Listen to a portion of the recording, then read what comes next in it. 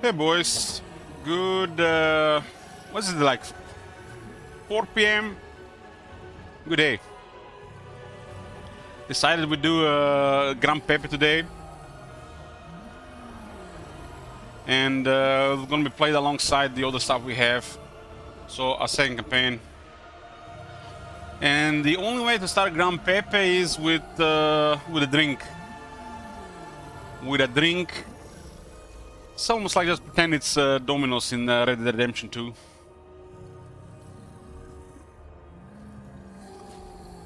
This is a challenge campaign from the last back and forth campaigns.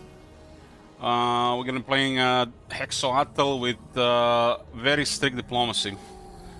So this faction has -10 diplomacy, which means the moment you get some great power penalty, everybody's gonna be hostile.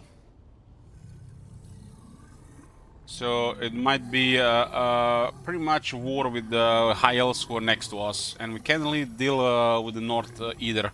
They added something to the north and south of Gran Pepe with the last DLC, so we'll see that about, as well. This is, in my opinion, one of the shittiest faction in the entire game.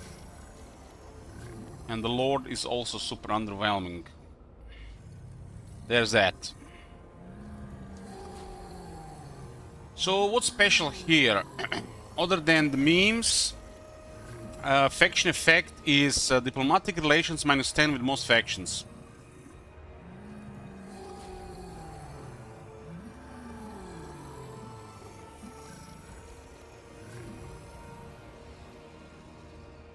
I'll let you know that in that picture that you didn't tape to top of your monitor. Why is that? What do you mean?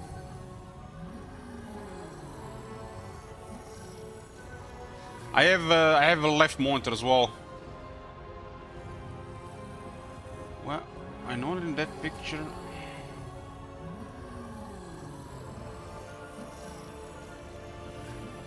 You didn't tape to top part of your monitor. What do you mean?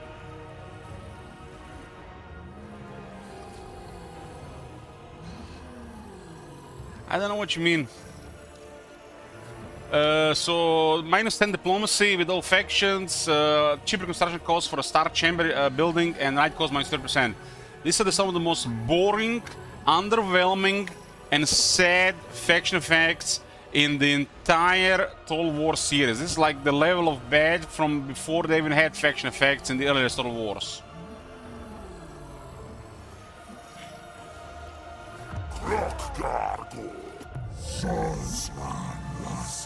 For Lord Mazdamundi, he used to have for the longest time just upkeep reduction for Temple Guards. Now he has also target range plus 50% for spells. Wins magic power reserve capacity plus 15. Unit experience gain per turn plus 50. Lord's Arm, this is the usual stunt stuff. Miscast base chance -50%, which might not work. And upkeep reduction for Temple Guards by 50%. This Temple Guard thing is feels so random. It still feels like so random. Like I feel like it should be something else. So he has his slant thing, his ult thing, and the target range for spells as well. So he can be the greatest wizard of all times. This is a horrible place started campaign, but let's see how the experience is in Warhammer 3.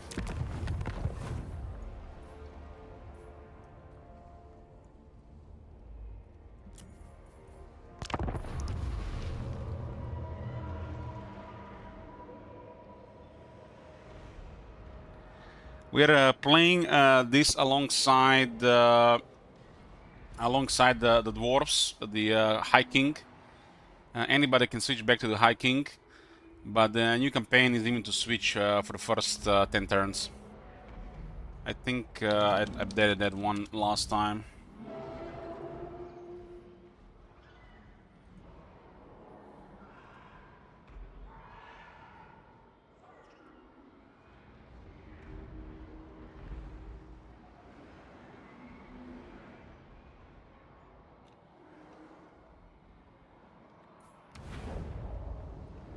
The goal of this campaign will be sure victory plus. The Great Ones have other plans for you.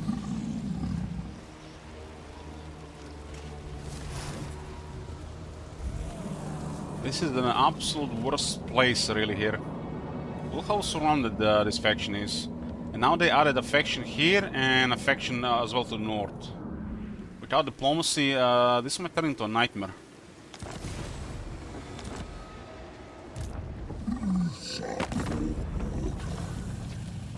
We started with a non-aggression with Marathi, but the shit is probably gonna drop that. Can only declare war or peace treaty in diplomacy.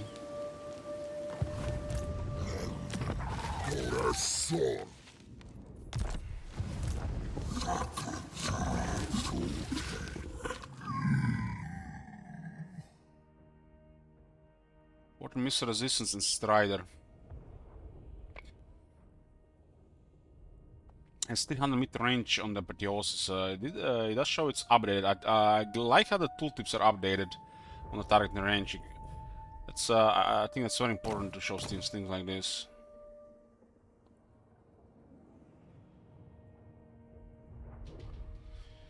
So we are playing a Lord's Luck here, or the Gran Pepe. We get the mountain rank 18. There's no missile resistance because I guess they give it the extra here. Who cares about further missile resistance? There's actually 15 here. I'm just blind. So what was that other skill that they used to have? I feel like something is missing up here. That can be it. If you remove the mentor, is it? Didn't Lism have another one more skill on the top?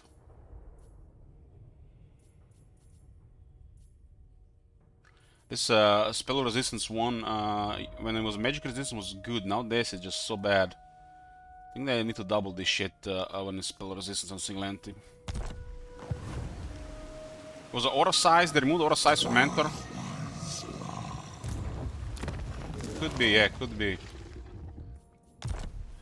Sometimes when they add a new skill, they accidentally remove another skill, and sometimes that skill can be very good or crap.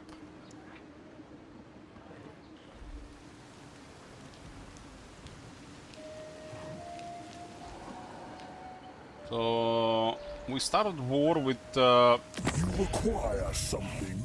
Fool. Keepers of Bliss. I stiffen at the thought of depriving you. And somehow they're rank 5 and you're 59. And to the right you got Skegi that have some of the strongest landmarks in the game. And then there's Greenskins to the south as well who are rank 2.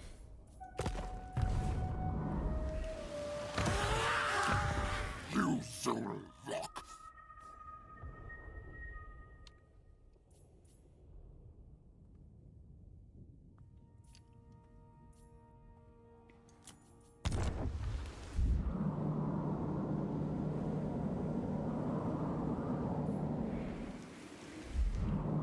Man, this is a solid border here, but I feel like so surrounded here. What do you have to do this campaign?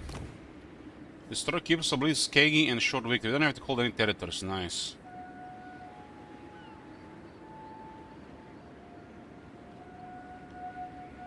I'm gonna need lots of drinks for this campaign. Every time, guys, it's too early to start, but look at the top of the screen. Just look at it. Look at the top of the screen. Have you seen that shit? Holy shit! What the hell?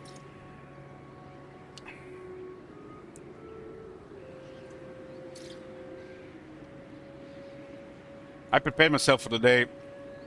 Shaved my head, had some sushi, raised the morale, and almost had a panic attack because I didn't have enough to drink for this campaign. But even was leftover whiskey from yesterday.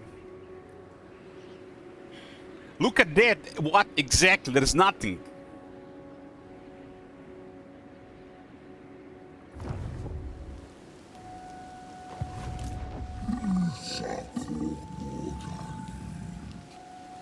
There's a button here, but might not even exist. Might not even this exist. And that's it. That's nothing.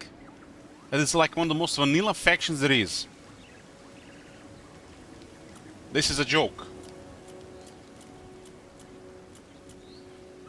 And look at what it says here. Links between province capitals that provide provinces with powerful commandments.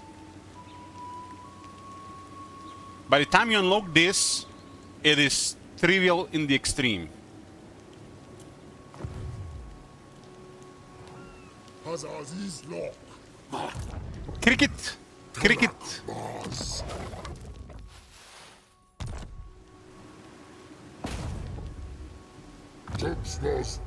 Put cricket in the main army. This campaign is gonna go bad. First thing, it's Hexoatl. Second thing, I'm drinking. Third thing, I hate it. Fourth thing, I'm drinking. And the fifth thing, always shit goes bad in the campaigns I don't like. And we can't do diplomacy with other factions. So there's a lot of bad things gonna happen here. Did I mention that I'm drinking?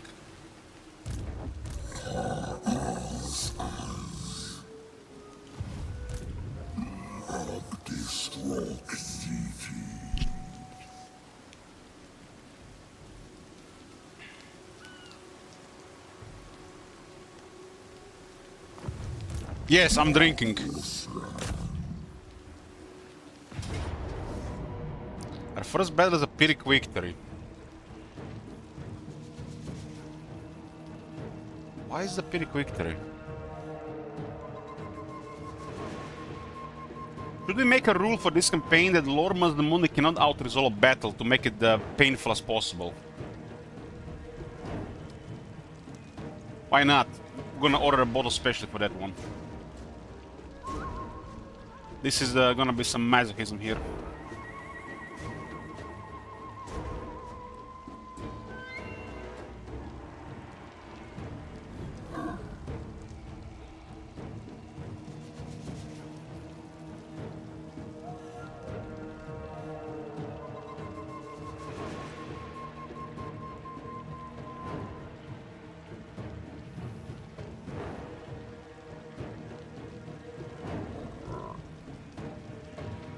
Might as well create a nightmare scenario.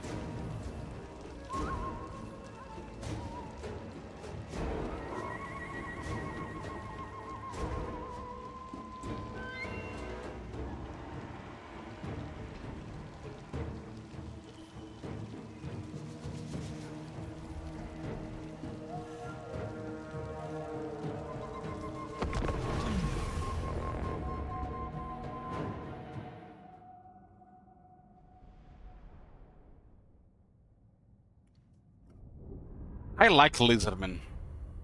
I even like Lord Mazdamundi. I just don't like him right now.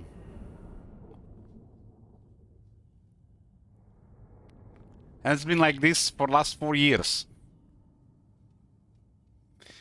The saddest shit is there was a YouTuber, a well-known YouTuber, that praised the shit out of Lord Mazdamundi. Called him one of the strongest Legend Lords in Warhammer 2. This tells you how much campaign they play. They should just stick to the multiplayer.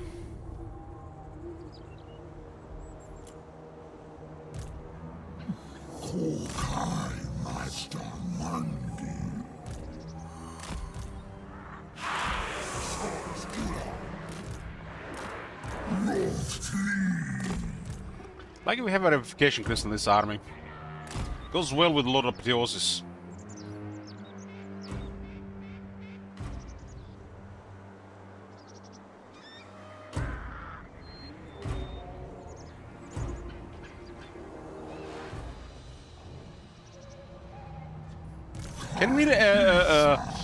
Can we rename Legend Lords in this game? I forgot, because I think this one deserves renaming.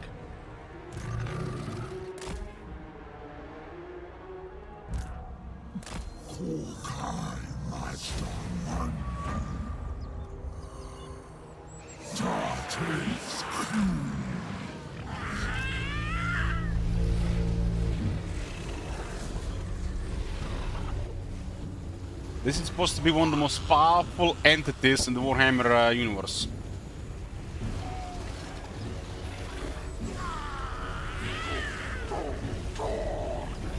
I kid you not, guys. the most powerful entities in the Warhammer universe.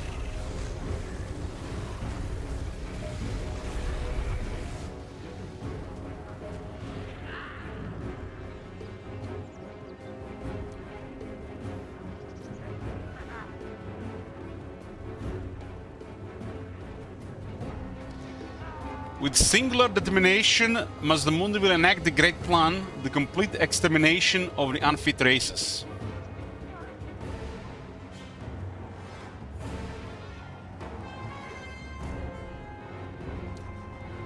Tamsok.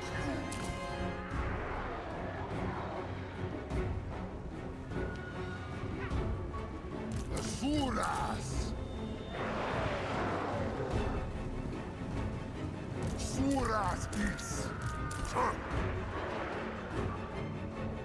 Could be that his blast radius is also 50%, not just targeting range. Now we summon the real wizard.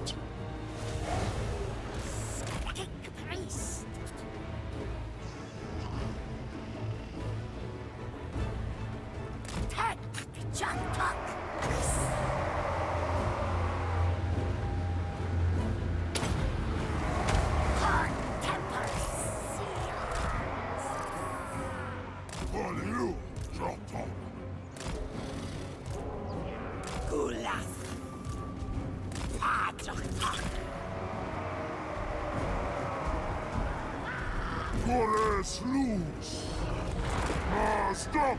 Moon deep. Jog.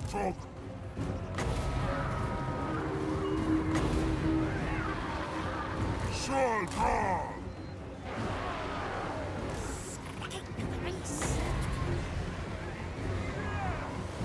Rockamundi! Rush!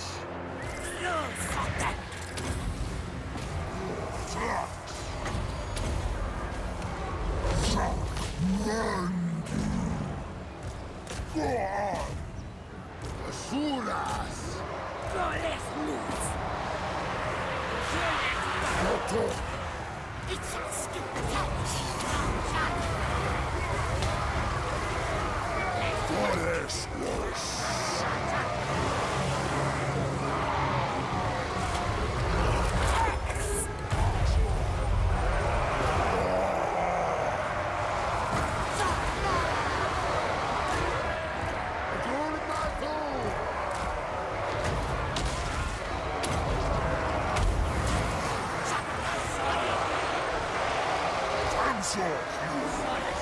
Why did Temple got taking so much damage?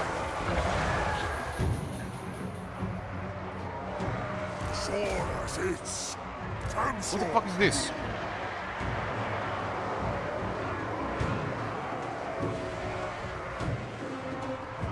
They're getting demolished.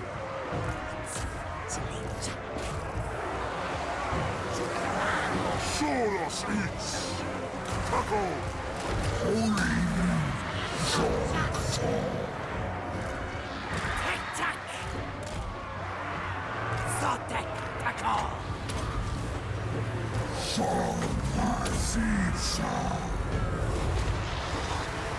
The chair is not their lord. Their lord is crazy. Chairs are shit.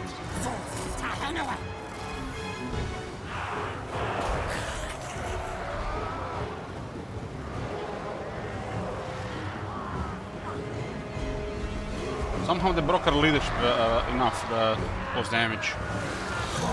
Next to Lord Mazdamundi, which is bizarre.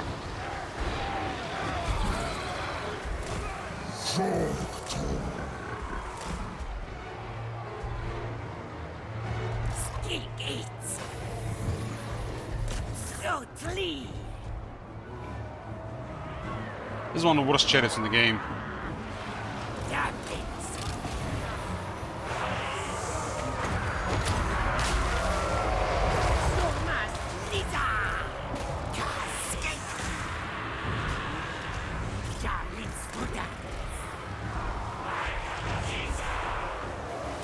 I think cooldown on this should be lower. So not very good support unit with such cooldown.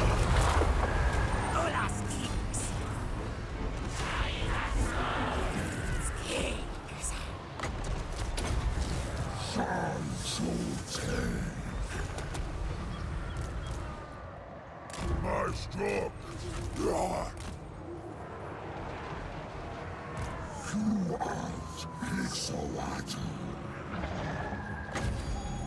Fall!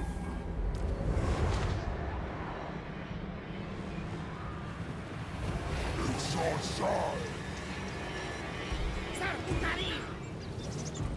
Lizard may have necromancy. Sartok!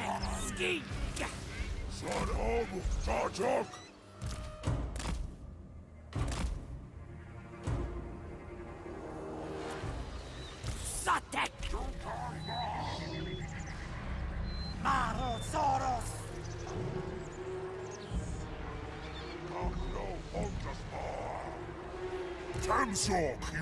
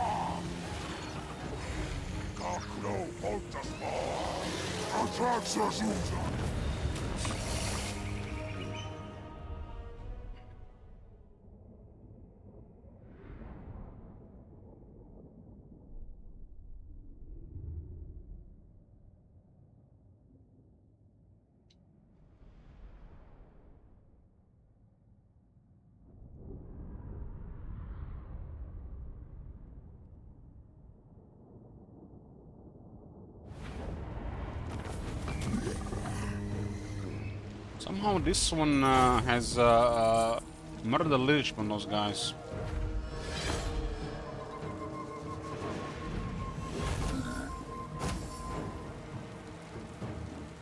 Exterminate is still crap, huh? 100 experience for one turn. Got 7,000 in treasury. Oh my god! We see Is there a single enter replenishment? Holy shit!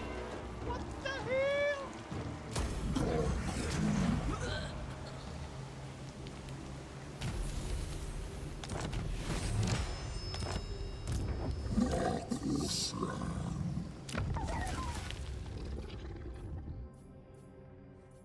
Sorry, I think I have I need a mod to rename the Legend Lord.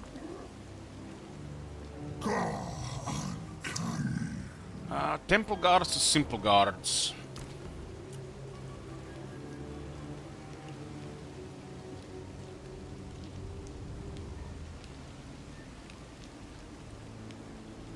Simple Guards.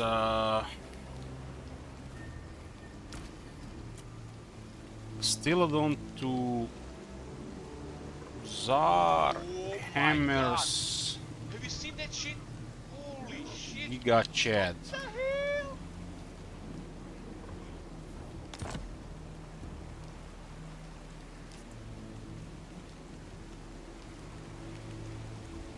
That dog will die.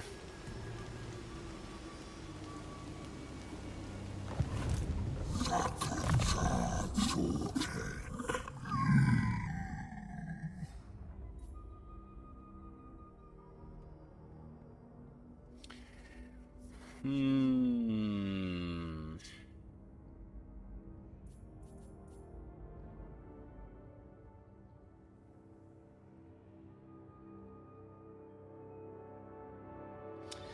The Lord unleashes a force of seismic power like no other, causing the tectonic plates themselves to shift and buckle at his behest.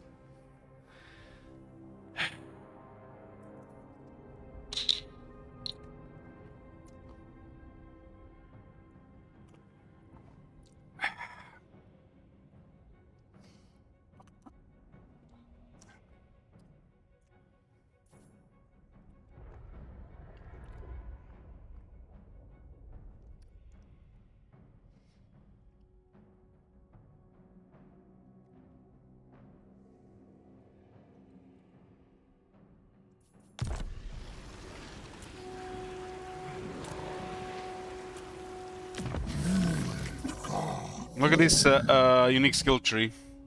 It has no unique skills. And even his slant stuff is crap.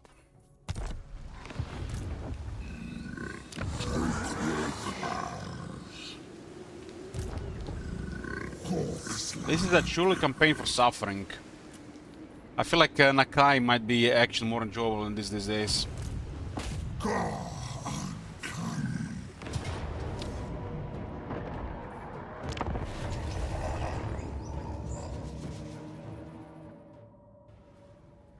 Oh my god. Do I like suffering? You seen that shit? Holy At least shit. makes me feel better, you know, when I get drunk at the end of the day. I could say I was suffering with Lord Mazamun instead of just getting drunk for no reason. Can just for drinking easier. As Elmer's. Hello, brother.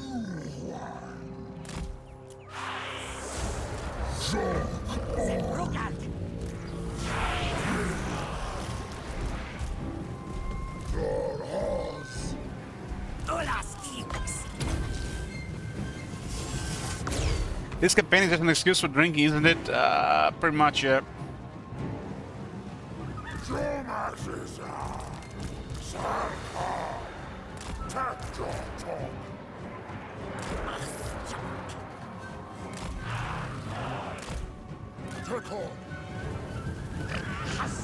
There's stuff guaranteed to go bad this campaign.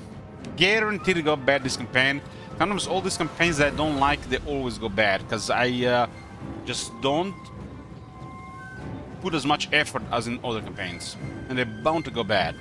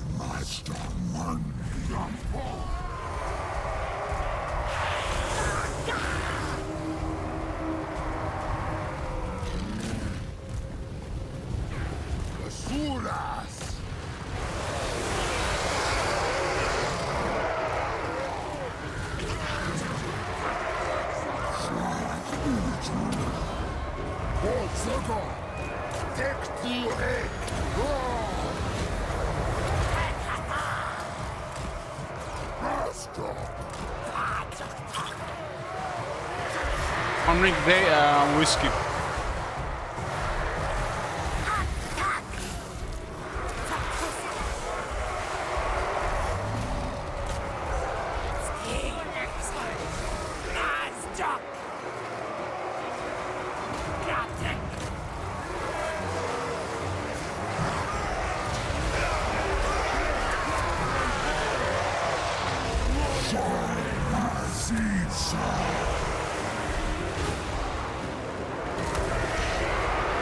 There's a picture of it on Discord. Some bottle chef stuff.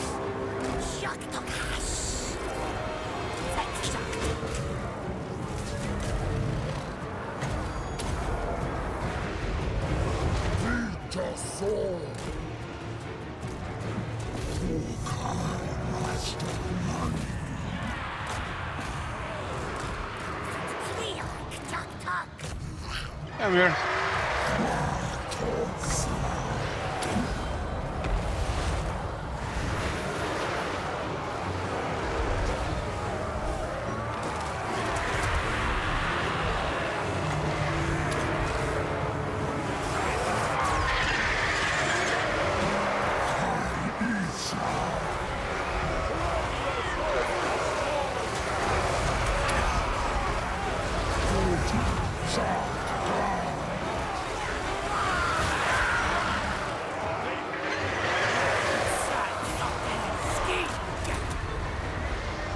Matsejan.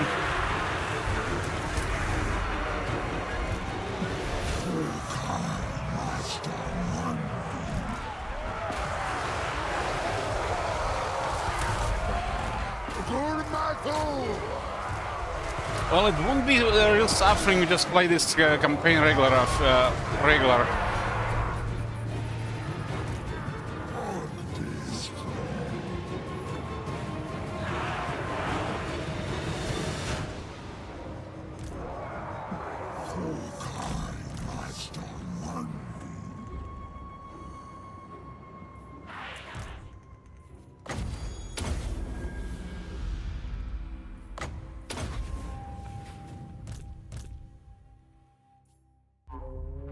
I'm missing the Apotheosis has 29% cooldown.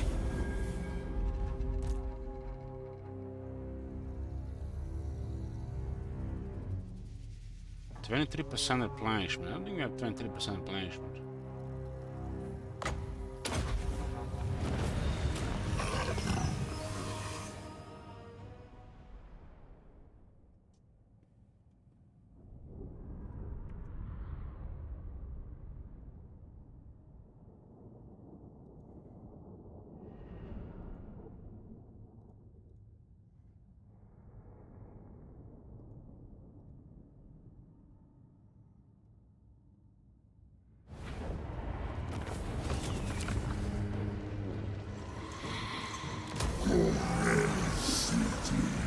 Pride of Sodek has been unlocked. It's one above the skinks.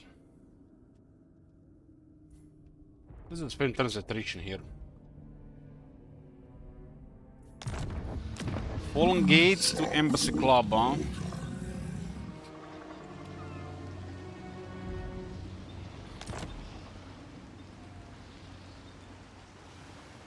Hexoatl Disarma. This is what you send your shekels for, Viper? Hexoatl.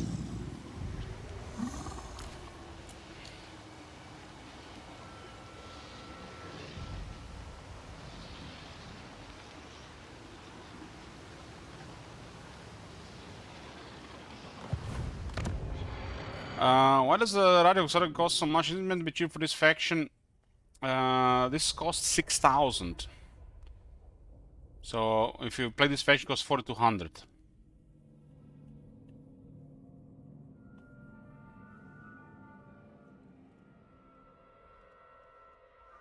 Top manager says I'm saving to add 20 regions on this campaign.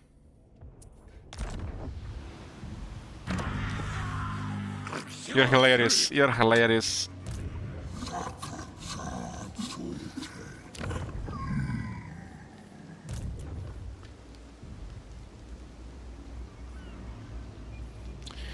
Hilarious.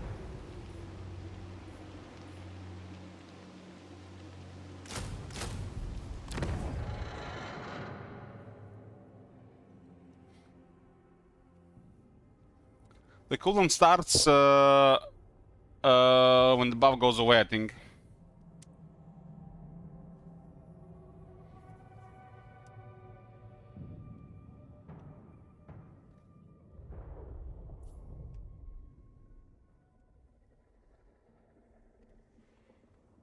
I mean, the right of bankruptcy is much cheaper here.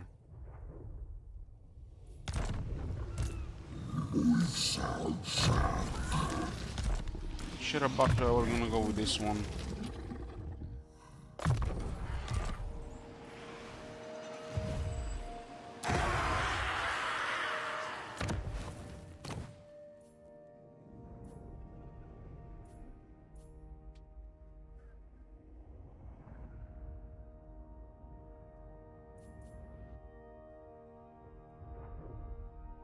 Three temple guards in this garrison.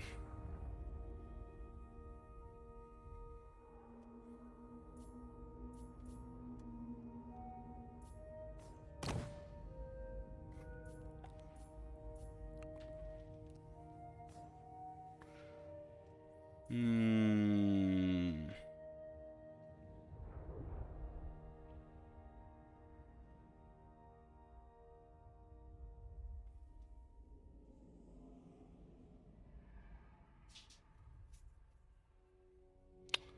You have two artists as judge. Is that real true? Let me see.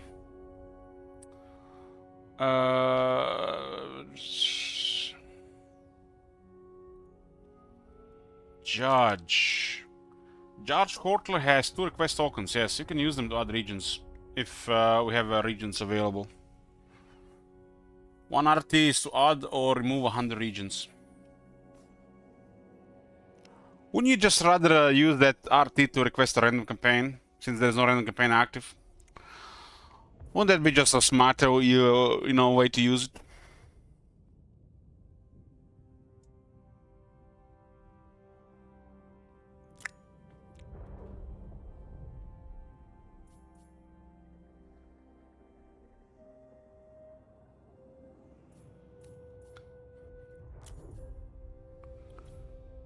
This growth is non-existent. Non-existent.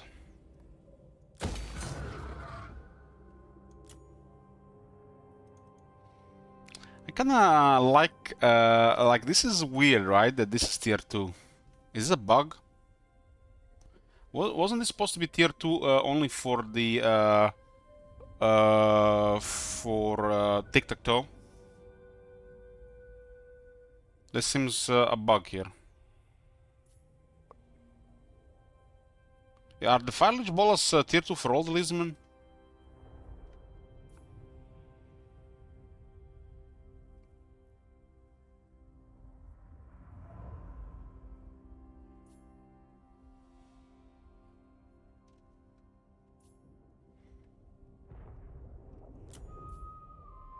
I haven't really used the file bolas in Warhammer 3.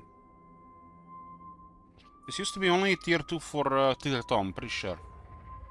Maybe a bad copy pasta. We need some support here. Probably consider getting a chief for replenished immediately. This is gonna be a shitstorm this campaign.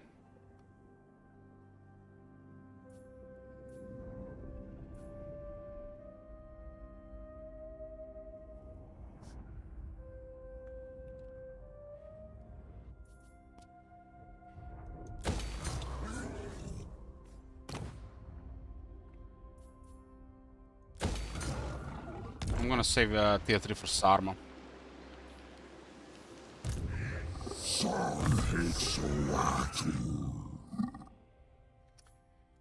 What do we take here? Is all the same stuff as before.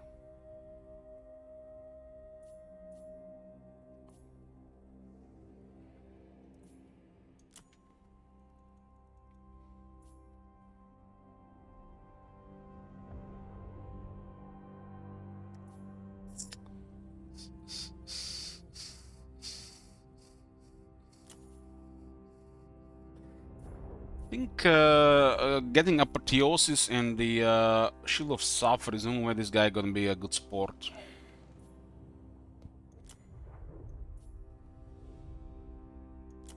Apotheosis right now costs 5. For some reason when you upgrade it goes down -2.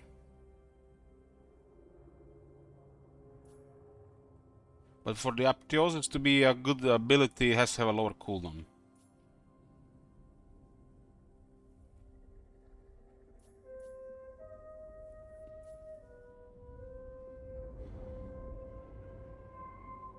Kinda wish Apotheosis was here, not Harmonic Convergence.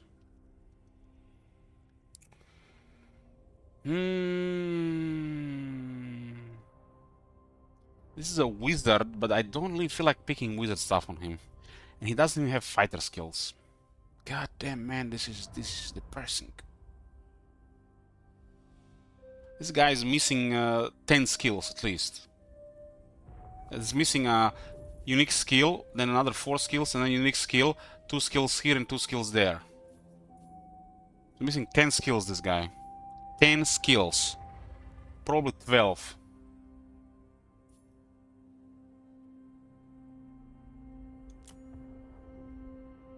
I don't want to pick up Apotheosis, man. I don't want to pick up Apotheosis, but what fuck should I pick up then? I should go for replenishment immediately? For economy? Probably should pick Lightning Strike so nobody fucks with us. This is the one of those campaigns.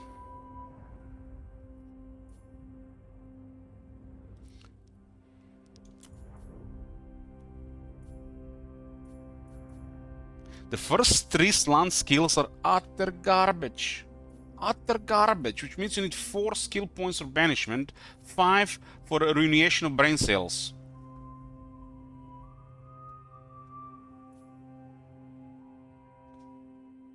Trash, trash, trash.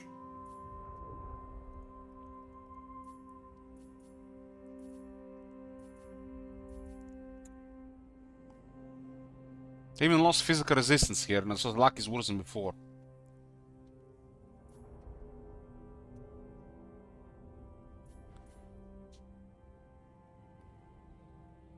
I think the only thing we can get here is campaign skills. Everything else sucks.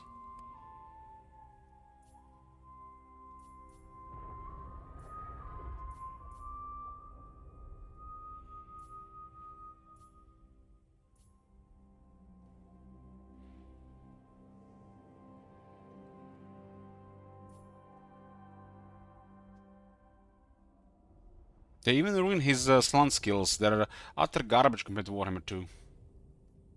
Really bad translation with no additional benefits.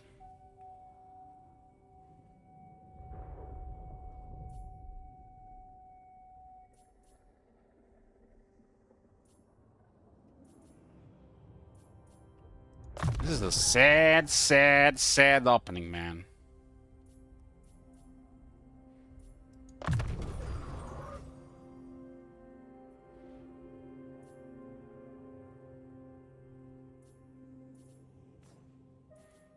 There's nothing to look forward to here. That's what's so bad about this. Zalak no longer even has physical resistance here. So it's not even that good. Zalak in Warhammer 2 was way stronger.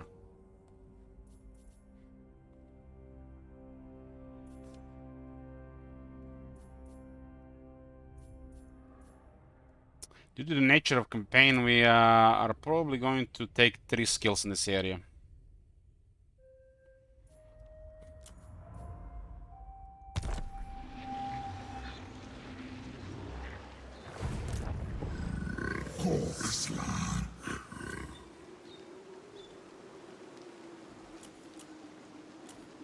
Maybe we get lucky with the blessed units and get some fun this campaign. I swear, if we get blessed skirmishers, this might be a short stream.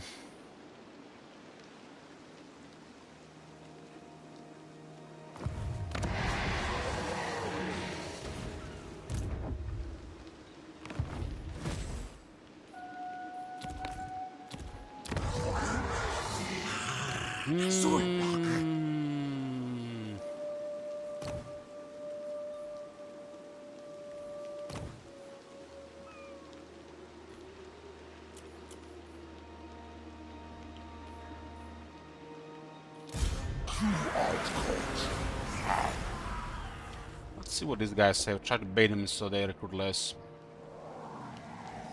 Juan Palos.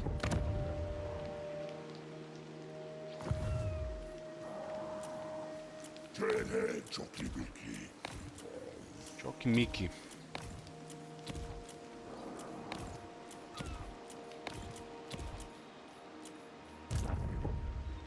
I have to deal with these guys here and then these guys here.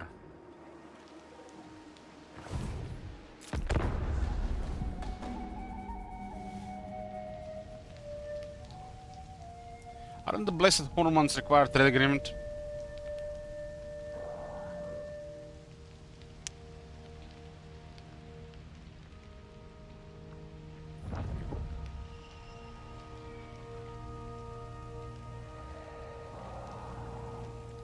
That was a weird move by that Scipio Duchess of Carnality. Very strange.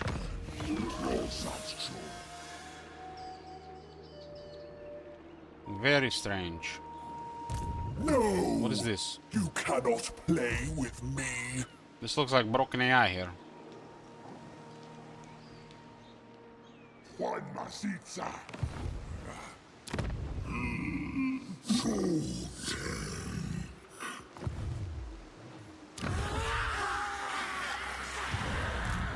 Lars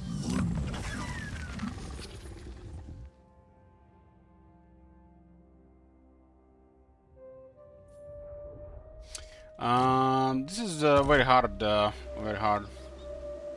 You let loose, Quates.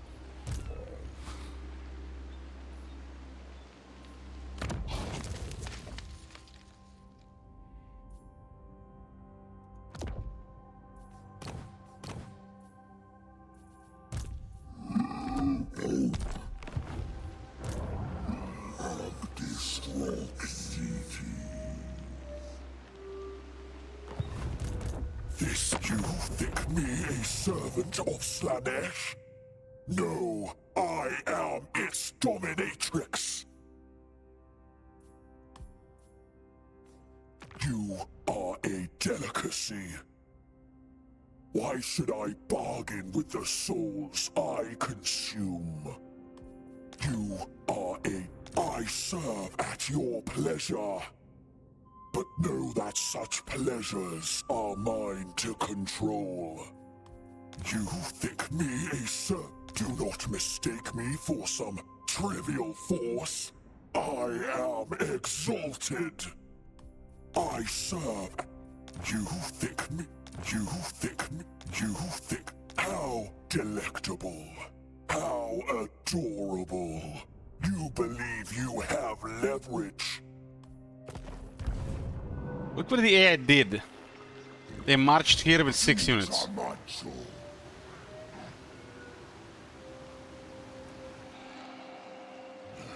Who's Aziz Lok? Slankuja.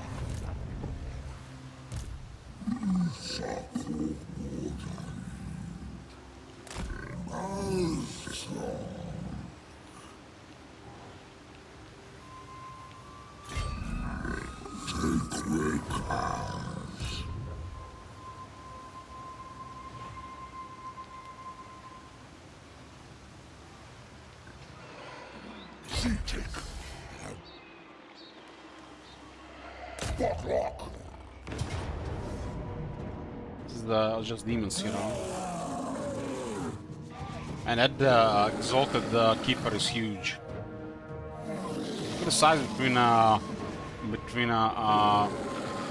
Saurus and a demon here.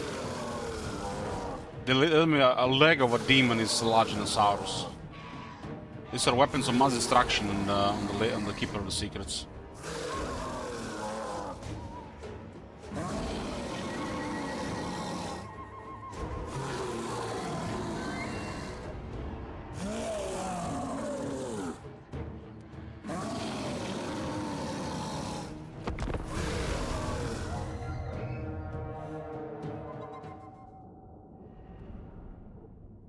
If you wanna rename the cities, you can rename cities.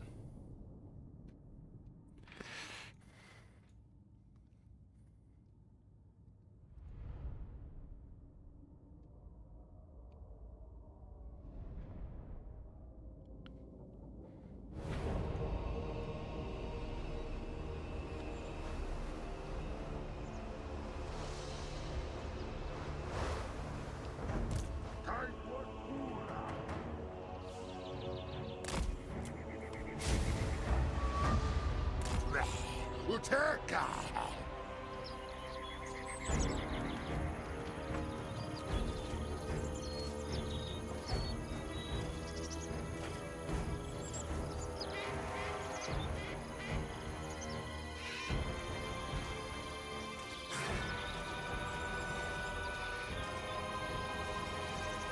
Flioeka.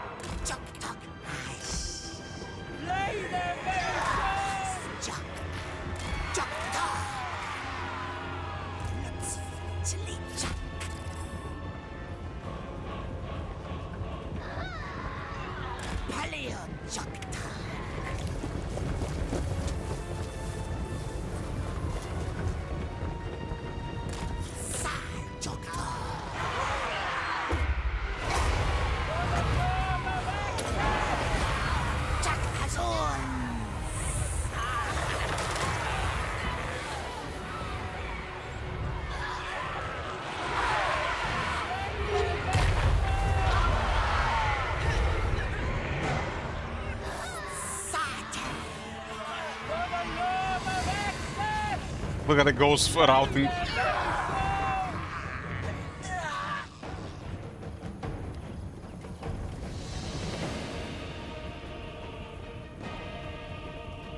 Ravage their minds, tear their flesh. The valley of suffering draws near.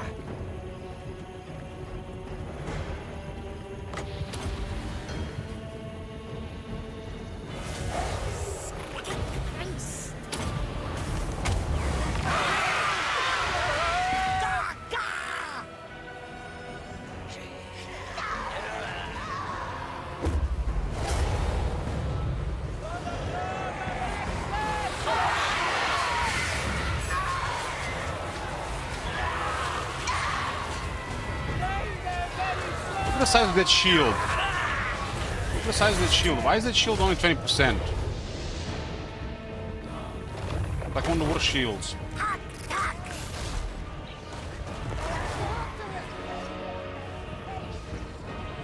think if Slaanesh would use Slaanesh demon with a shield, would actually be able to parry almost any attack with it.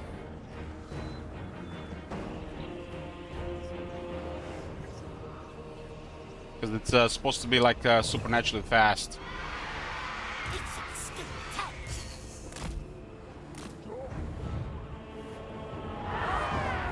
Yeah, but this thing is supposed to be so fast you can barely see it. It has a shield, it should be able to deflect any blow, right? The 20% will make no sense. Because projectiles will home and the shield will just stay there.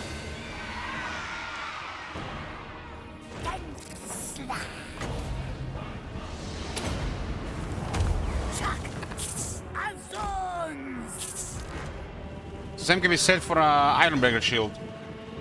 And it's 55%, what, 6%? Ironbreaker shield is even smaller than that shield and on the when you compare to the body, and it's a better shield. And Dwarves are just super slow. Don't have the reflex of the Slaanesh. You can see the shield here, same shit. 55%.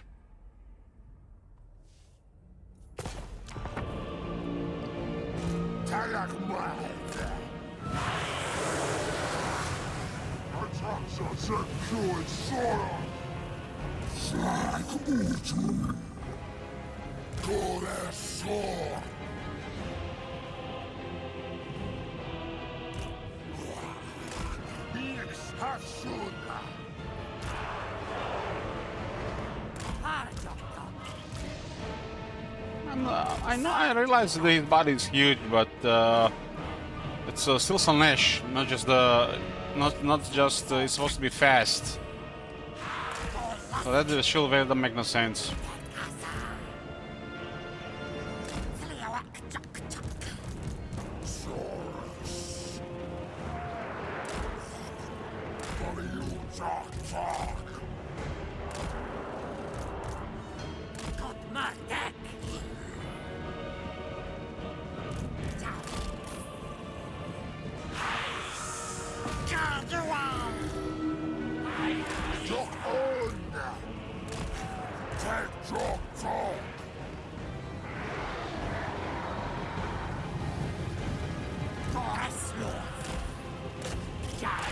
Hey, Cookies.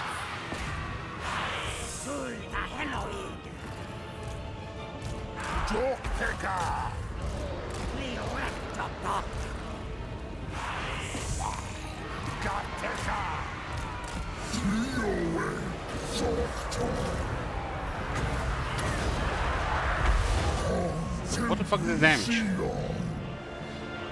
This unit is getting mutilated.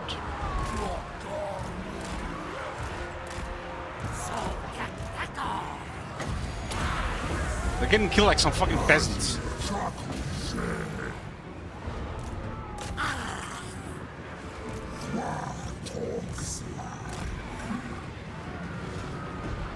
These guys did like 3k damage to the Temple Guard on contact.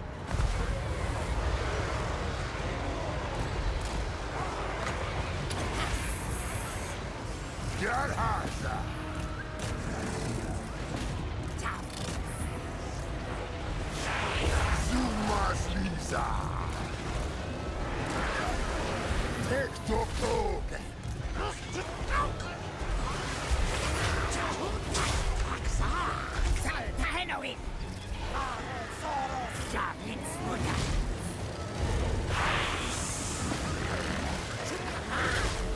Ah yes, the skin cohorts, the killer of demons.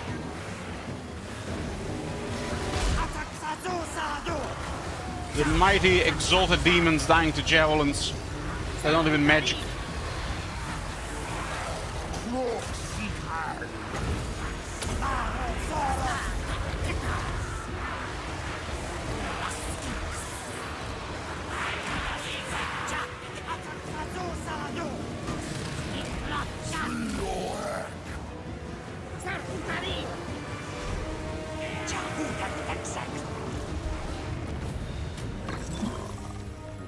I think that guy did massive collision damage there.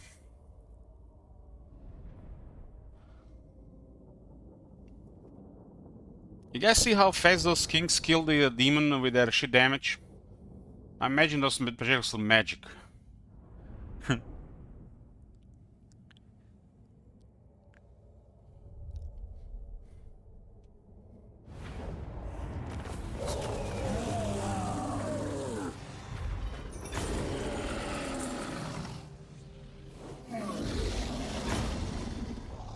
I did 6,000, but this guy did like 3k on contact, I think.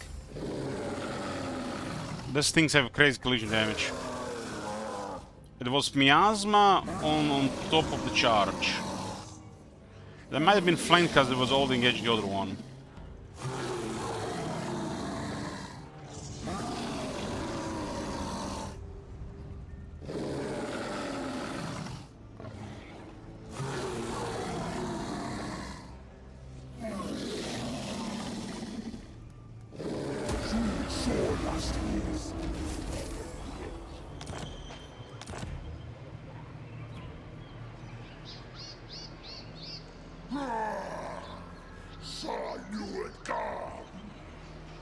Why is it so hard to do anything when it's full screen?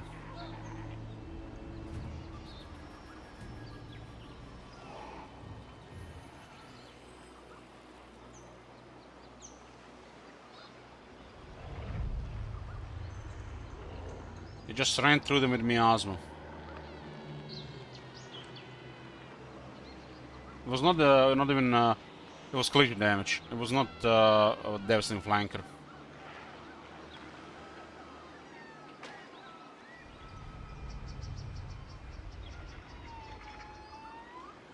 They ran through them with miasma.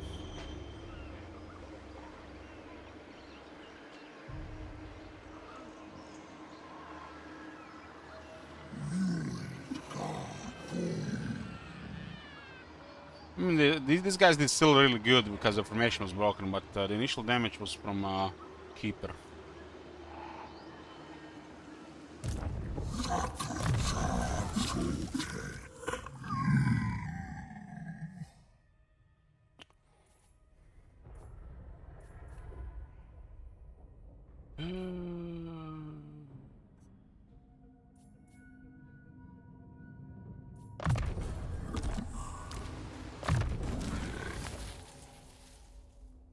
In the large case with blockchain spreader theory, that's a good question, but I think they should, but they probably cannot now.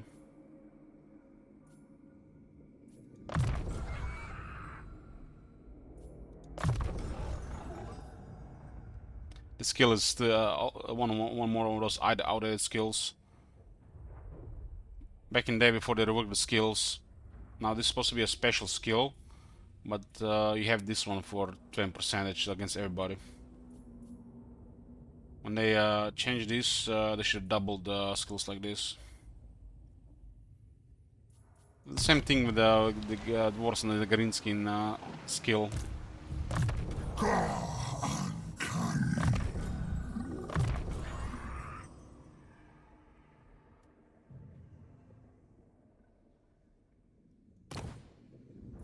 Potion of toughness, I guess it's good for clever girl.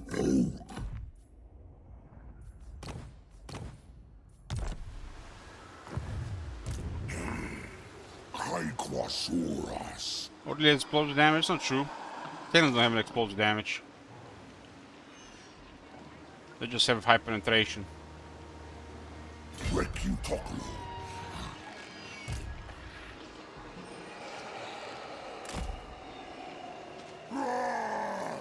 God, uncanny. These guys will get an army by the time we do anything about them. It's a sword. Master. Let's get the power here.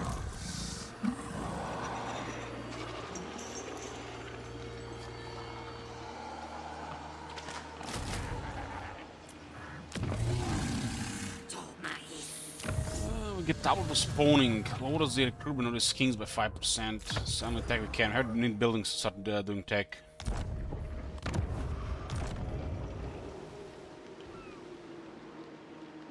We are gonna get Sarma tier 3 first.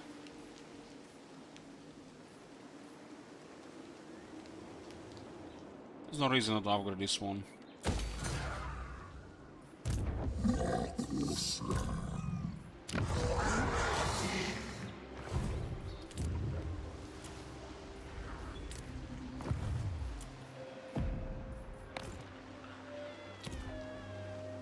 So there are ogres in the Port River. Port River camp.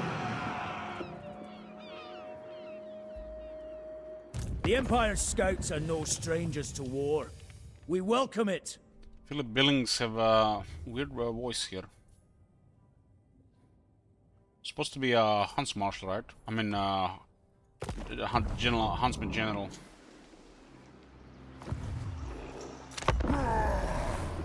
Saw you at dawn.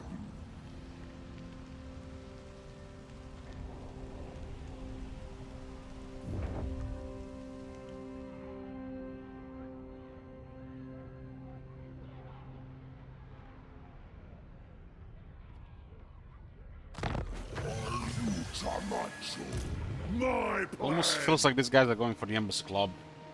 They want the booze. A crude attempt to subjugate. It's a different province, right? Ah, it's actually the same province in this one. This one has marble for cheaper construction.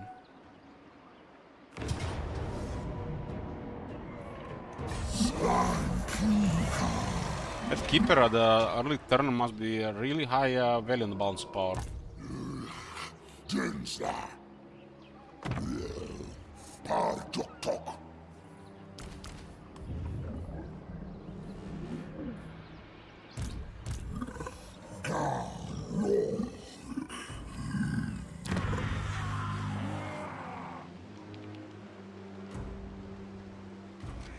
The cannons deal damage with their projectile.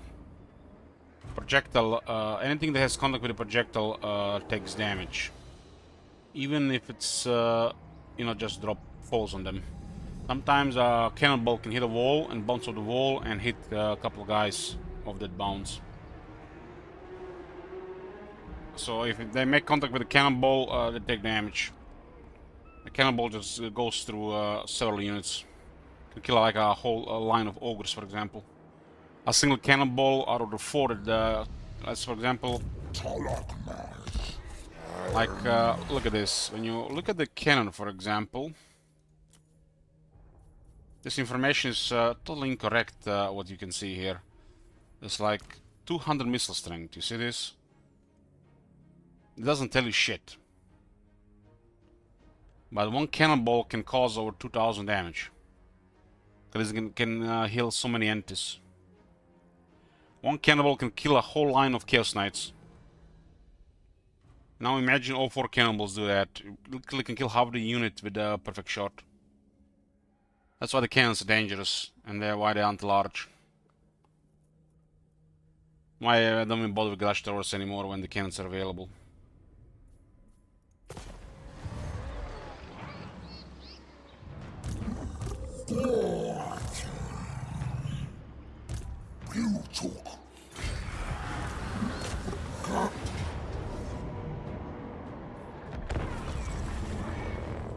The only downside of the cannons is the rate of fire. And their long-range accuracy is somewhat off on early ranks. But this gets improved as they get experience. High rank cannons are super deadly.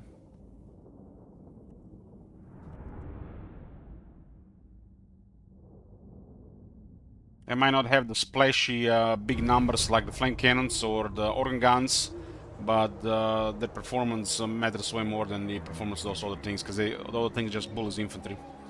Cannons kill the important stuff.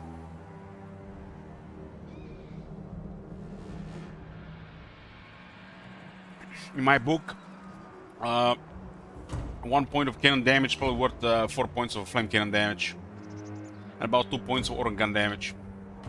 So if a cannon has 10,000 damage, it's equal to like 20,000 on the organ guns, or 40,000 on the flame cannons. Flame cannons usually just overkill, and they kill trash.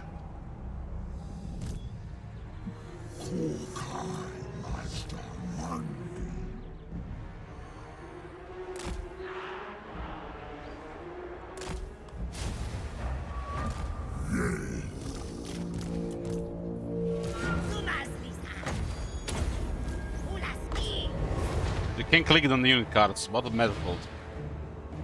Still can't click on it down. You cannot use it. It can be used on itself. Has to be another one that uses it.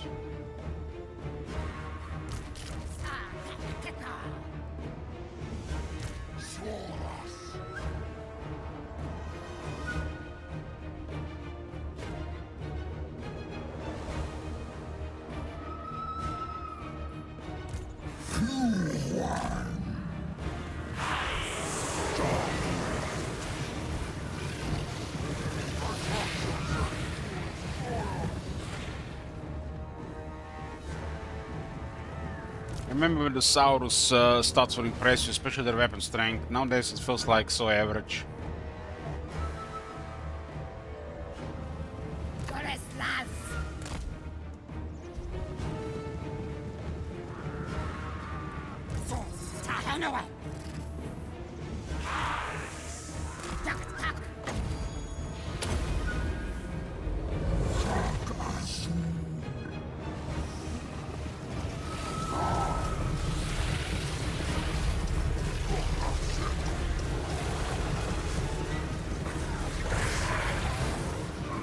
His mirrorless reflections are bugged. Look at his face.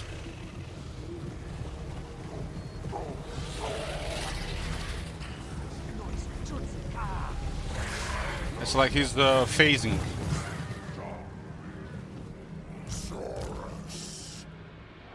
Didn't they mention the patch notes they're fixing these bugs on the models?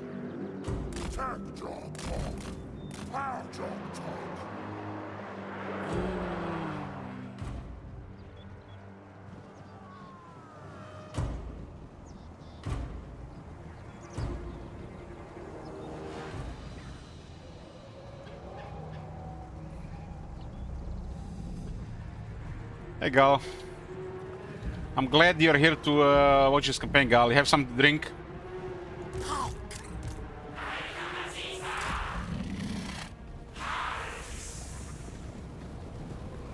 I've been using current monitors for years, Boom Boom Cools. I would say, yeah, current monitors are better. And they're not even expensive anymore. This one, the Samsung Odyssey, was like 350 euros. The ones I had before were really expensive. Like 1,000 bucks each. Not worth it, really. One of them died right after the warranty expired. The second one is slowly showing damage on the screen on the top left. The have same issue.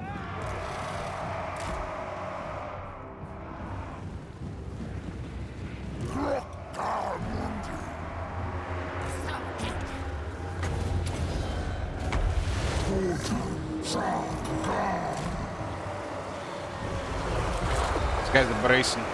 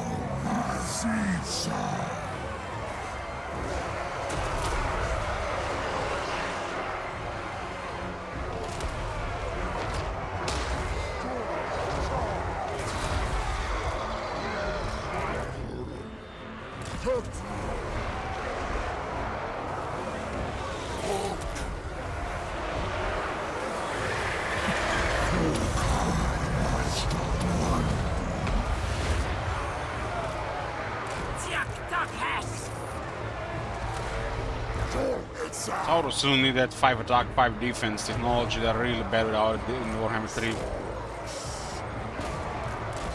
And somehow the AI had better stats in Warhammer 2 and they feel worse in Warhammer 3.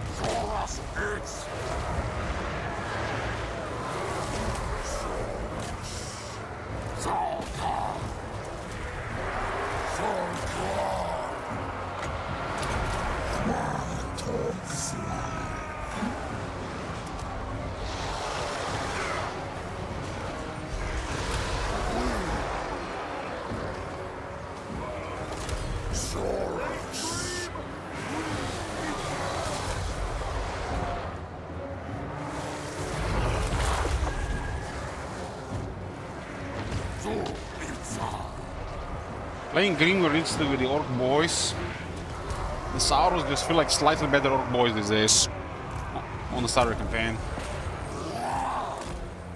Well, the ones with the shields are definitely better, but not even close to Biggins.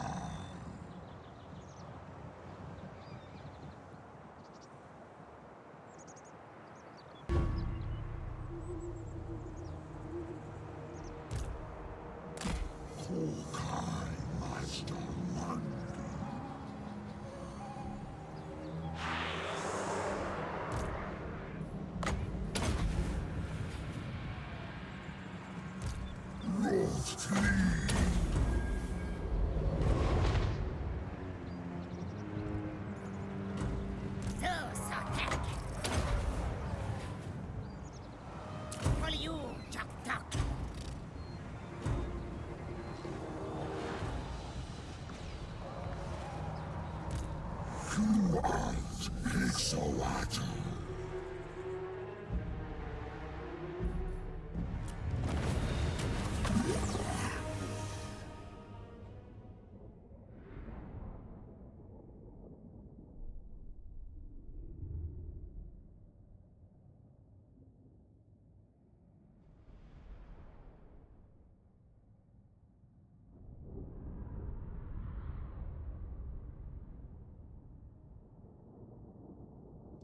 We have to deal with Skeg next, but more stuff will up here. There's no way we're gonna have pistol time here.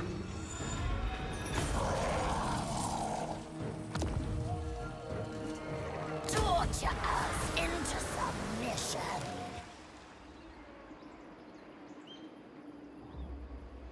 Victory over Slash has extra effect. Because why not?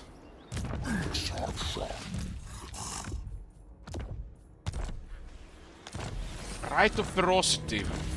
Keepers of Blister gone. This is the one for recruitment. Post-battle loot.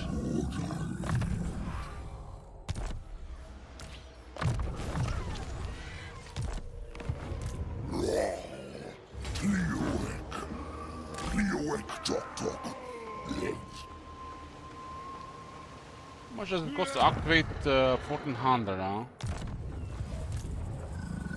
this land.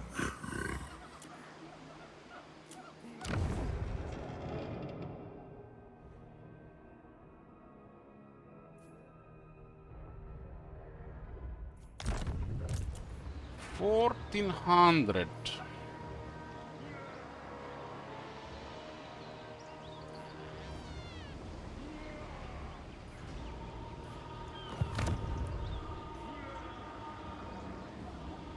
I'm asking Chief for replenishment, but I don't want to put population here yet.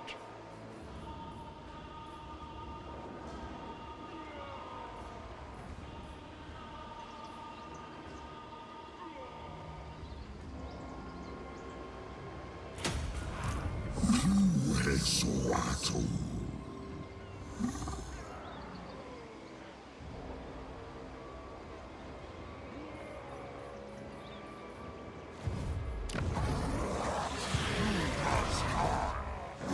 Not sure where this guy is going. I can't let any. Maybe going for the embassy club.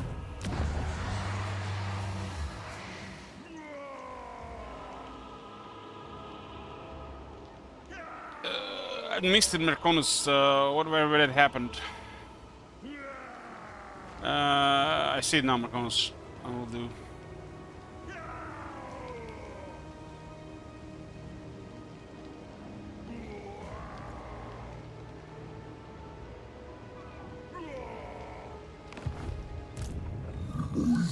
Got inch that ultimate goal.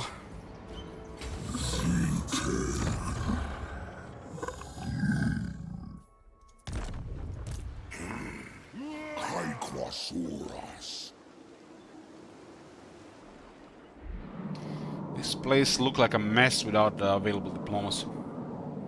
But the good thing is we don't have to stay here, right? We just have to destroy Skeggy.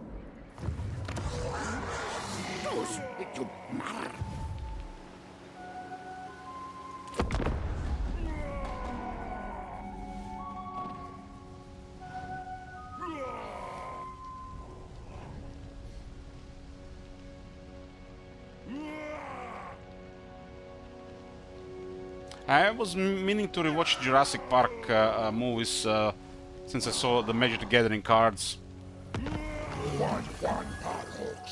I really like those early ones, some such great movies.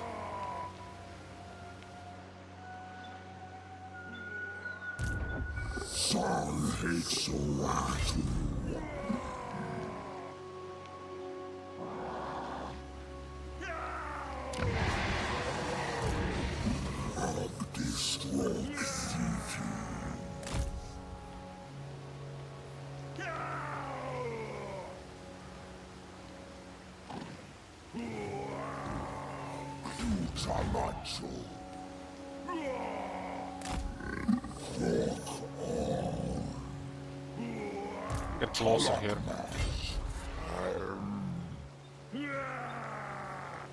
Take Trioek. Take Trioek. Get the right velocity here. Jurassic World. Jurassic World are the new ones, right? I only seen I think the first one. I'm not sure who the target audience is, to be honest. People who love dinosaurs?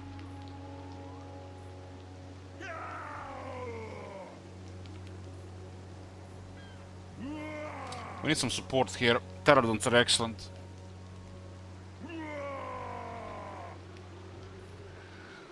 Yeah, Jurassic Park is getting magic cards. Jurassic World is called. It's gonna be like a set within a set. Pretty cool stuff. Cause dinosaurs are always fun, and even in Magic. Look at the characters there. Timeless. When I saw this card here, I wanted to watch the movies.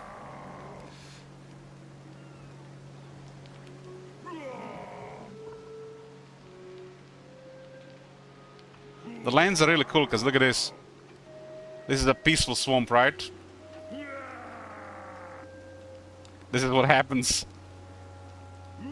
So the dinosaur is following the boat, and then when it gets dark, it attacks.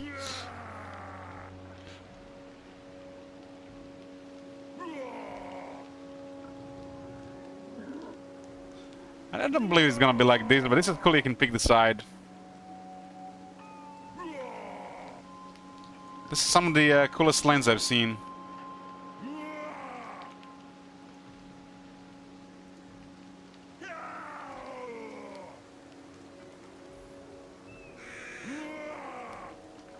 Typical swamp with Florida. Hey there, bro. I did some air sport.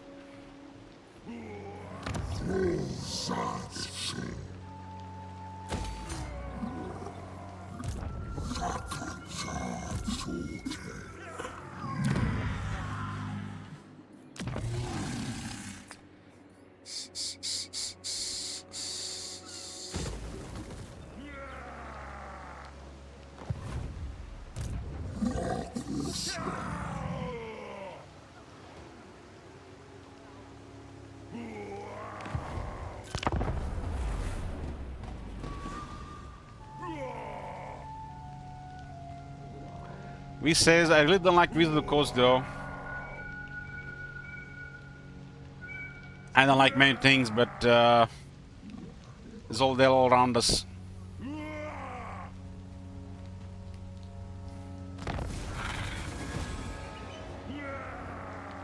Let's out of shields, 2 bells.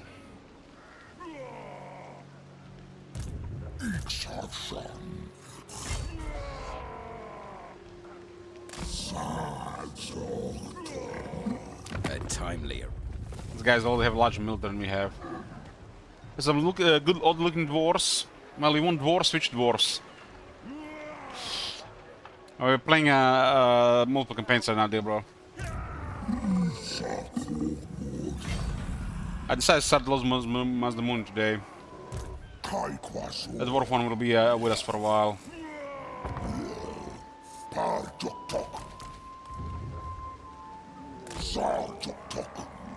Are we gonna go overkill with this shit? Feels like it. Exclamation mark campaign, exclamation mark campaign 2. Lonculus has been waiting for Mazdamundi. This is really sweet. Really sweet.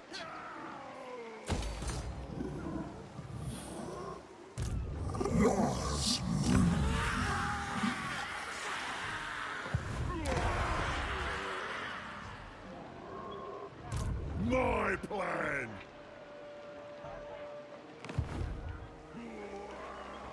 Is there like a time limit on this one? 20 turns. Do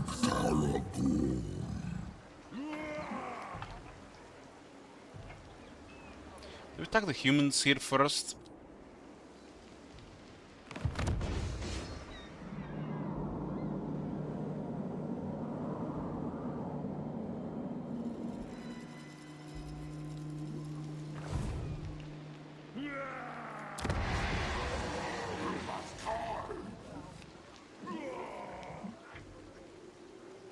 Can't have trade these campaigns. Some of these buildings are useless, like spice, for example. They don't have nothing if you don't have trade. It's also one of the poorer trade buildings in the game. There's like no other effects. So this is like spices, so it leaves them with 25 sacks of spices. And this is marble. 2 extra effects. That's off to me.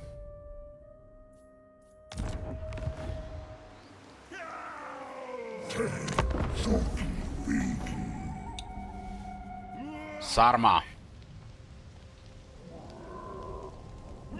I mean, you can have good diplomacy with Mazdamundi if you put the effort, but this campaign is we have strict diplomacy.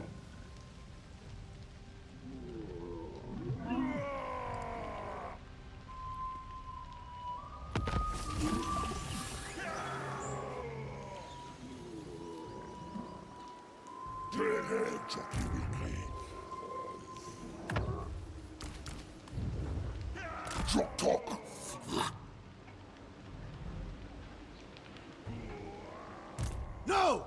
Champions already, it's turn 6 for fuck's sake.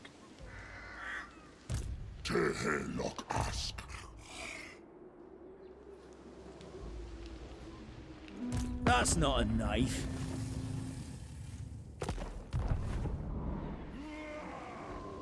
A step too far! This is the bullshit!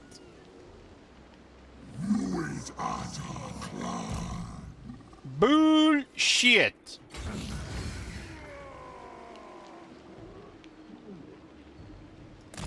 Marstrock.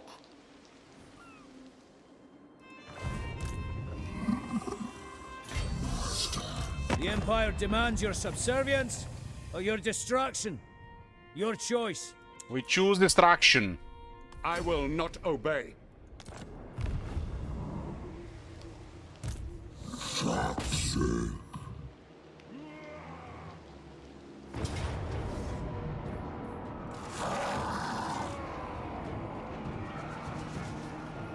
Got a prediction for this one.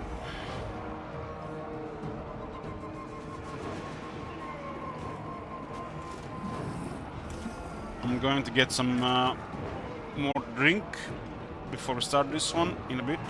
I'm here, boys. I saw they had now Jim Beam Black extra aged version, whatever it's called. We used to just have the regular version.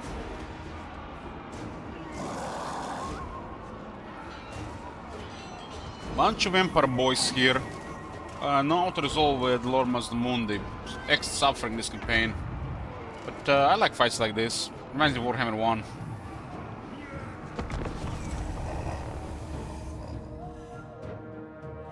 Show them the might of Lord Mazdamundi, eldest living Slan Mage Priest. Firefox, that's toxic, man. That is toxic. You should know better by now.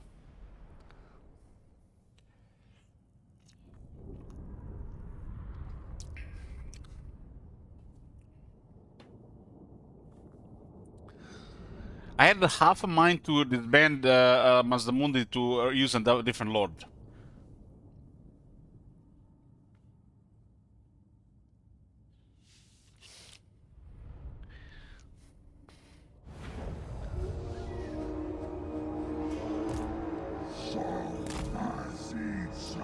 We have a huge air support here.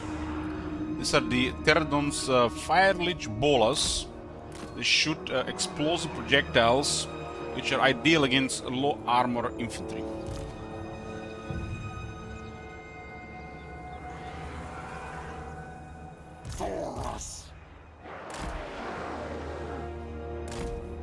I really wish Temple Guards felt special. I think units like Ironbreakers, Hammerers, Temple Guards should be closer to like Chosen level of special, and not like this, like a standard foot soldier. This is one of the few units in the game that really feels like a foot soldier. And my definition of foot soldiers is like the ones that do the most of the dying. They're really bad without a battle skill.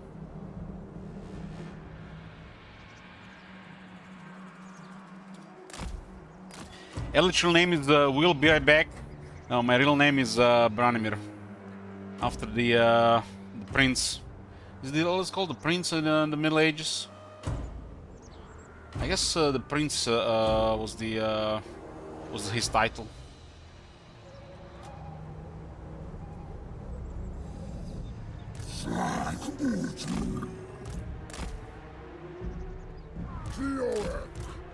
This is one of the most foot soldier feel high tier units of all. Hammerers feel like foot soldiers as well. They should not feel like foot soldiers. The blessed ones are elite. This is not elite. The blessed ones are like what Temple Guards should be probably. The Temple Guards are awesome.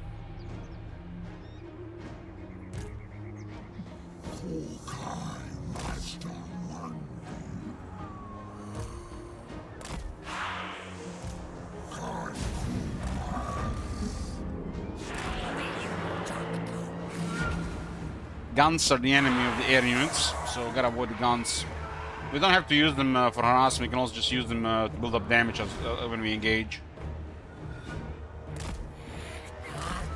So, a word of advice, a tip here. Units are always set to run, but when flying unit moves, it is the same speed, regular or double, but they use more vigor when they're double. The only difference is when they are double, they will get less stagger when they're flying through projectiles. But the problem is the R doesn't work on the flying units, so to move them without spending vigor, move them with control. Control will let them move at the regular speed, which is the normal speed. They don't have fast. Fast is only to don't get staggered by projectiles.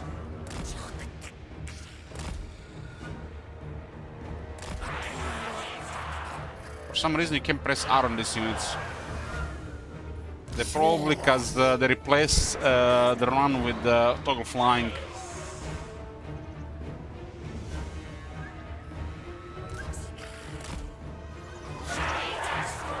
Because you see, run is here and they removed it.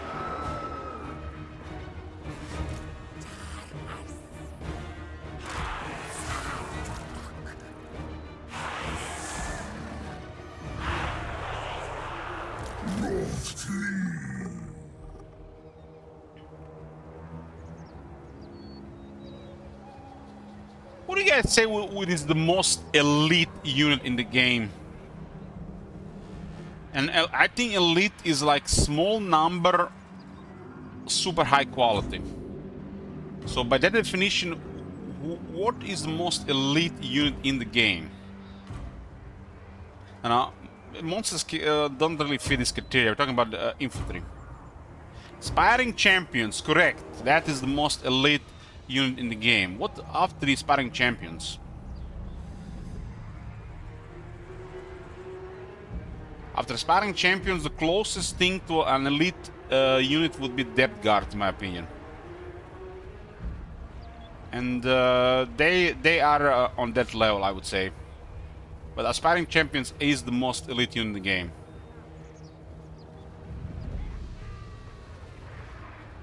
Chosen are elite, you know, there's no other way not to explain them, they're elite. But there's even further elite. They usually like smaller regiments, 60-40 or smaller, and they have even higher stats.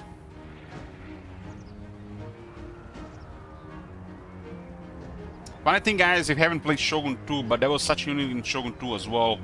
I don't remember what it was called, but it was like a samurai hero unit. And they're pretty much supernatural fighters.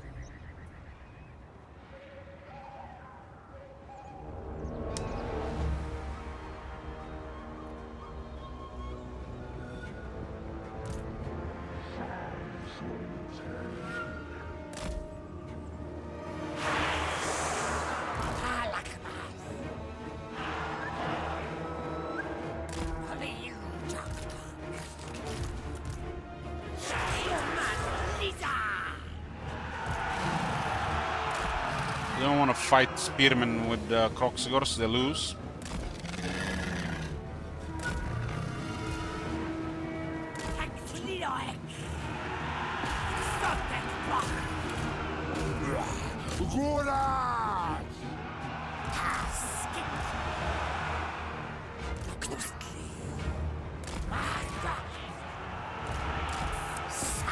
There's a mess there.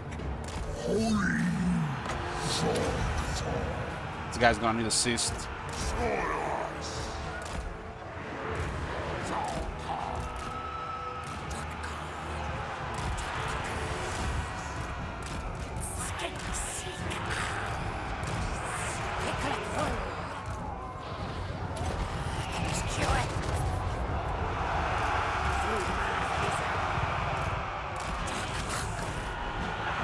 Best thing to do with the Phallage Bolas is just move around, try to cause chaos.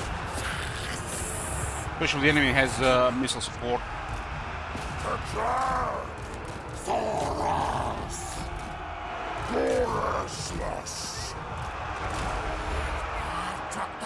They'll have to answer with a skirmish.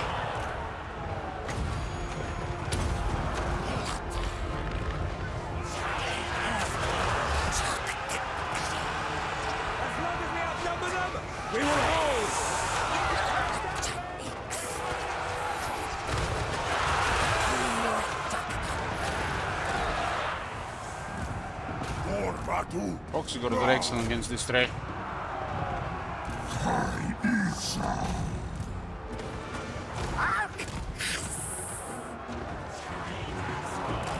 Salmandi. Lustli Chuck.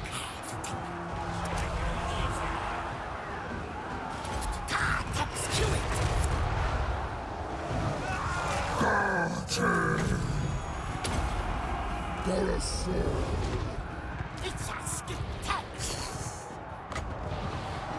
Take look hand.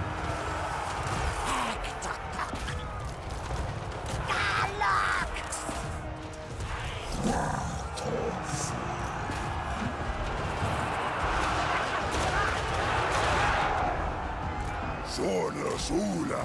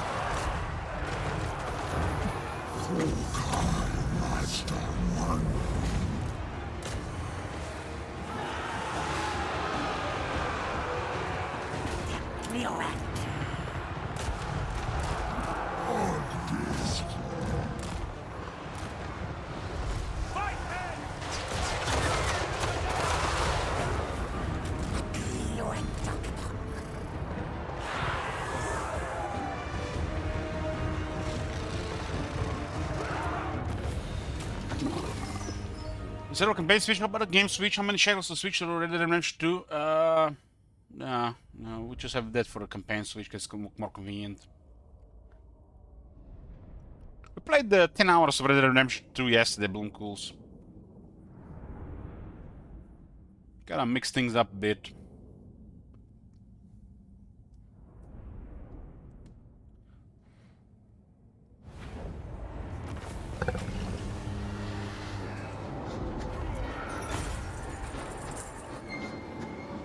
One of them did 11,000 damage. I should use potion of toughness there.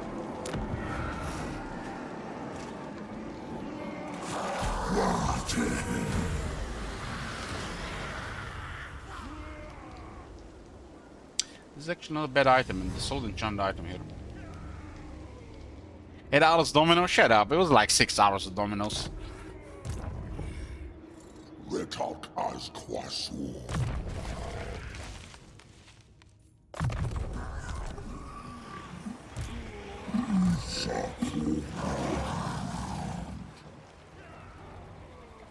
The orders from above. I don't think I have anything left. I'm gonna take attrition here. You're gonna have to be a little bit careful against these guys. They might have till 7 more other champions.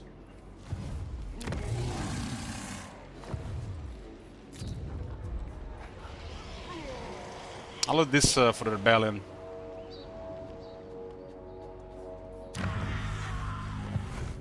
You must hide. We need for the skinks. We need the next tier. This one for the Saurus. This one should honestly unlock the Saurus tech, but they moved it. Double Saurus should be unlocked with the Argonar Lagoon.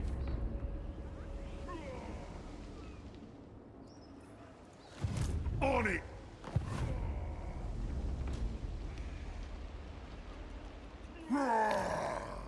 Saw you at dawn. Yeah, we got Draft Master.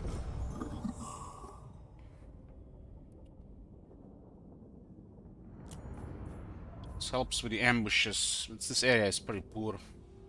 Doesn't matter what you take, but this might be actually more useful this campaign. This guy needs more attack. He has no more toughness as a potion of toughness. It's probably gonna be dealing more in melee, so I'm gonna get more defense on him.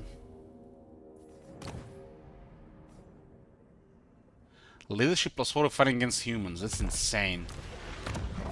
Look at this answer, guys. He gets 4 leadership fighting against humans.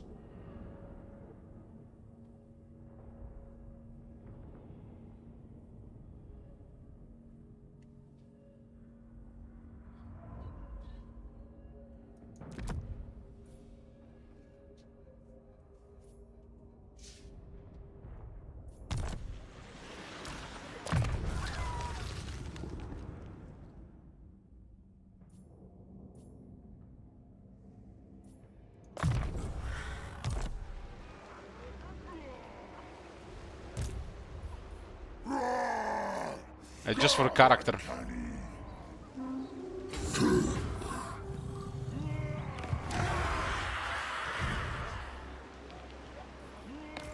At least the characters, especially the lords, have some of the highest leadership. And the humans don't even have fear. Okay, we'll let these guys heal. Let's get rid of this.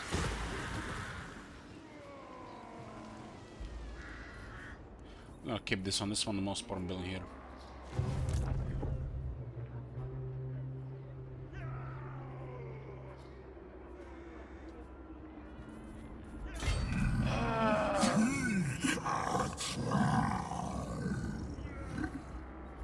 I played a little bit some in the past, yeah.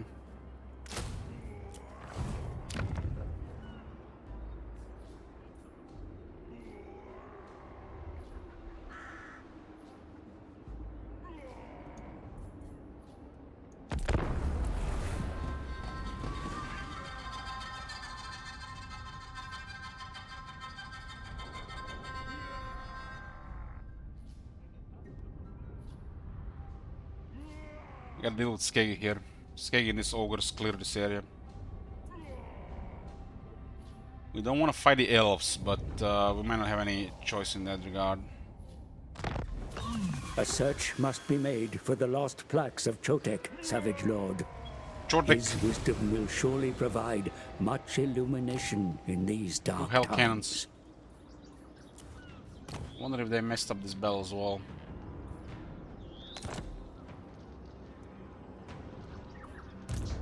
This one is too good to refuse. We could get a very powerful buff.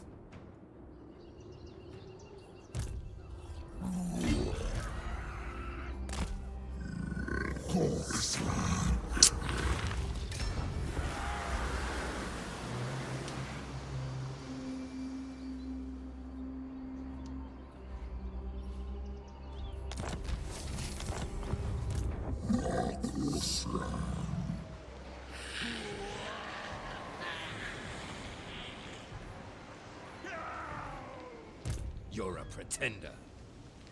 They're recruiting rank 4 marauders.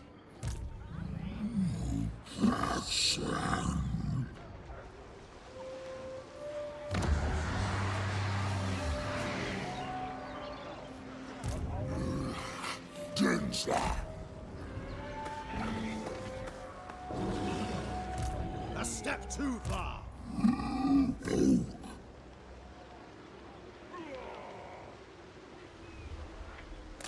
I want to bait this arm to come. One turn of attrition doesn't matter, we have regeneration.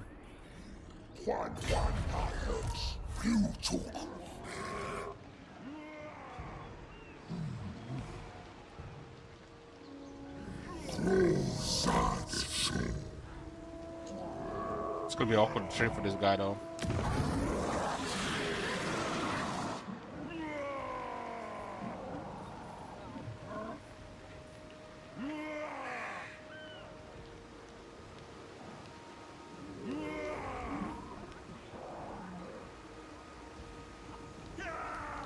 How much to get you to hire some ogre mercenaries? Chat roar. What is the price of chat roar? Make it happen.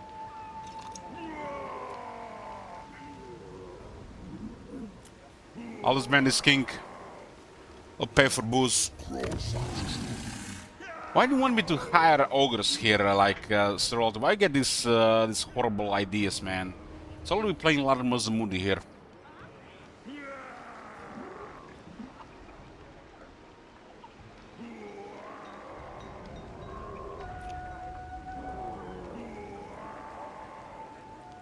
They can destroy walls. How much was Cheddar again? Let me see. I think it's 30. Cheddar was 30. We don't usually use that anymore, but it was 13 back then.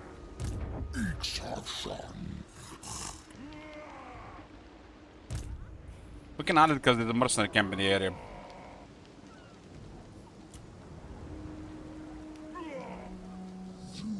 I'm wondering what is the fun thing about this campaign. I'm trying to think about what is the one fun thing about this campaign, guys. Let's put all the memes aside.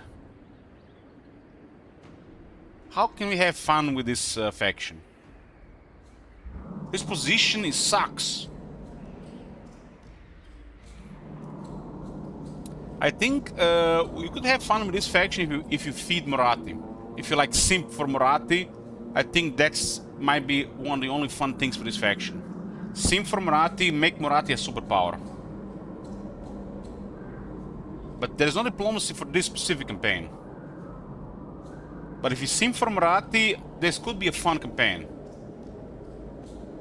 Because I speak for the Druki. when you play What is it Moratti, you desire? your best ally is Mazdamundi. And when you play with Mazdamundi, you can totally simp for Moratti.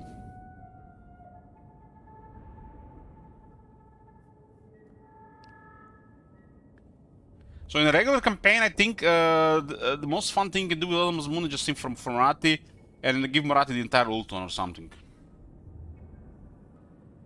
It's like probably the only fun you can have with this guy. How else are you gonna see Ulton pink?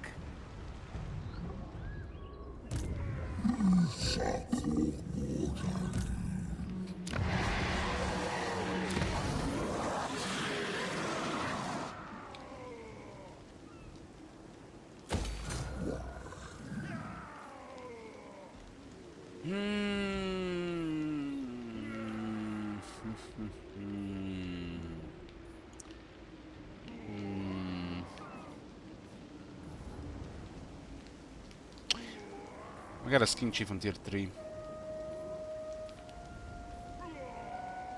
You can work with chaos talk. You can work with Moratti though. Ogre chatterer named Ram Ranch. Ram Range. Thank you very much, Sir Alton. I'll put that towards the boost fund, okay?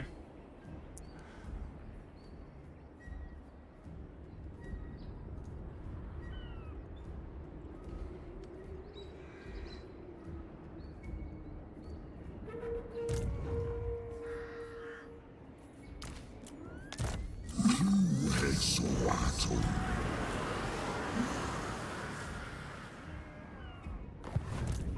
Son Hexoatl.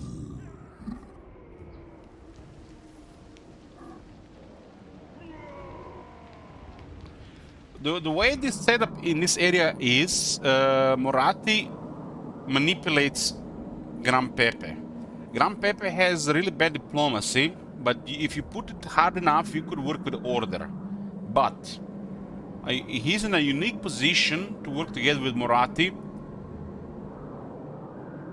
As in, I say, sim for Moratti to you know, make his campaign special, because there is nothing special about this faction or this guy. So simping for Moratti might be the only special thing about this guy.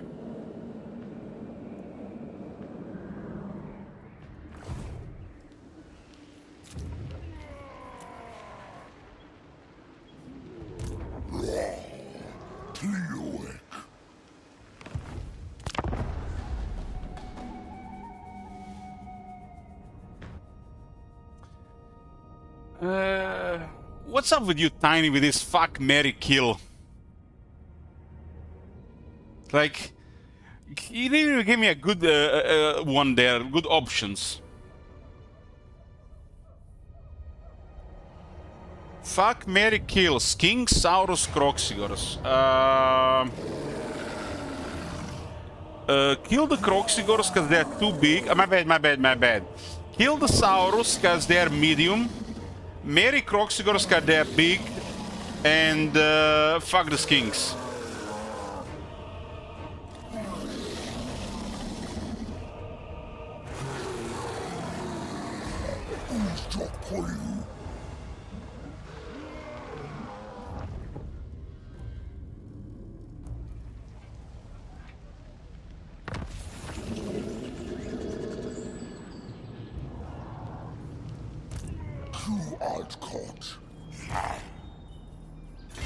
What the hell is this? Do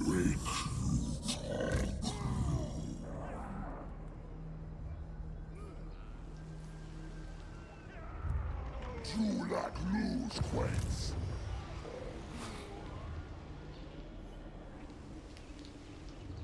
Denied. What do you guys think? Are they going for the Songtown or for Marco Pix? whichever woeful deity.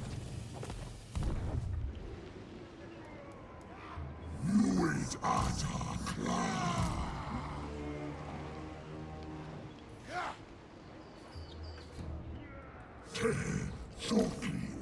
You see this resilience thing? What is it on the ogres? You guys notice how the ogres don't have resilience? They totally forgot about it. Ogres are not supposed to take any attrition from the chaos. Cork Cusack Marstrock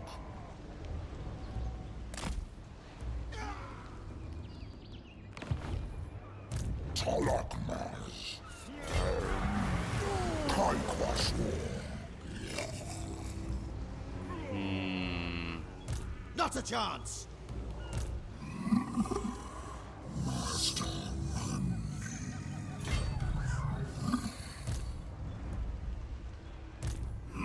I have to go for this one.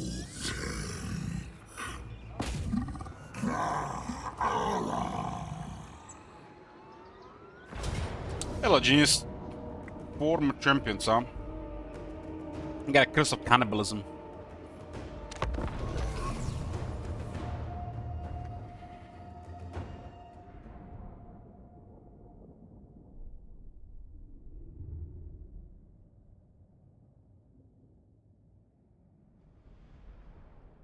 Lizard and cannibals, meat is meat.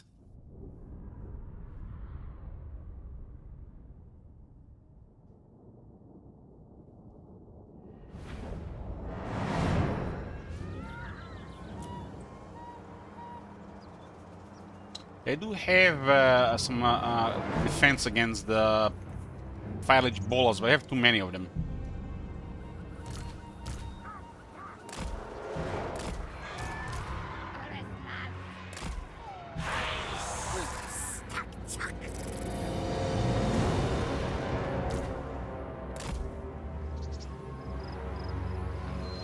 You see, guys? Ogres! That's the only way you're gonna see ogres. The meat's on its way! Oh my god! Have you seen that shit? Holy shit! Me!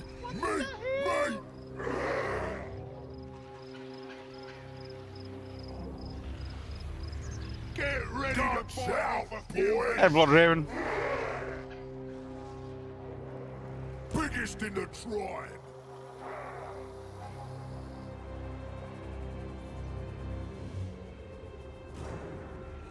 These are like really shitty trolls. Like really shitty trolls. And while have regeneration. Without regeneration, they're just shit.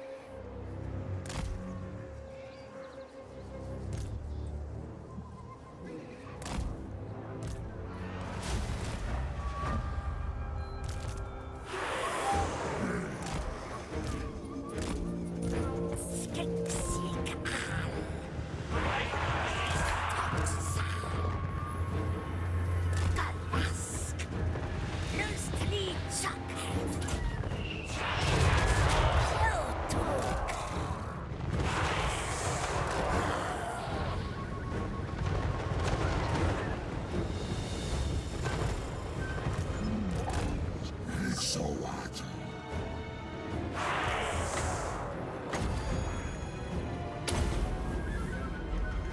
How much for the direct range?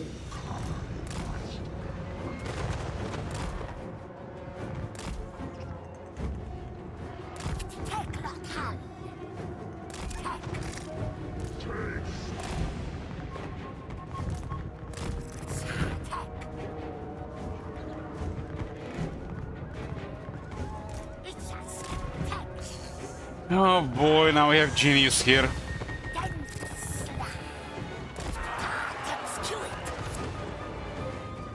What kind of genius do you have to be to call yourself Genius 69 on the internet?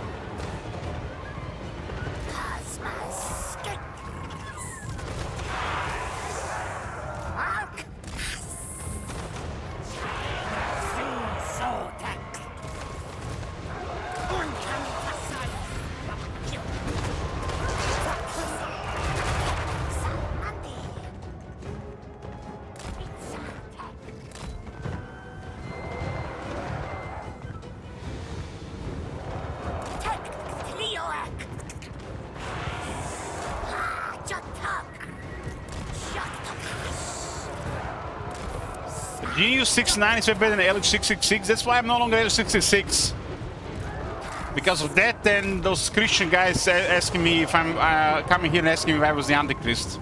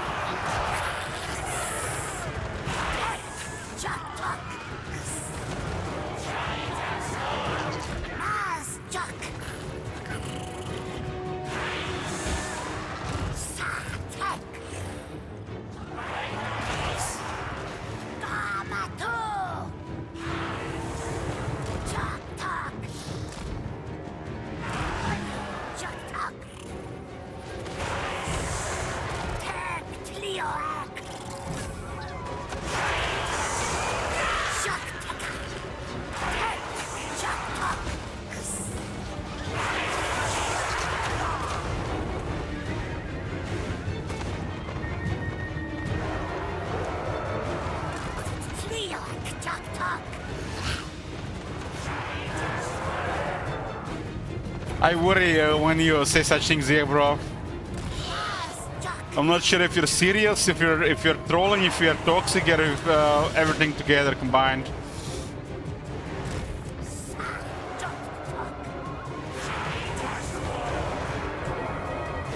Why is this faction use Spanish words randomly? And this is not Spanish, this is ancient Mexicans.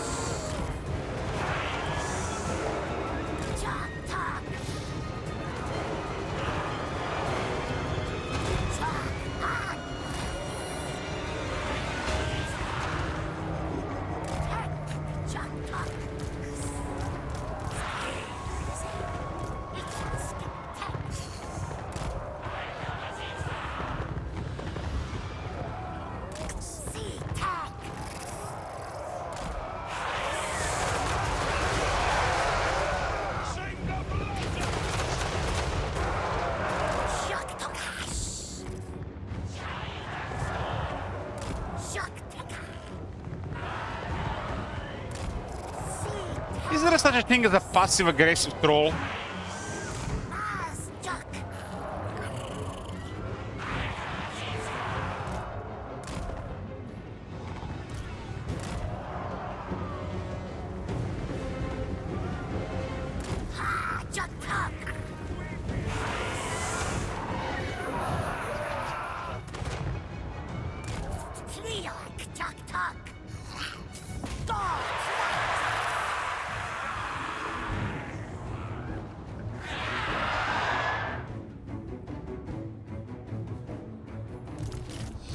Look at that face expression on Grand Pepe, man.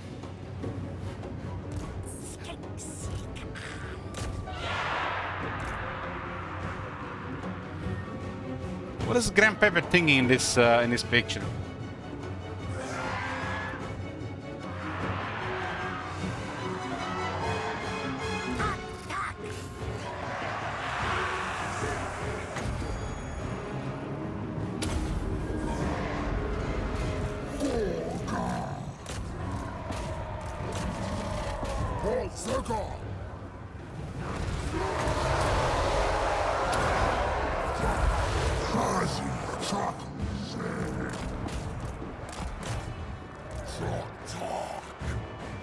Those guys can't even kill a unit there.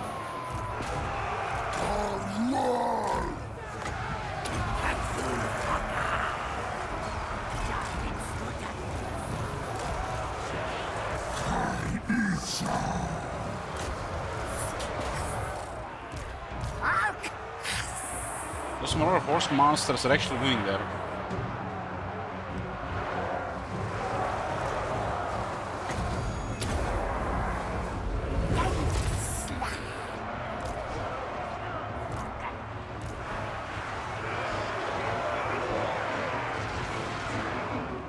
Every generation is still struggling there.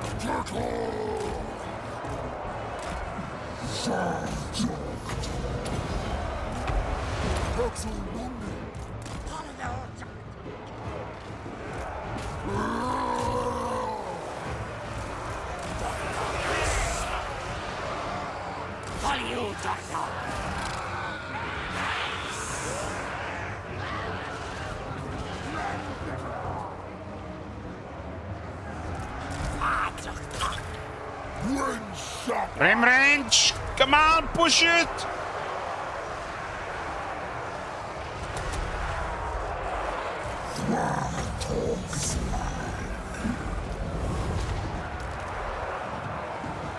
Okay, they're receiving apotheosis, they're fine. Take it all! It's almost as good as trolls.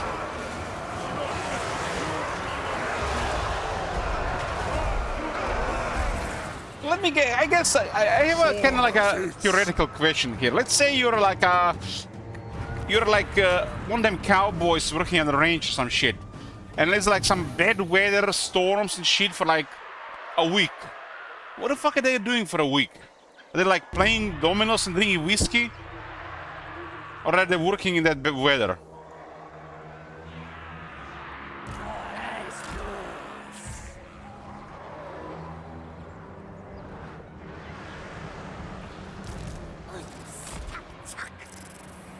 They work in that weather, really?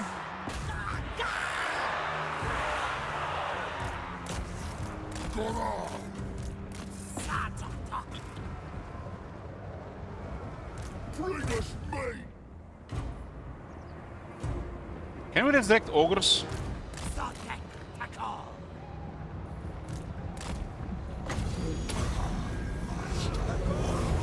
Have you ever guys seen ogres being resurrected? Let's see if it works. 13 ogres. Crush 14, but nobody appeared. Oh, there it is. That's how they fixed that.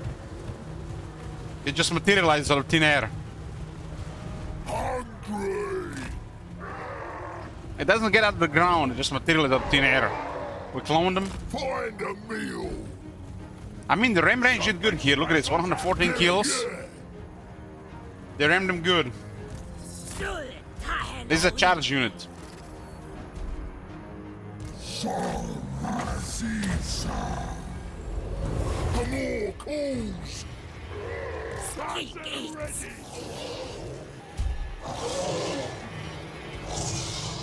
I wish we could recruit man-eaters from the ogre camp and not the ogre bulls. If it's like the first 6 turns of the game, ogre bulls, sure. But if it's like 60, turn 61 plus, it should be the man-eaters.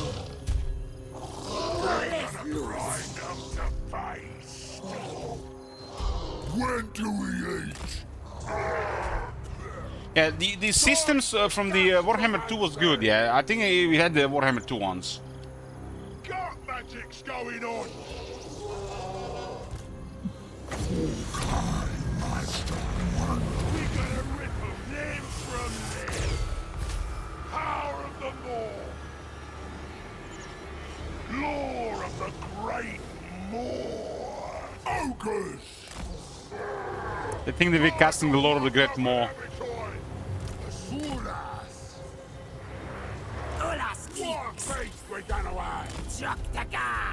Kind of hilarious that this unit is more useful than our general. The Bastiladon with the Revivification Crystal is better than Loma's Moon currently. He's cooking up something good! Take it all! Ladies, stand a chance! Tarta's queued! From the meat, the magic comes! Zomas Lisa!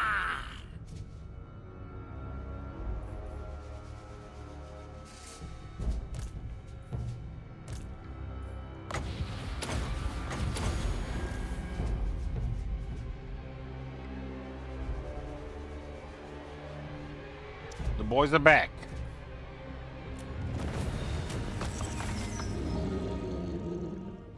What would be best banner for the Ogre Bulls?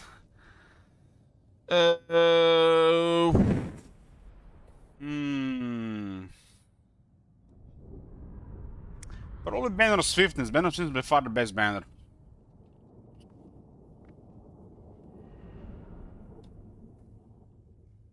Just too big of a buff.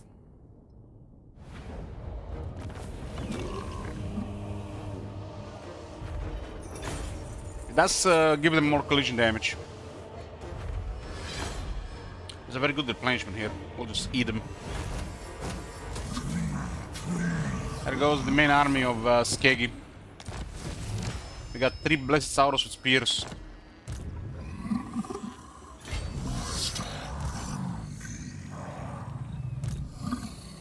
We had almost enough movement to deal with this shit as well.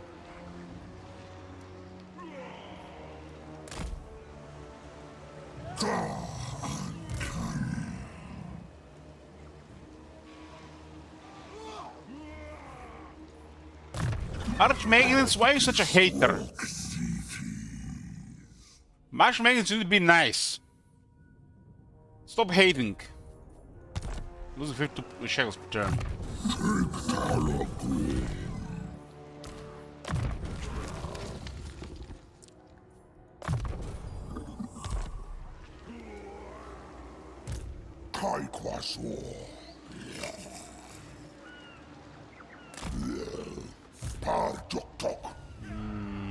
They'll be marching from this point on.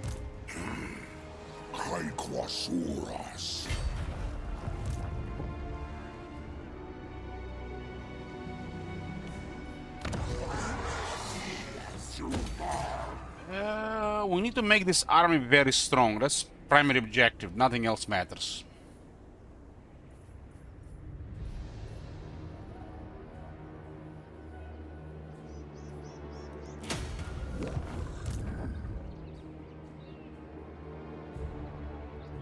Boss's orders! Damn, these guys have a Stormhold, a Harpoon launch in the army. Why couldn't we recruit one of these?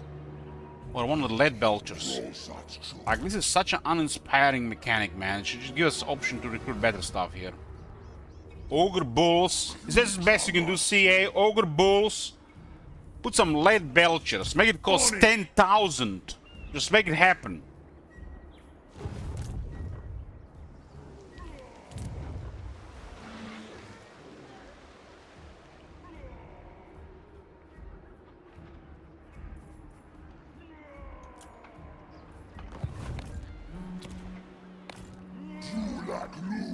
Skeggy is getting to tier 3. Look at this landmark. Look at this landmark. Just look at this shit. Isn't this one of the best landmarks in the game? It's a tier 2 for fuck's sake. This is sick.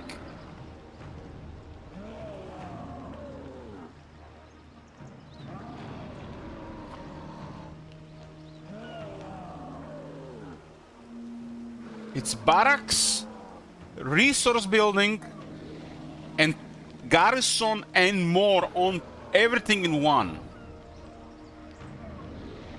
And a tier 2.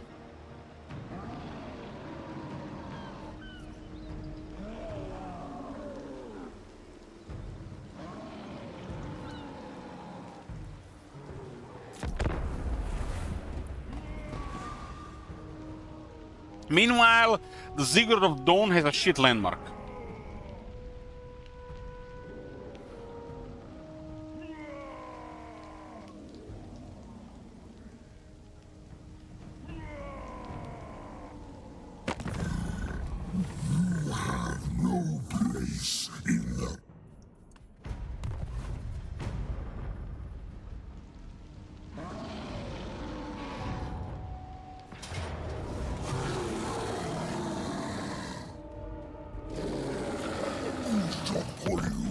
It's interesting when that happens, they stop moving.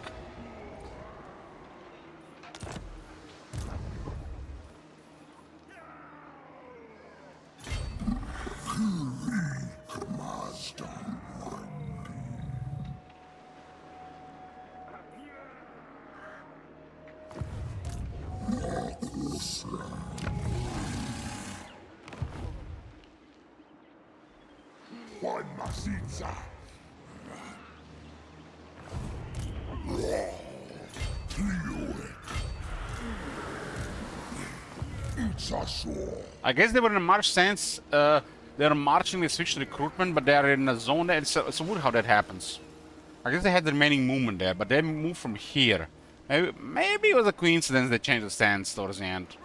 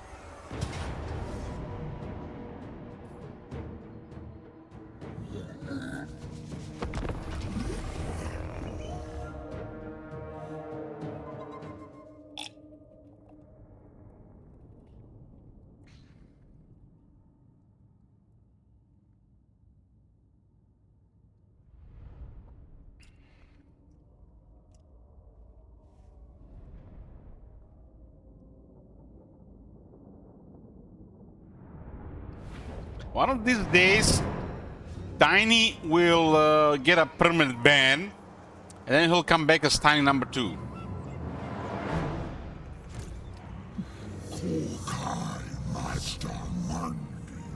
But considering what level of Slaneshi corruption we have in this channel, you know, I'm not surprised we're attacking people like Tiny. He must be the second weirdest person I've seen on my channel. Right after that one guy, when we played Witcher 3, that used to come to my stream and ask me to show him Geralt's ass.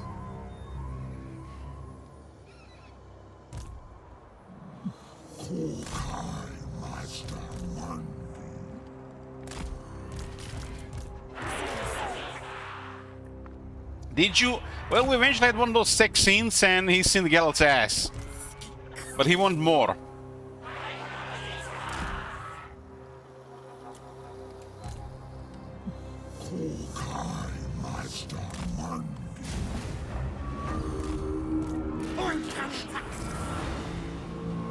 I don't know. I don't remember that guy, but I haven't seen him in years.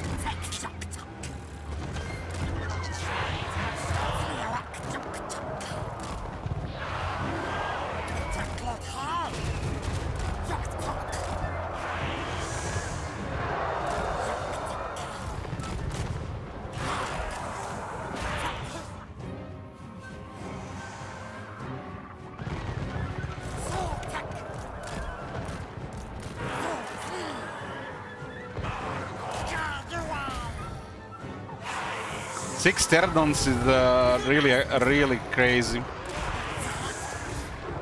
Especially when you outnumber them.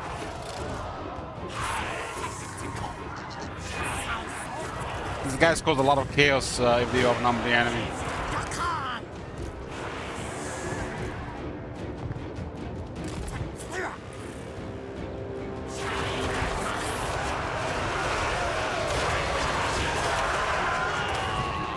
It's kind of nasty that these units are tier 2.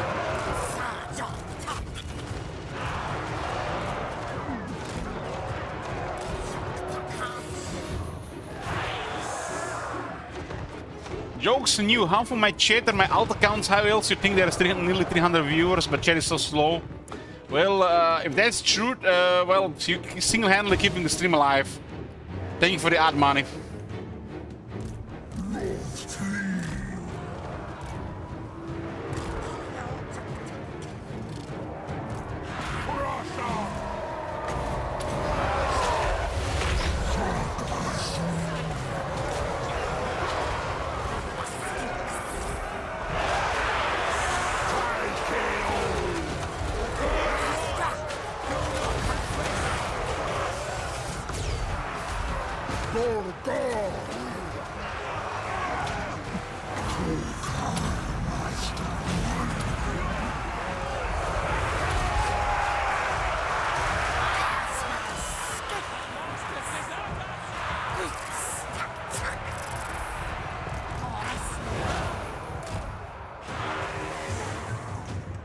I tried playing Nier Automata, but I ended up just fapping on the artwork section. When people show me that self-destruct button, that just made me really uncomfortable. Felt like playing a booba game live on stream.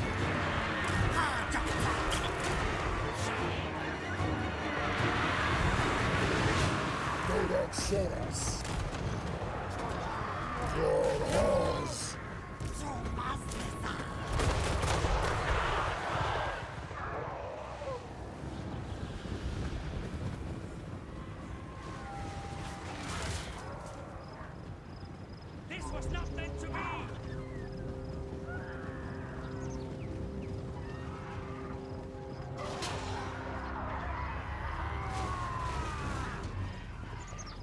Have you guys seen Nier Automata artwork section on Steam? This was not meant to be!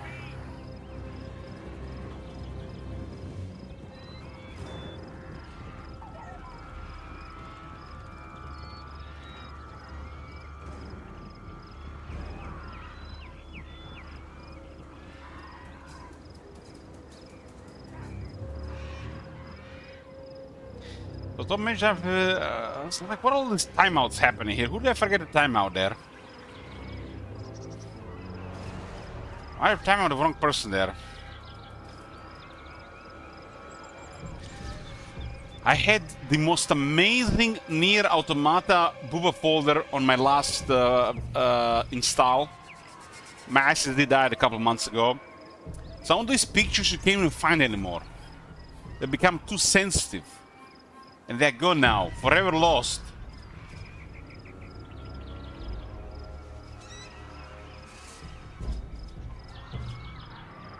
God damn, I have to make backups more often.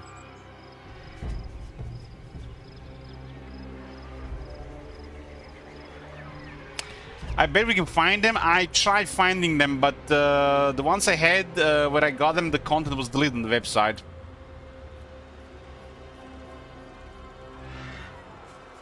I actually removed it from the website.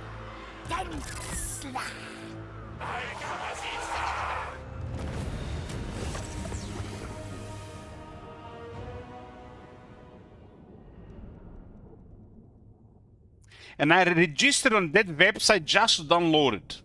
And they removed it.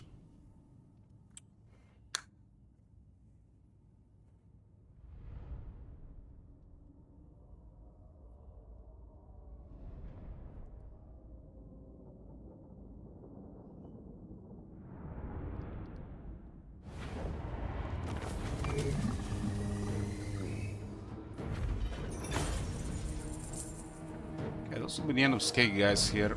They made a really weird move going to the other side. I mean, they got the regeneration event.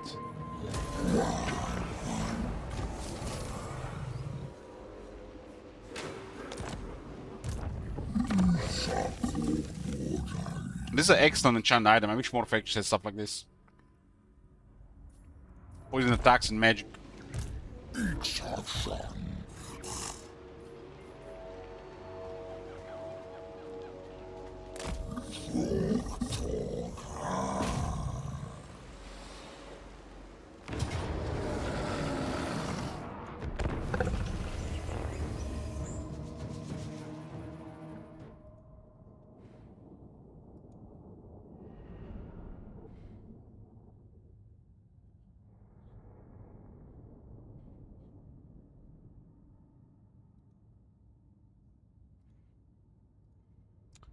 There is a channel point redeem to time out a person in chat for 1 hour. And anybody can use it. So any non-mod can get timeout for an hour. So top manager timeout FXXF, top manager timeout Sir Royalty, and top manager timeout Fairfox. He used over 6,000 shekels to timeout 3 people for 1 hour.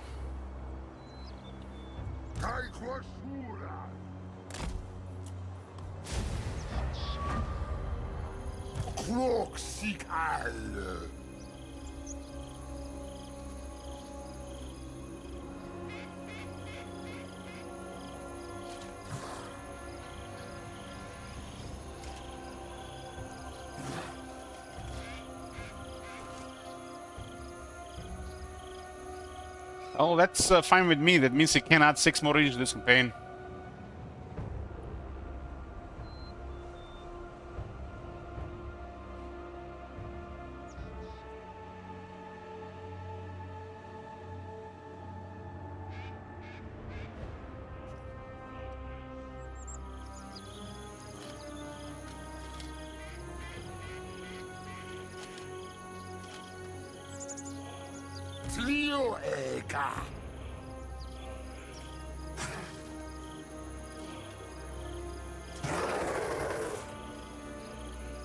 The tail looks really good.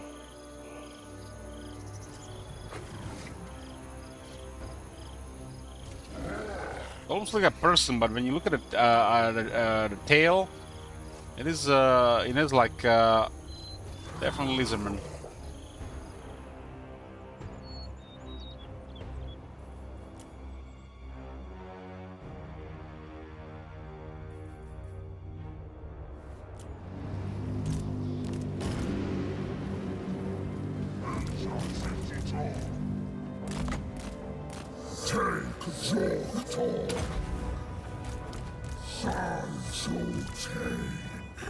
What the hell? I didn't click that shit. I swear sometimes the game clicks shift without me even knowing or allowing this.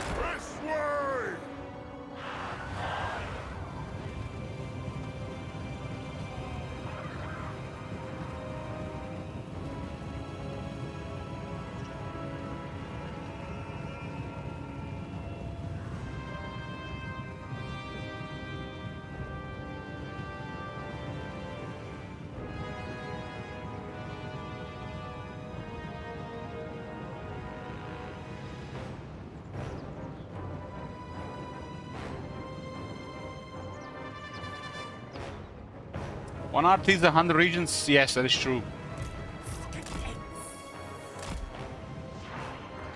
To remove, of course. To remove, right?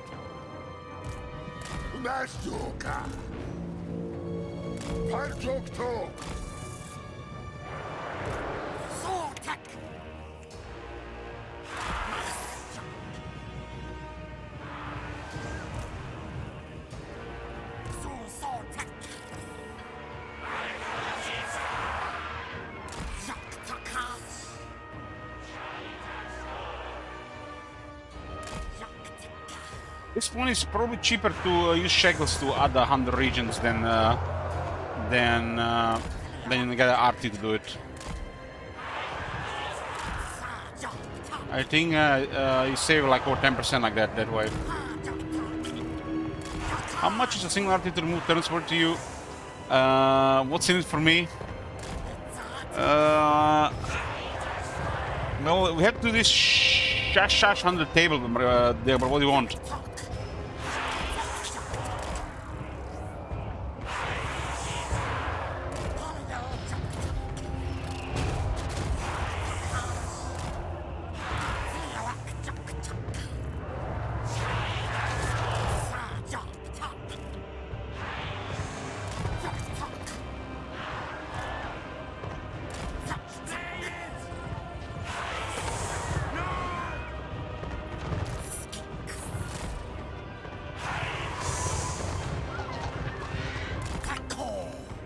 Scrag world domination.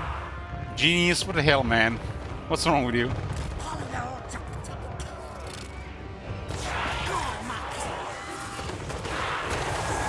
You're not allowed to put the same in the same sentence as shit lord and world domination in Warhammer 3.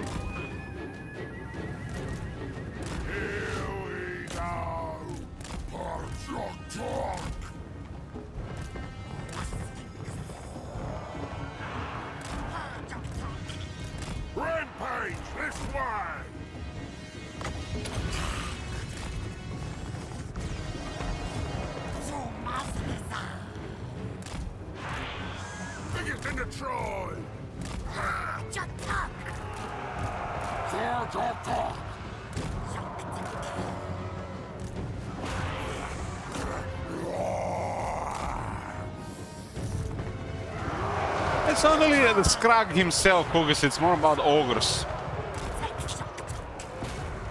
They're just boring.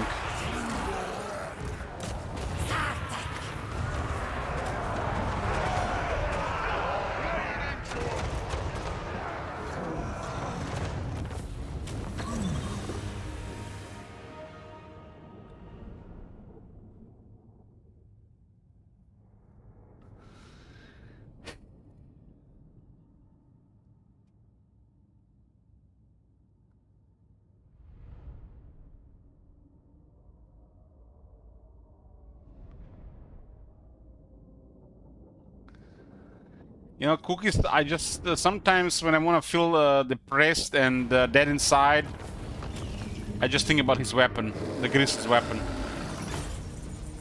And the fact that they actually created that, developers of this game.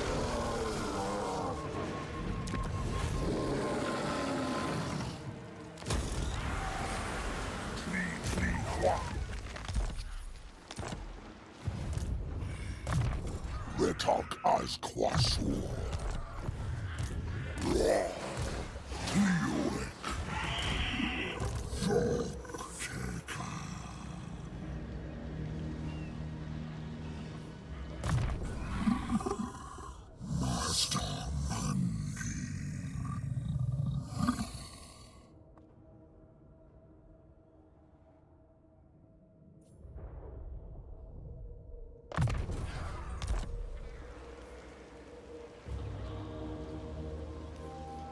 Did they improve his unique weapon, I'm wondering now? There is no way they left it like that. Oh my god. No Have way. you seen that shit? Holy shit. What the hell?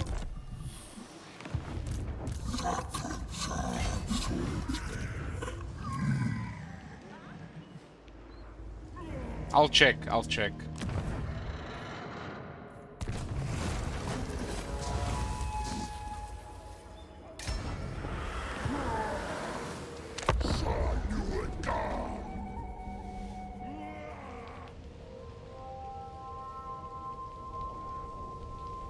This consultant is a really cool character, and they put a lot of effort into voiceover.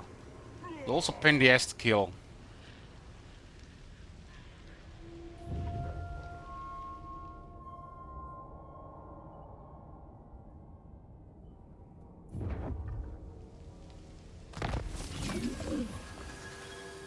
Oh my god. Have you seen that shit? Holy shit. Hey, so Conkle.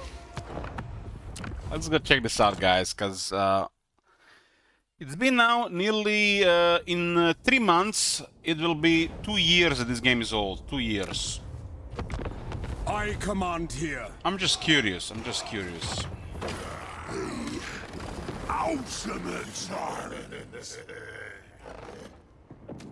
Look at the size of that meat. Last time I played this guy, the iron guts are broken.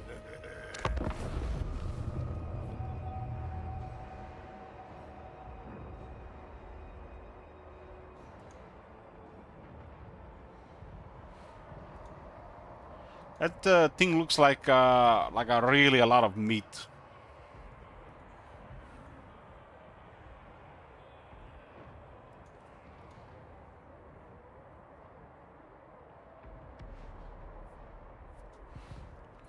Will you guys eat like 4 kilos of meat in one sitting?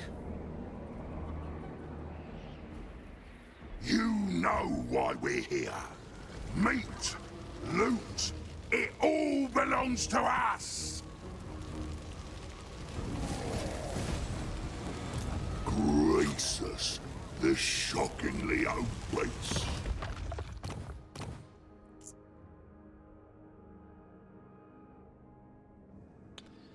I'm gonna get the drink, boys. I'll be here in a few minutes. I think the boost has arrived. I think it's really crazy that, you know, sometimes I think about this game, like, it has skull fronts, has the vampire counts, it has the elves, the dwarves. It's like such amazing stuff, really. And then you have this. Scepter of Titans, Slayer of Kings, Axe of Grimnir, Axe of Dargo. Like, Galmaraz, they made it amazing. Why they do one thing at a time? Like, they did one thing, what is it, 15 months, I think. 15 months, one thing.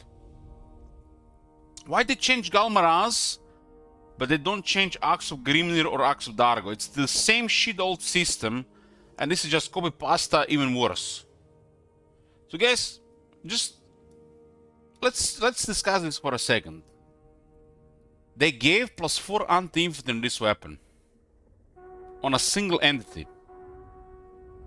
You Now, I don't want to be here, you know, insensitive, but how clueless do you have to be to create a weapon like this? It's almost like a 0 is missing here. If this was bonus with input plus 40, it would actually be an average weapon.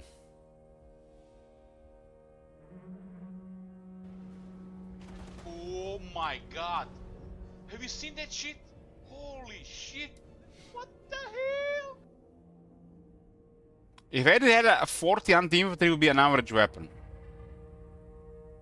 But you put anti-infantry 4. You know what 4 anti-infantry does? It gives 4 attack and 4 damage against infantry on a single entity that has 65 base attack and 600 weapon strength. 40 would actually be fitting, would make it an average weapon, ignoring the campaign effects. Horrible.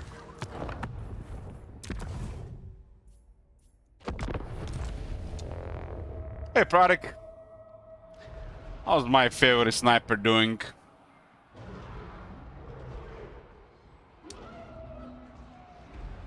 I mean, these are the same people who turned Galmaraz into a great weapon, while ignoring so many other things. It's like, there's 99 problems and they fix 1. And in the same category, another, 99 problems. That's like half-assing at its finest.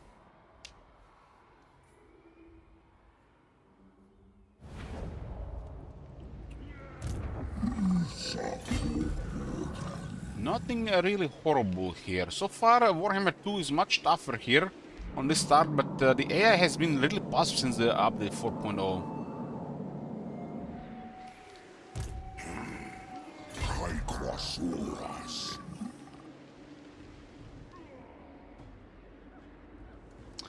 The worst thing is Cludis is like the people have also given up on this. They think like they can't do any more changes. This is like the really, like I think over 70% of the game is easily fixable without them having an excuse. It's the code thing.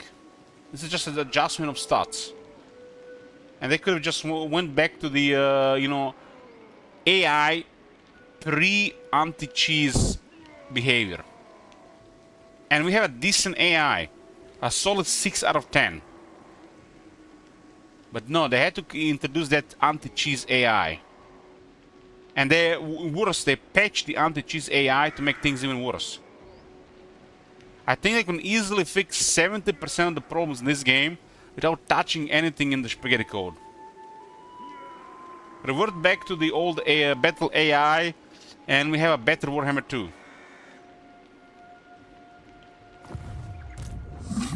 Hexoatl.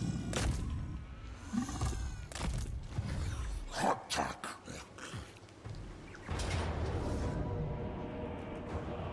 This is a big garrison here, huh?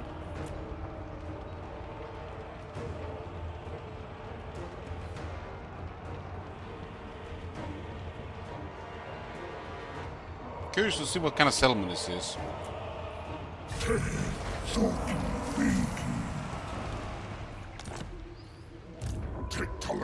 Guys, I might be talking shit most of the time, but trust me when I tell you this. Trust me from knowing things that I can't tell you sometimes. They just don't care. They don't care. There's no money in it. They can fix these things if they want to. Working on new content, there's some money involved. There's no money involved into working on a game that's already been released and sold.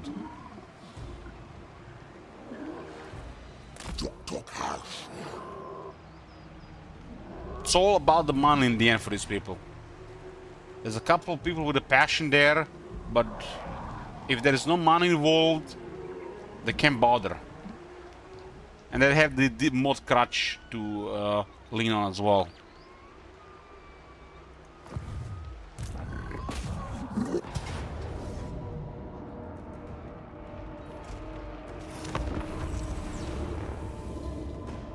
I think one of the most important thing to have a healthy great strategy game is a post-release content.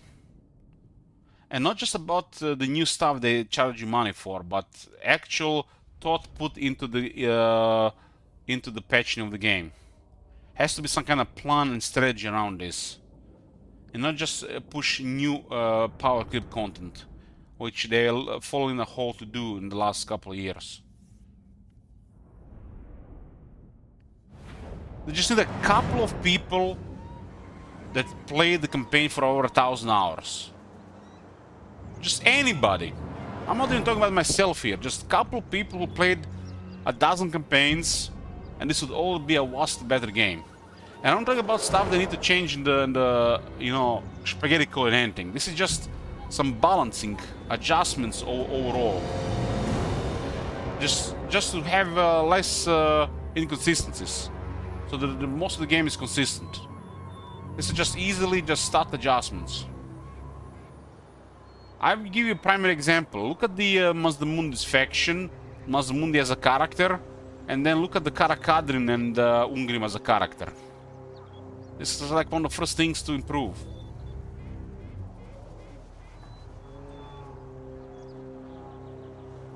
And this type of details is what separates an average game from a great game. We understand they want to release new content, but they can't just have such a massive power creep. Look at the Lord Mazdamundi, and then look at Tehenuen. It's ridiculous.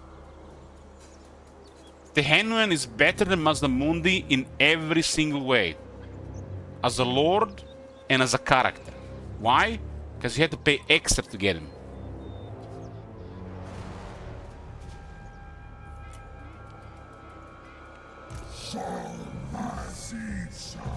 For some reason, the settlement doesn't have the laser towers.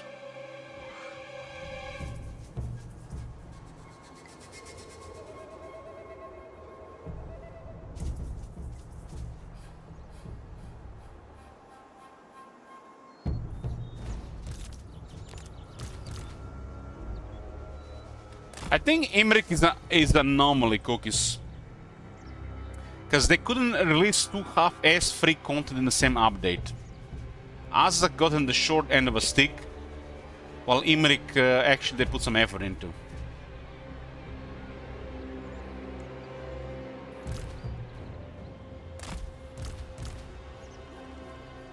The Azak rework and Imrik was released in the same update, remember?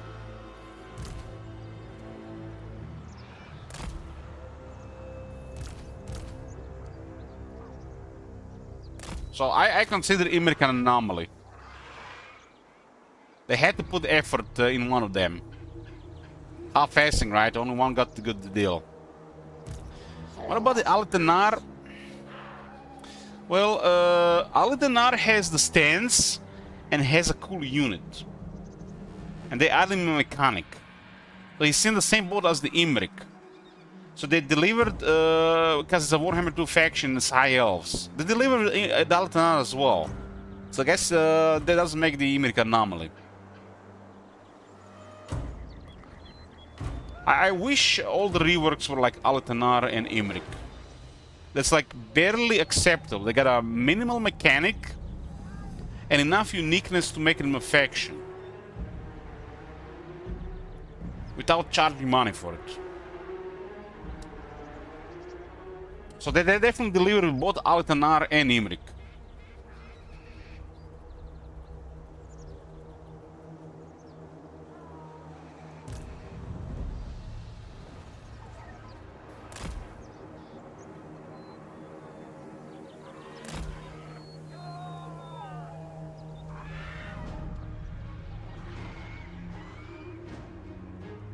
I mean, look at the Wood Elves rework. Look at the Beastman rework. Why can't we have such a rework for every faction?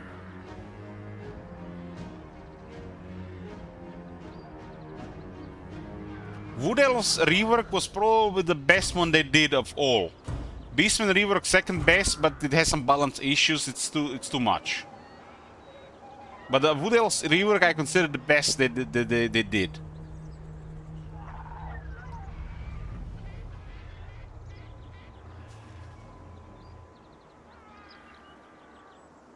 Who knows? Maybe they just got lucky.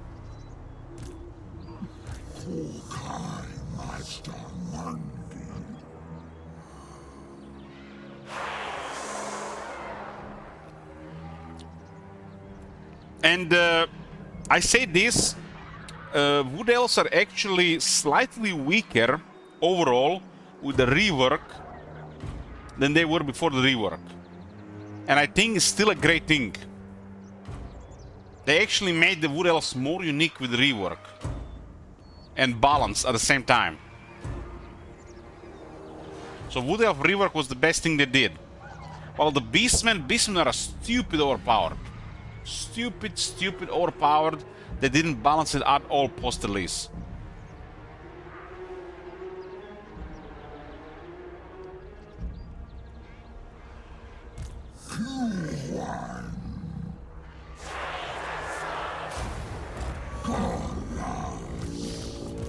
Hey, Bertit.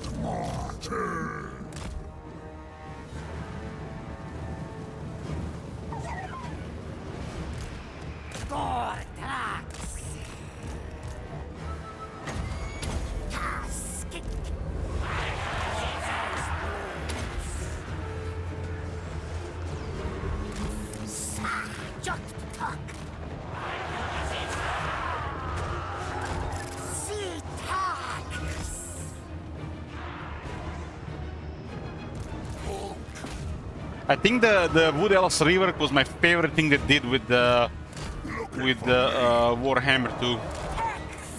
By far, the favorite thing.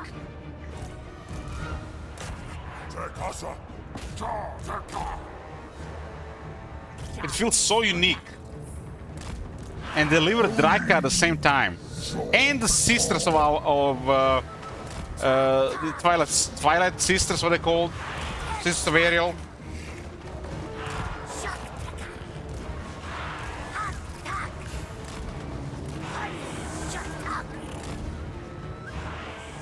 I think the Sisters of Ariel were the least impressive thing about that rework. Sisters of Twilight, yeah. The least impressive thing about that thing. Heralds of Ariel, yeah. While they're fun to play, they're the least impressive part of the Wood Elves DLC. Because they deliver such a good job with the Wood Elf DLC. It's probably the most perfect thing that they released in the Warhammer series, the Wood Elf rework. Off we go!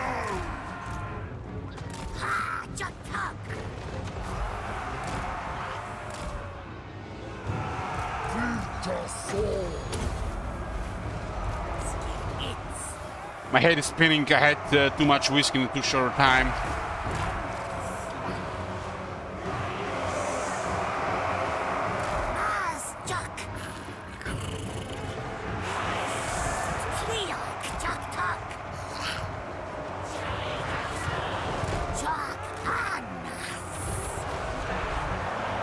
That whiskey I got, the Jim Beam Black, has 43% alcohol as well.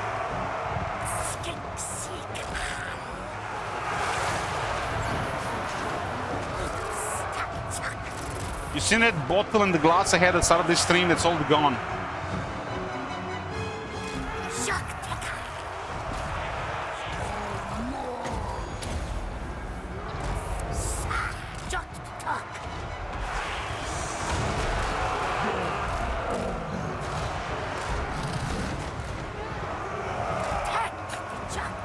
Tomb Kings are excellent, but Wood Elves was just perfect. Tomb Kings are excellent. Tomb Kings is probably second only to the Chaos Dwarves what they released.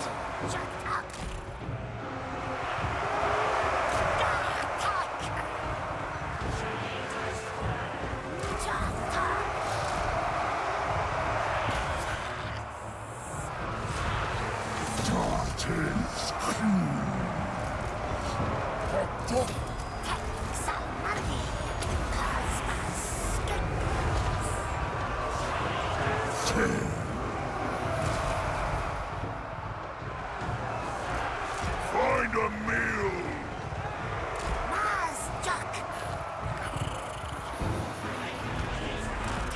We don't need more power creep. We need unique factions to play.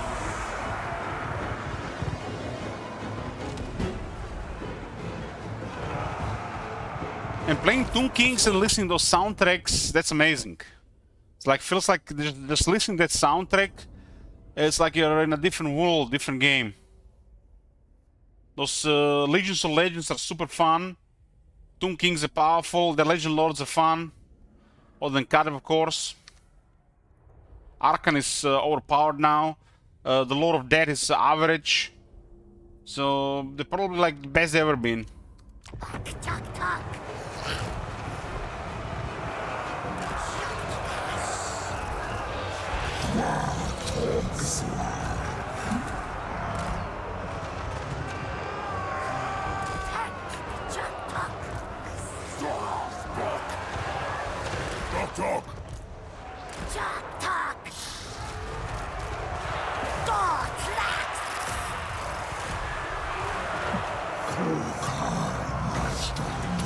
The Rain Range is murdering here.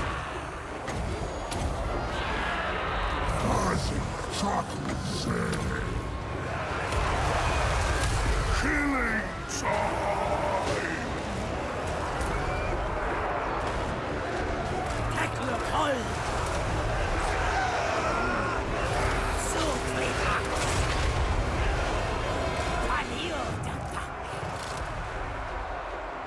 World Champions are bullying Saurus Warriors. Bullying!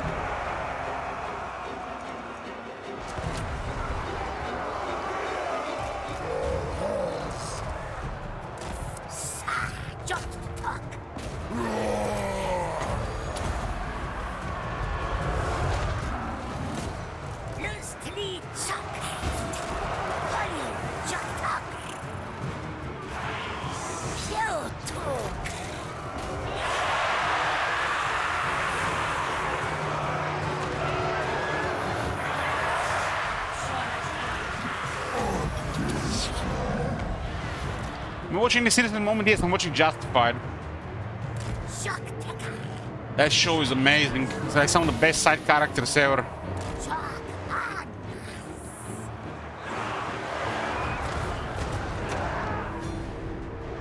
Timothy Oliphant is always fun to watch as well.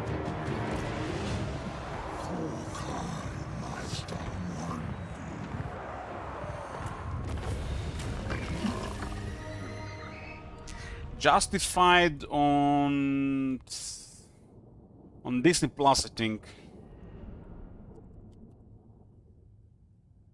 Let me check. I'm watching, yeah, Justified on Disney Plus. The only reason I decided to go back to Justified is because I saw Justified City Primeval, and Justified was all back in the day one of the best thing I've seen.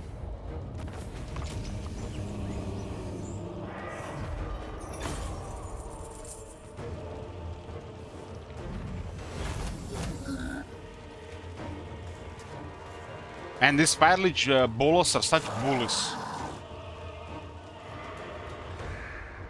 Look at this shit, man. That's crazy.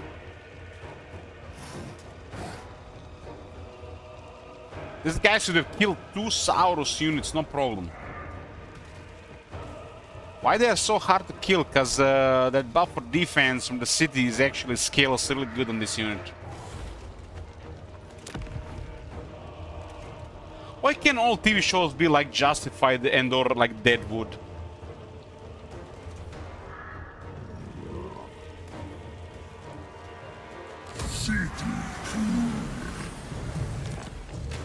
Marauder champions were actually really ridiculous in Warhammer 2 due to the plus 20% defense from the very hard battle difficulty.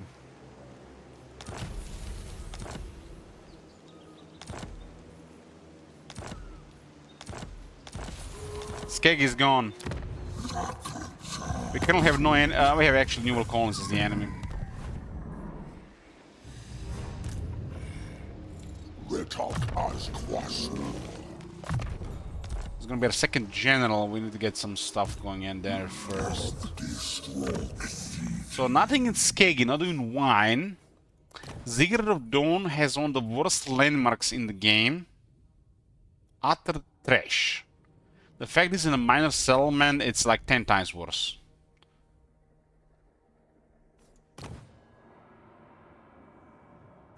Like, what the fuck is this? Local plus 1 recruit rank, minus 10 corruption, plus 200 experience for the armies in the province.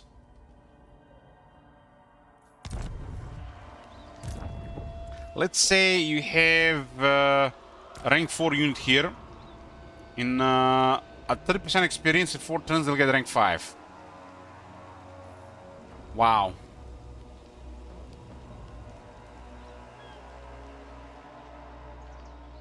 Skeggy should have wine resource. And this Beacon of Dawn should really lower corruption faction-wide. Give recruitment ranks faction-wide.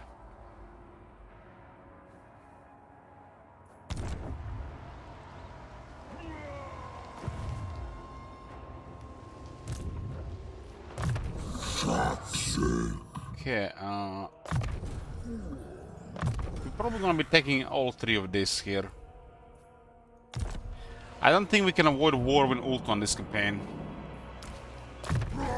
Usually easily avoidable because we can manipulate diplomacy, but this game have restricted diplomacy.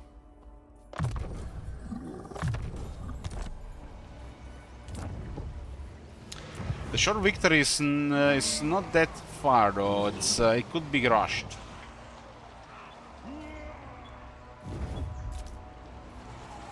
And hope nobody adds regions, right? Right.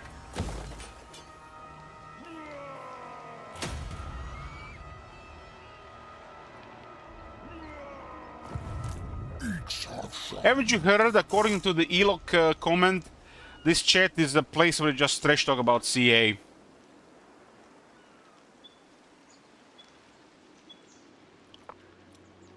They never hear any of the good stuff we say. We end up keep playing this as well. This game pays the bills for sure, but it's definitely still something here, and they deliver from time to time. I just wish, you know, they didn't fuck up 4% of the time. This game went from like a solid 8 out of 10 to like a 6 out of 10. And that's the truth.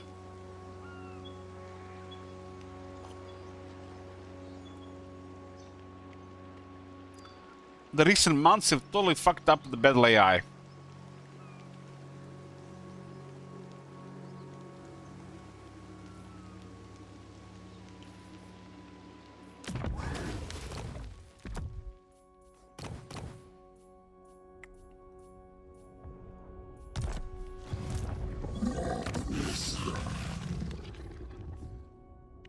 Let's say this game gets completely broken, or let's say we cannot play it anymore. What the fuck are we going to do, guys, at that point?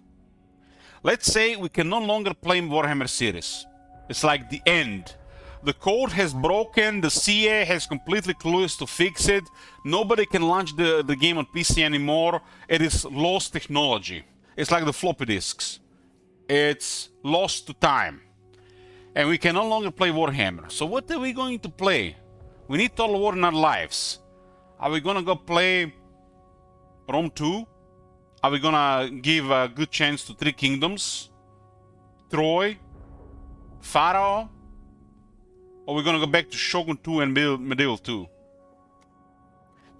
You play Path of Exile? You can't play Path of Exile all the time. We need Total War in our lives. There's nothing like Total War out there. Not a single game out there like Total War. So we only have a Total War in our life. I don't think I can survive more than 6 weeks out of Total War in my life. Thrones of Britannia? Oh, fucking hell, dear, bro.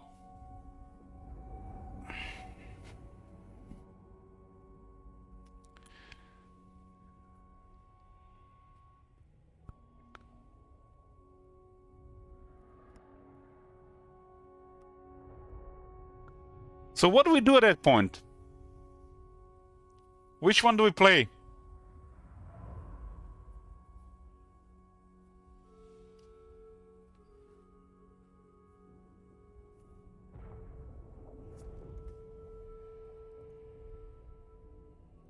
Do Do we start this?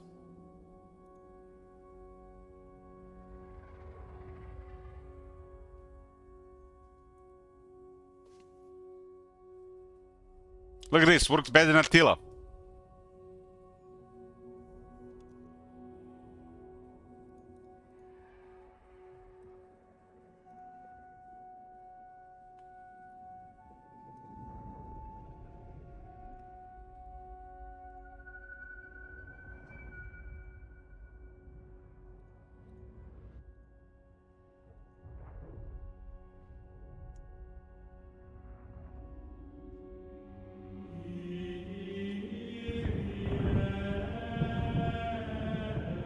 What about some nostalgia, huh?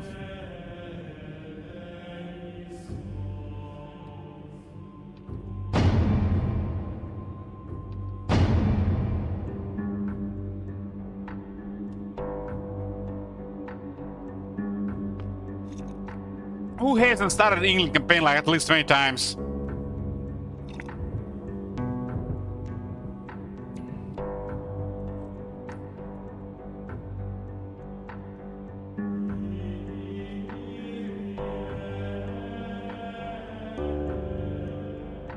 Needs stainless steel, of course it needs stainless steel, vanilla is shit.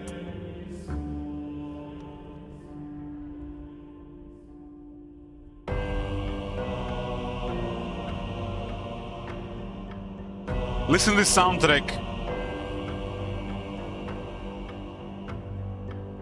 If you miss some Medieval 2, there's streams, VODs on YouTube.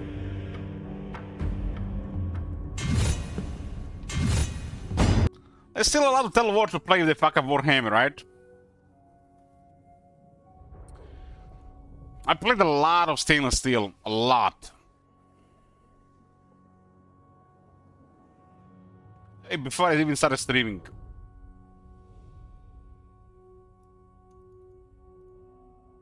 I was testing it recently to see if Medieval 2 works on Windows 11. Medieval 2, a 2006 game, works on Windows 11, but not Attila. Byzantine Empire stainless steel, that's a campaign. That's a campaign. Especially playing the late period.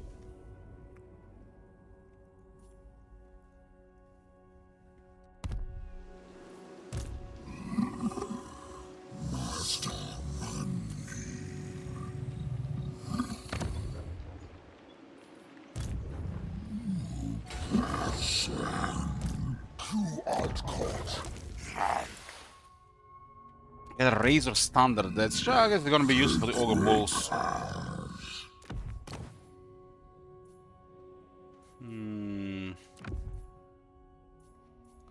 Even this guy, no weapon. Saw you again.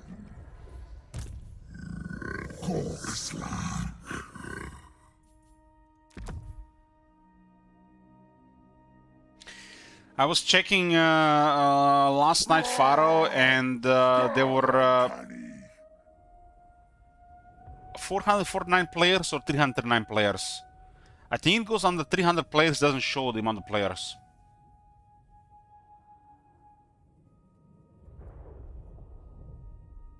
I mean, it's kind of fucked up because the Faro doesn't even look like a horrible game. It looks decent.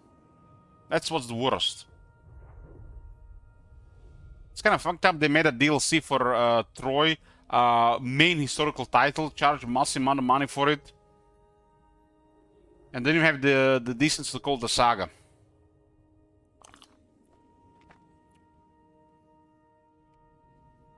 Because the game is not horrible. You know, it's playable. It definitely has something there.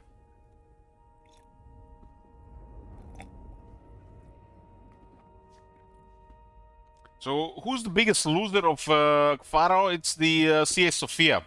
They have to suffer the collateral damage the CA has created in the community.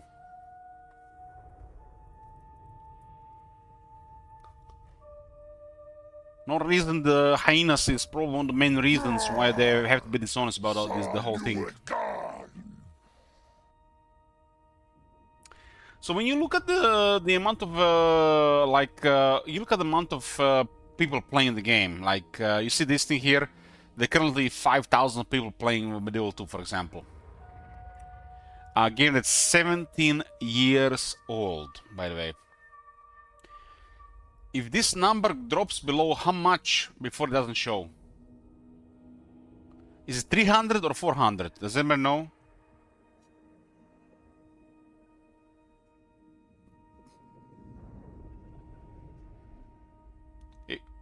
When does it stop showing the amount of people in game? At 200, 300, 400?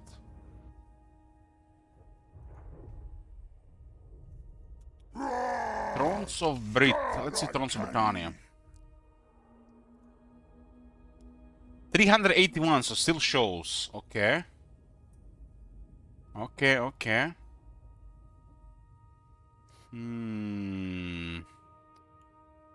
Rome 2 has a lot of players. We don't have to check Rome 2. What game should we check so it doesn't show this? 381. So I think it's 300. Rome Remastered.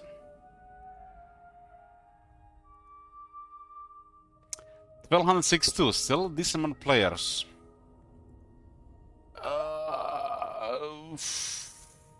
This probably has under.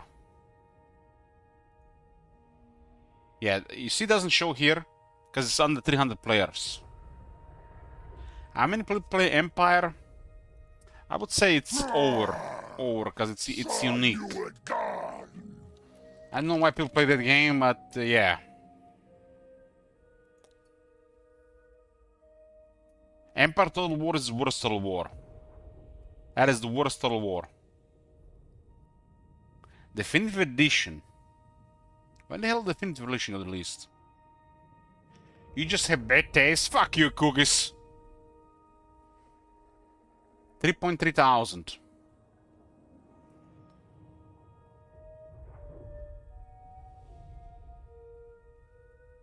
The only one good thing about the Empire is nail bells. And if you want to play a better game, play Fall the Samurai.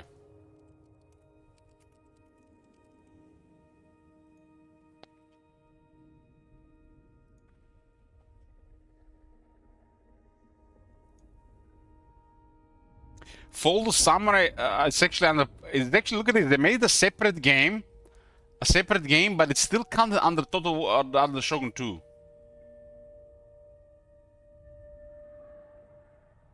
The map is okay, cookies, but once you realize the AI is broken, it's like it loses everything.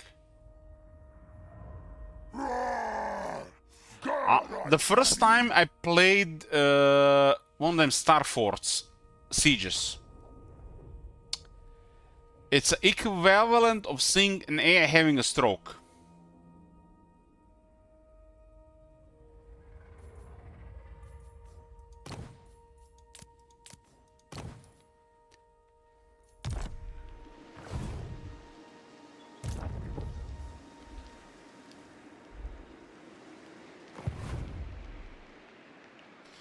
Metacritic Empire Total War. Have I guys told you about the experience of Empire Total War? So this has a 90% universal acclaim. Fucking hell, 90%. Users gave it 7.6. Let me tell you about Empire Total War experience. This game was released before the people had SSDs. You turn on the game on your 80 gigabyte, if you're lucky, 7200 RPM hard drive. The game starts loading. 5 minutes later, you're in the game. I kid you not, 5 minutes later in the game. Shogun 2 had the same issues. And then you get into the campaign map. And you play for 15 to 25 minutes. And I'm being generous here. 15 to 25 minutes. Crash. You're back to desktop.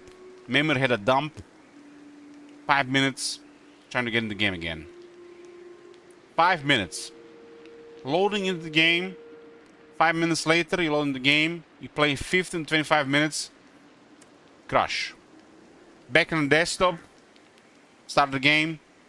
5 minutes later, the game loads. You play again. 15, 25 minutes, crash. If you tried like an 8-hour session, guaranteed 10 to 15 crashes.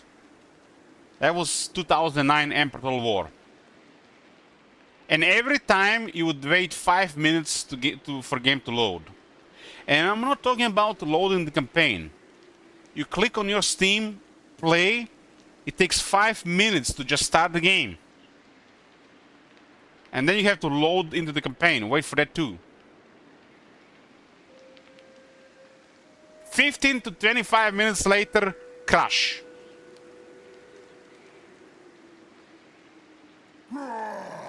That was Emperor Total War in 2009. 90 Metacritic, by the way.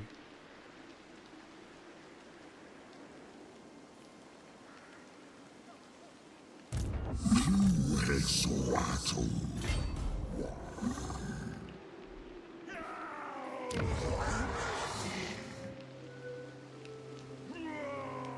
Embassy Club has a defensive landmark. Maybe we can get it before the Skaven attack.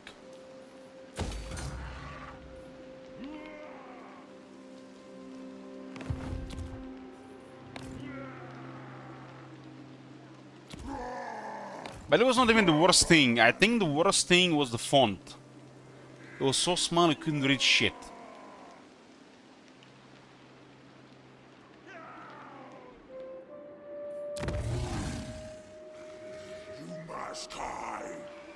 I couldn't even get immersed in the game by reading about the buildings and technology and shit. The shit was so small.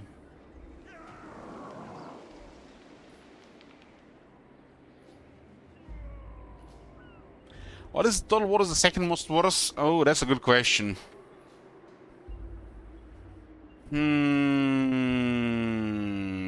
Second most worst Total War. That's a tough one.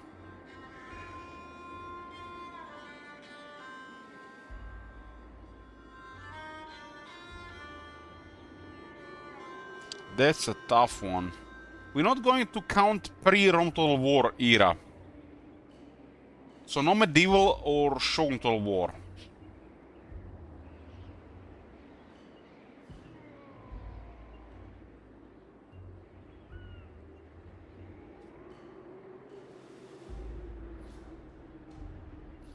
Fucking hell, I have to go with Troy. I have to go with Troy, but I haven't even played it.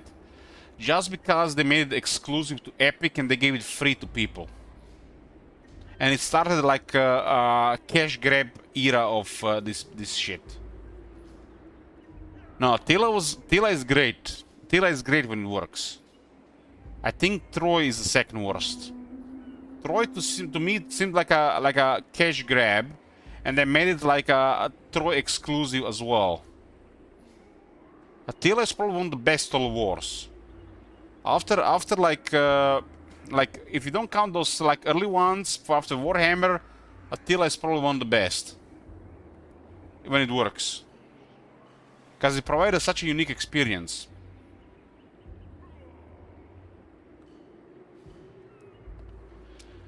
So I have to go with Troy as the second worst.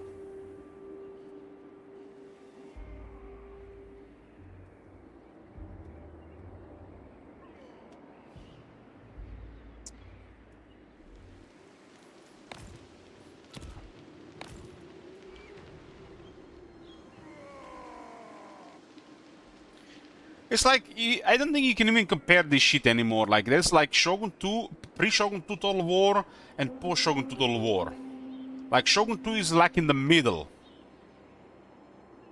In the middle of things. Pre-Shogun 2 Total War, Medieval 2. Hands down. Post-2 Shogun Total War, the Warhammer series. If you don't count Warhammer series, take into historical only into account, it's Attila. Makes the Attila the best Total War after Shogun 2. Post Shogun 2. So you got Medieval 2, Shogun 2, Attila.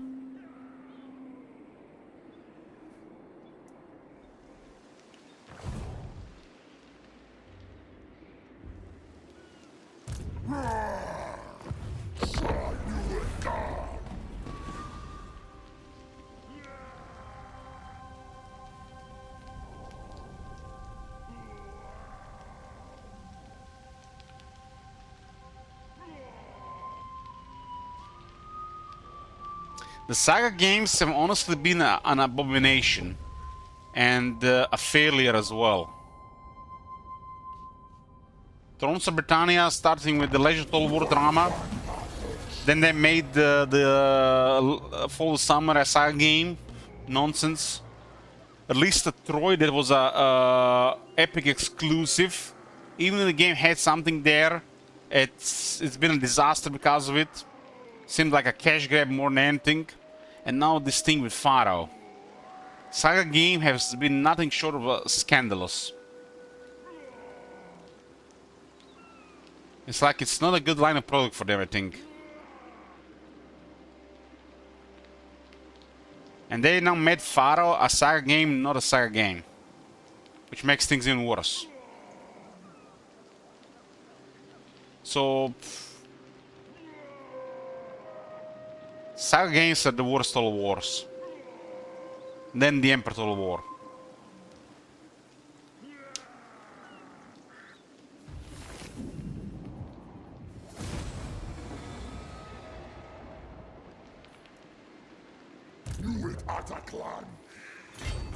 Fall of Samurai was pretty good.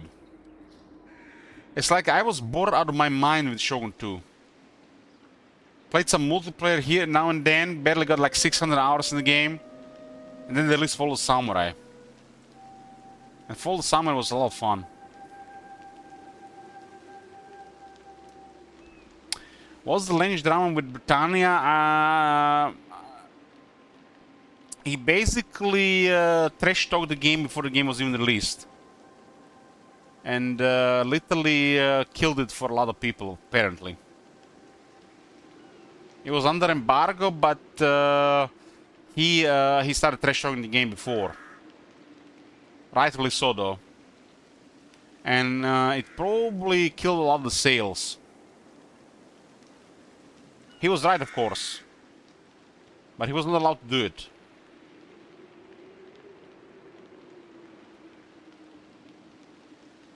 So basically, CA gave him the game to play early, and he started talking shit about the game before he was allowed to, and caused a lot of drama with the CA. While the Thrones of Britannia was not as horrible as he was saying, it has no replay value. You play literally a campaign or two, and you never again.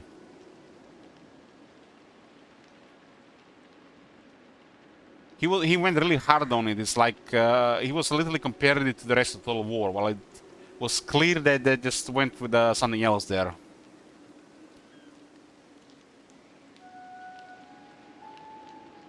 It's like when they release a historical Total War, everybody expecting Medieval 3. So everybody's super critical of the stuff.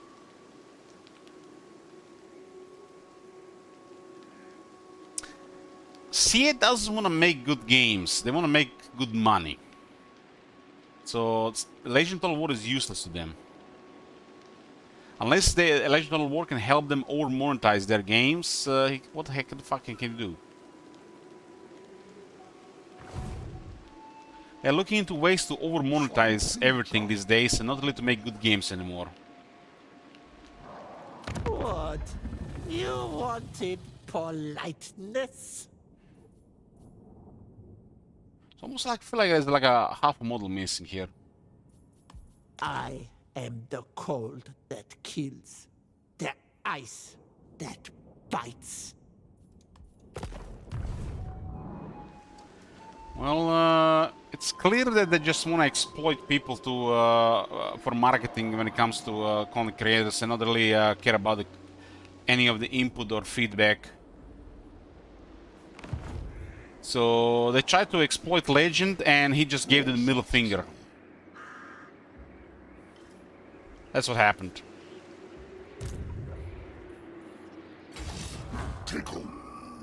Kill this one and then this one and then this one.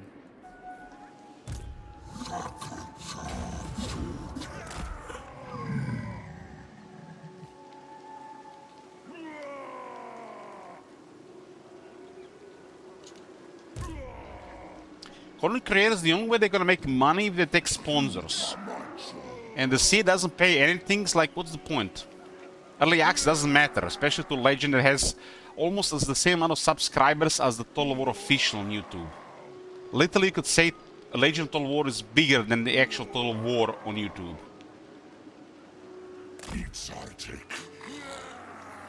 The Legend of Total War might be the main promoter of Total War in the world. Total War would not even be not even close as big if it wasn't people like Legend. People like Legend would make the games more popular. It's not enough anymore to just release a game anymore. You need content creators, influencers to actually make something of a game. Good games, not enough anymore. You see Battle Brothers, dead game. You think the game will not be bigger if it had actually a couple of big content creators behind it? Influencers and content creators is the era we're living in. These people have millions of followers behind them combined, and this is where the flavor of the month jumps from one game to another, to another, to another. This is where the main crowd is now moving from the game to game. These people literally at this point decide if the game is gonna live or die.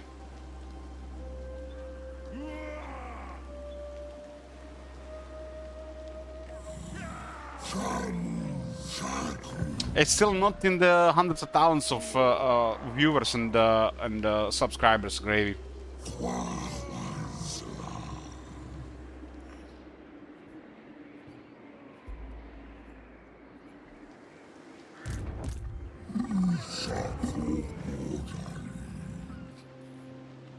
You really have to create a community around the game, and you can say whatever you want, but the communities don't only work without content creators.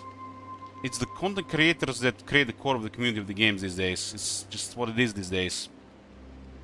It's like if nobody was creating content for the game that you'd actually check all the time, either on YouTube or on Twitch. Literally half dead without these people. Half dead. It would not be the same. And these people make this content more exciting, more interesting. Because you can also see the experience from a different perspective as well.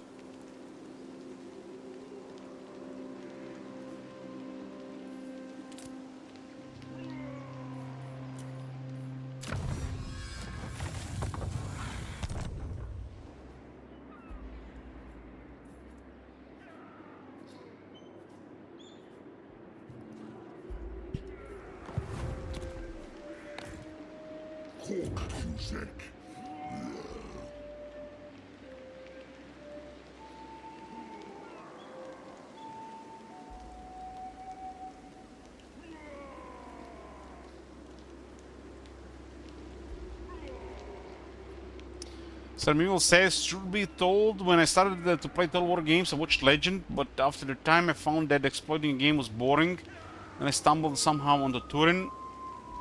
Then I'm still here. Said it should you play the game how it should be played, and I love it. Well, you biased there. You find somebody that plays the game that you wanna watch the way it's supposed to be played. There's 30 other people like me out there streaming, and they might be different for the other people. To be honest with you, I've stopped watching Legend after the early ROM 2 days. His content has become boring when it comes to how he plays. I haven't watched any of his outside Let's Plays. But every time I would have checked him after those days, every time he would just abuse a wizard or a single entity to deplete the enemy of ammunition. Like that was the 90% of the time I would watch him. And there were some battles where he had a great sword unit for amazing opportunity to get some bloody, greedy sieges where he would replenish easily without the need to minimize casualties, and he would still go for minimizing casualties.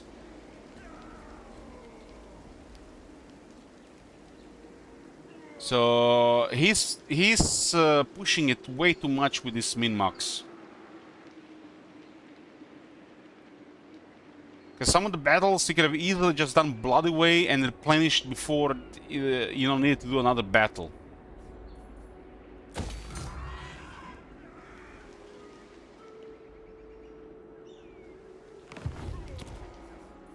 And I fear the sea has actually taken that magic range min-maxing exploit from Legend, and that's why they made the AI like that in Warhammer 3.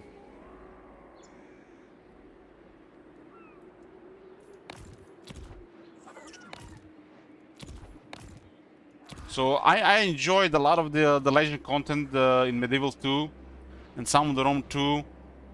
But the thing is, the stuff that I've seen him doing the usual Warhammer campaigns is just... It's like every time the same shit I checked. I don't have much time to check, but when I checked, it was every time the same shit.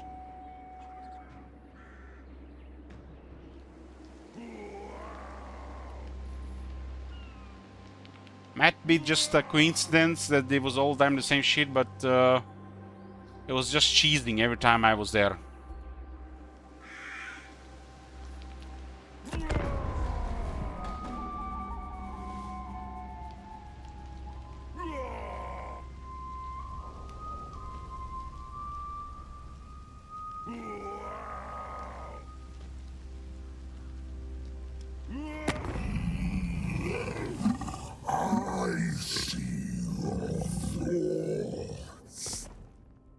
We're not allowed to accept any diplomacy other than war or peace.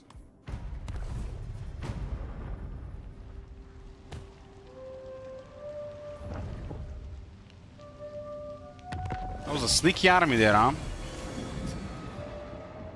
And this actually was an rebels there.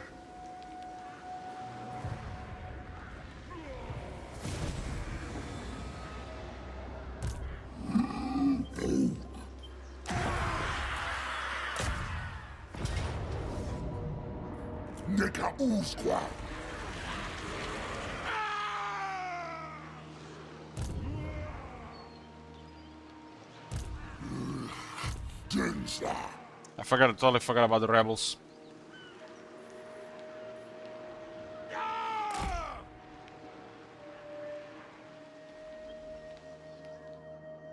What I'm saying, you know, Legend plays real well, and he understands the game, but a lot of the battles would have been way more interesting if he didn't do his min-maxing strategies. Because I have been there and experienced several of his battles where he could have a lot of time in melee and magic combined, but no, he had to do the same cheesy strategies every time. And he didn't even need to do it, because 2 turns later he just was like moving around and passing turns. Could have easily replenished after that. So I don't really understand why he does it like that. Maybe he's just trying to prove a point that or something, or maybe he just enjoys it himself. It's like his way.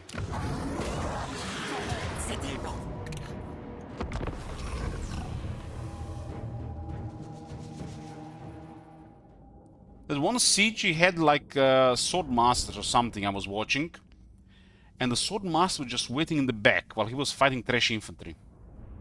That is shit is sin. It's illegal. You could have had sword masters kill everything, and he's just like cheesing.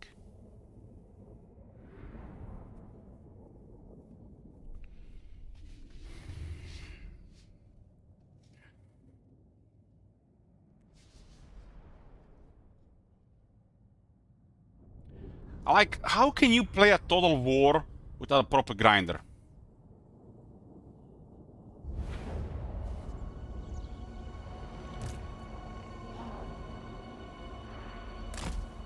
Every now and then you gotta properly just grind.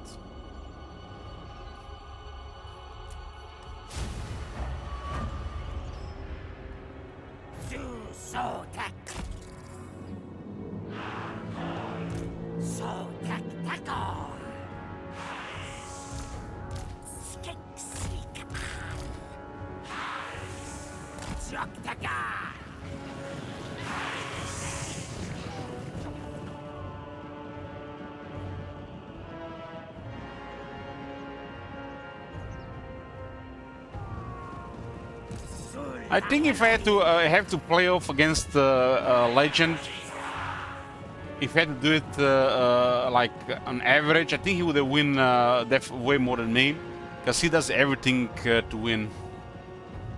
no matter what. Sometimes I want to just grind the thing out, no matter what happens. Legend likes to abuse things without involving grinders. So he's literally just playing there to win.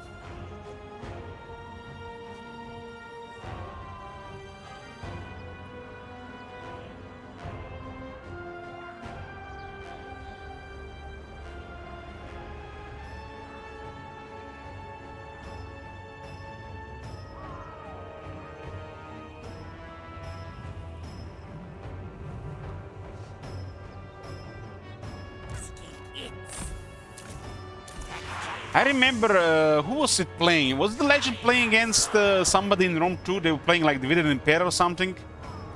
Somebody was cheesing the collision bug. Was Legend playing Divided Impera in a PP against somebody? I don't remember. Somebody was playing PP in Divided Impera against somebody, and they were cheesing the collision. So basically what was happening, there's a collision bug in Rome 2, where a unit is fighting another unit, and they're just fighting. But you could try to push into another unit and then give an attack order. And they will try to cheese out the battle so it happens faster.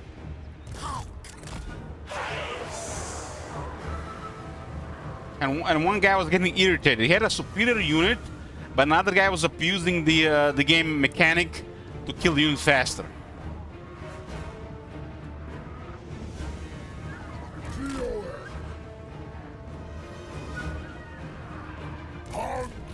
Not even sure who that was.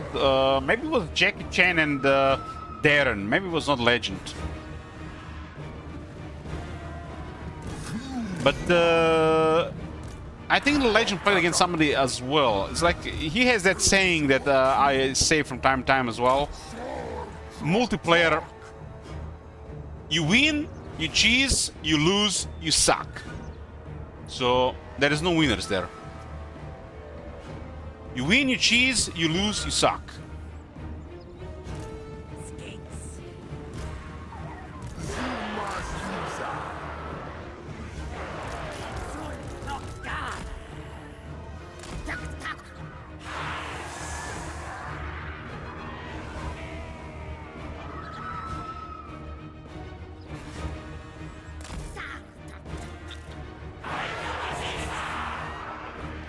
Legend got him back handed to him by Prince of Macedon on RTV multiplayer. Well, Prince of Macedon literally has like multiple degrees in Rome Total War. It's like the only thing he played.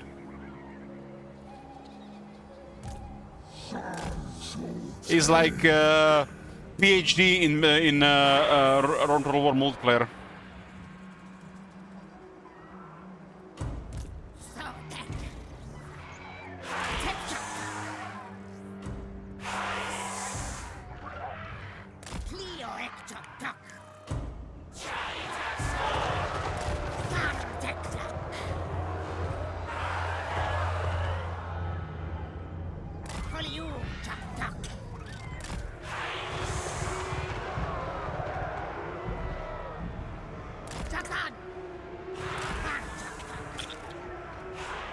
When you play something so many times that you literally see units on the screen and you know exactly what's going to happen.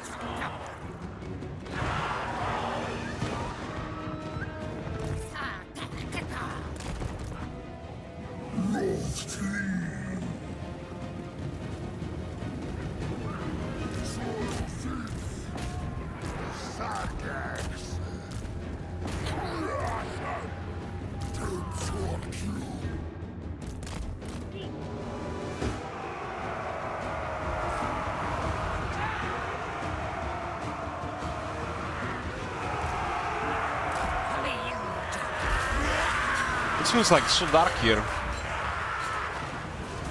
How does it even look like with like this? Oh, yeah, that's why it's dark.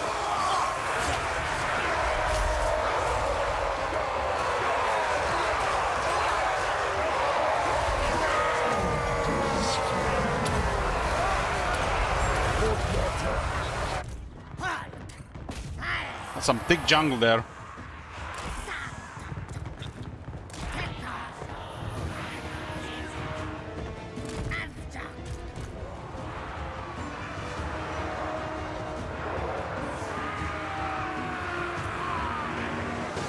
Really thick jungle.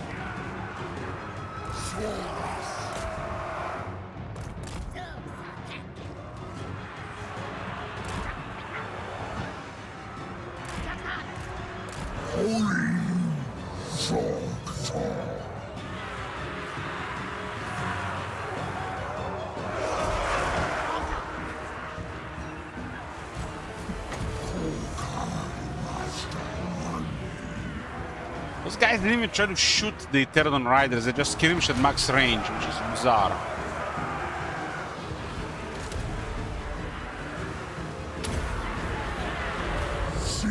Missing Shield Suffer here. The ward save buff for the entire army. One of the only good things about the Grand Pepe.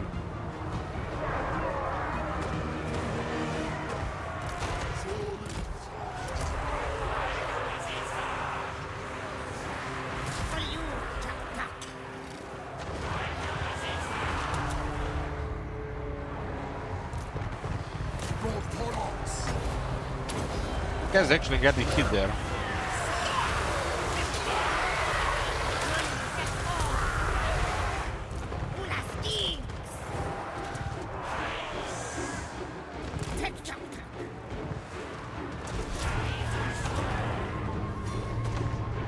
Top 3 Legend Lords for greenskins, in my opinion. Well, Grom is the best because he has a mechanic.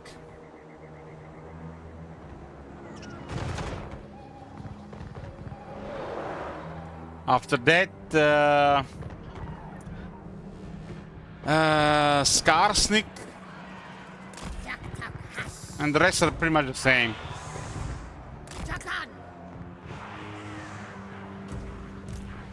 It's our sword.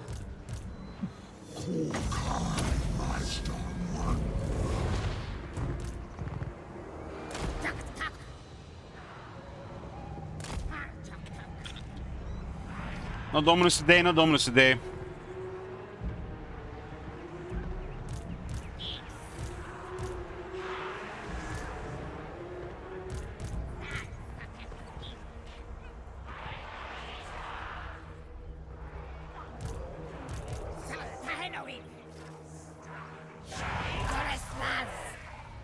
Looks like he's an amazing lord, but his faction is literally...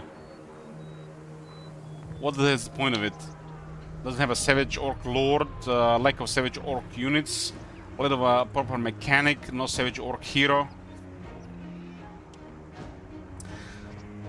Arming for Skarsnik, Goblins, Night Goblins, and Night Goblins Quick Hoppers.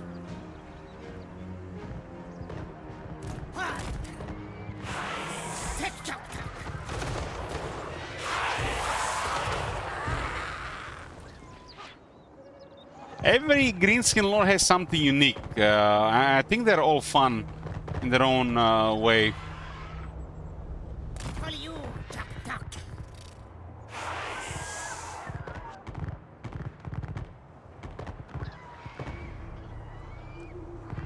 But if you go for best, Grom is #1. Grom can bully Ultron before anything really happens in the campaign. It's like, not many people can bully Ultron.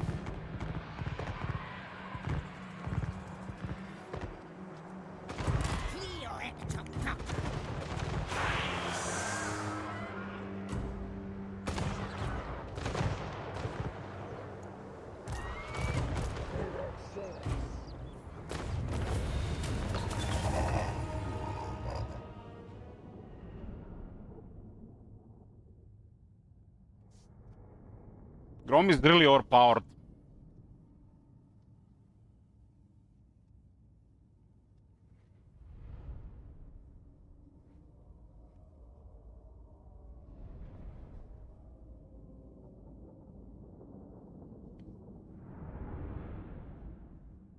Yeah, that's why this guy's the second best, because his faction effects.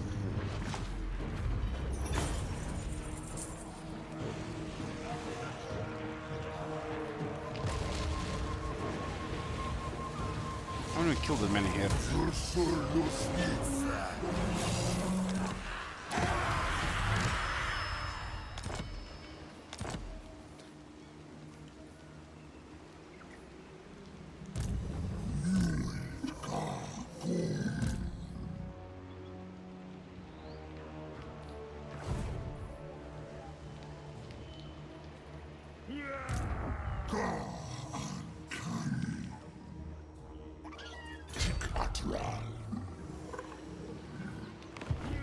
Control is struggling right now.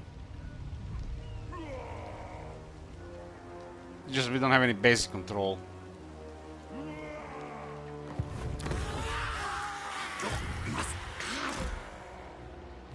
I have a Scars campaign playlist on YouTube channel. I have several Scars campaigns. I spent over 50 days of my life playing Scars. I have them from Warhammer 1, Warhammer 2, Warhammer 3.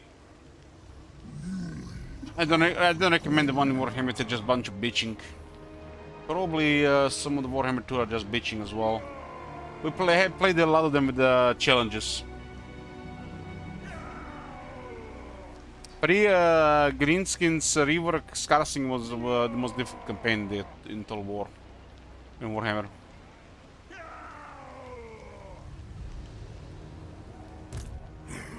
Hexoatl. Hexoatl.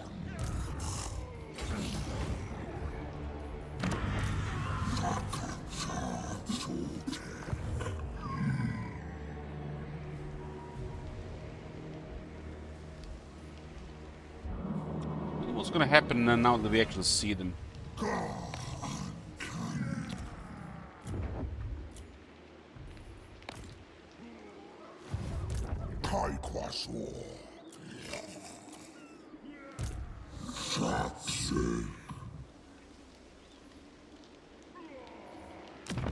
A lich stream without bitching isn't fun. Well, from time to time, people don't like it. They come to me personally, telling me that too much complaining.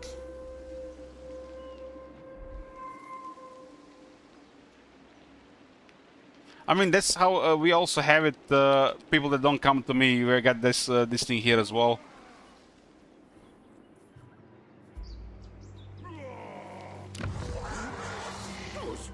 Complaining about complaining. There was this one guy during the Ricard stream. I guys remember Ricard stream. There's somebody in the chat said, "Why can't you just be happy? It's a free update. Why are you complaining? Why can't we just be happy about a free update?" And there was this. Maybe it might have been the same guy after the stream during that one. It's like that.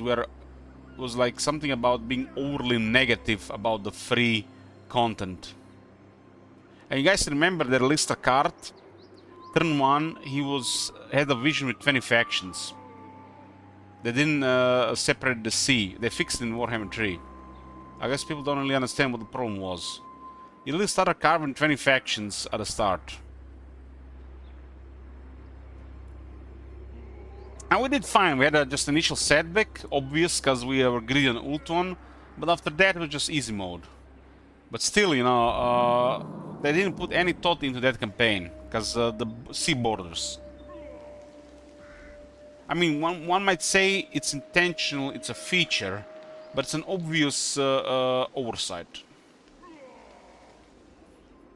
And I think the card has been excellent. The card has been very good content. I love the voice actor for him. I hate he has a dragon. More, you know, bullshit with the dragons. But other than that, his race dead mechanic is amazing. It's a scary AI faction, and it's fun to play as the player as well. It was Rakar was a good addition to the game.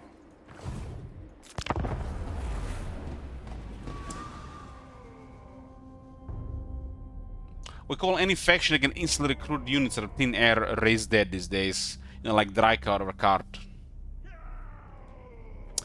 Can you play my next campaign as Skarsig? No. No, I'd rather shoot myself. I will need to get a gun first.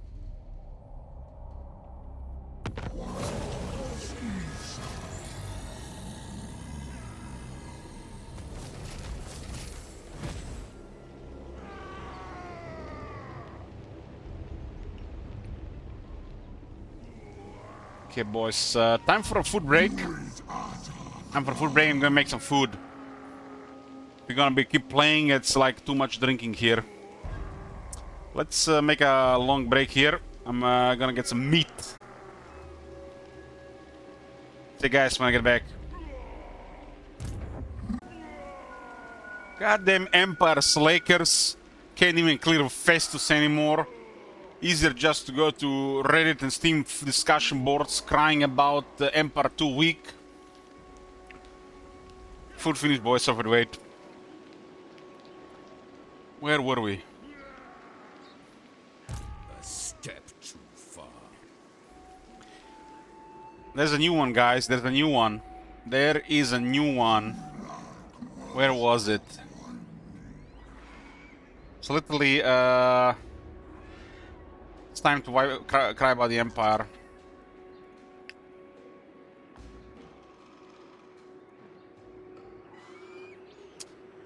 This one was 20 hours ago. Empire 2 week. I started now over the last 6 hours like 10 plus games.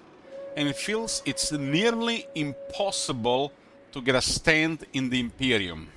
Because everything gets attacked from all sides. You can't get Imperial Authority while the who the hell there are a joke to any faction.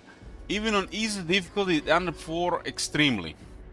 The chaos around that faction seems to get so many bonuses that even order-like factions like Bretonia can't stand against them. I never saw Unite Bretonia in any kind of my playthroughs. Same goes with the Empire.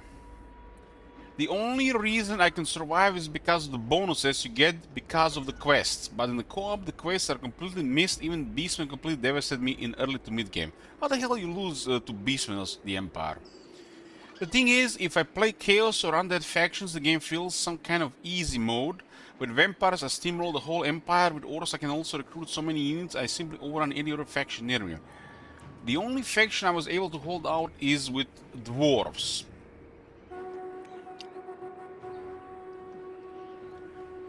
But with the Order faction, I feel like a firefighter all the time, not having enough armies to do, and when I set up priorities and beat one enemy out of the game, two new appear. And why Empire is supposed... I lost it. Why Empire is supposed to be in a start faction and marked by this from the devs when one of the hardest games you can play.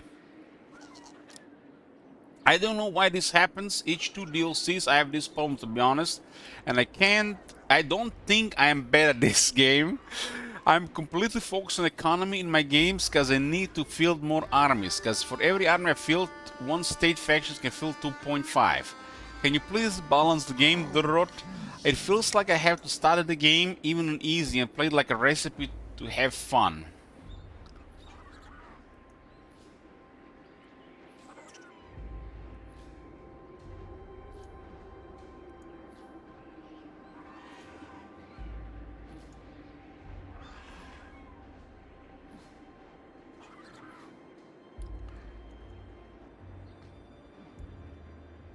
Anyways, let's continue here.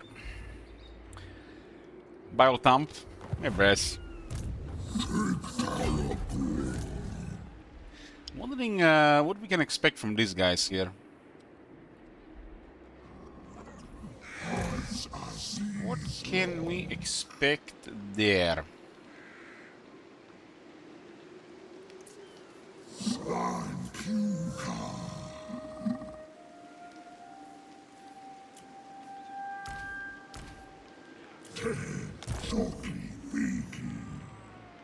Soki Miki.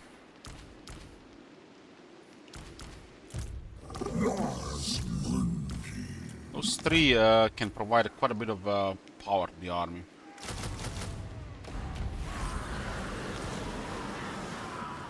They have quite a bit of health. Forest thing. We have what's it called? Forest stalker thingy, woodsman.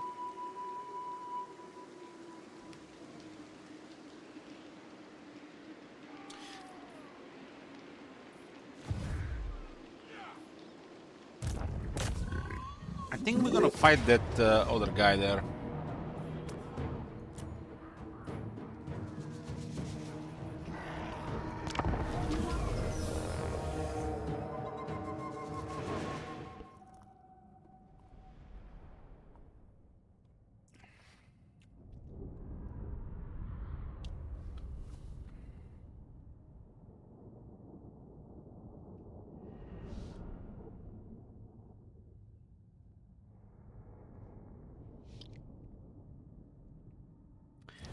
We are doing Lord Mazdamundi in Grimhammer, which is gonna be soonish.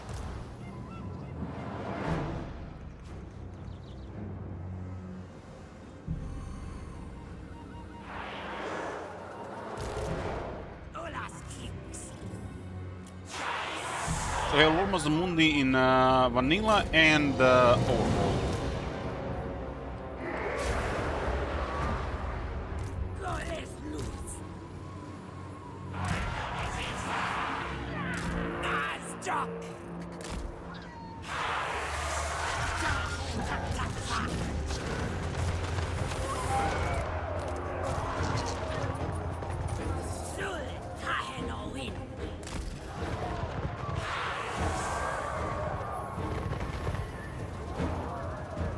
Still have regeneration on our units.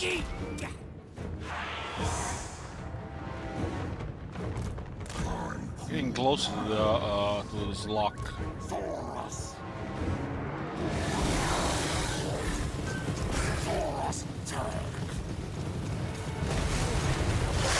Let me just run into our troops there.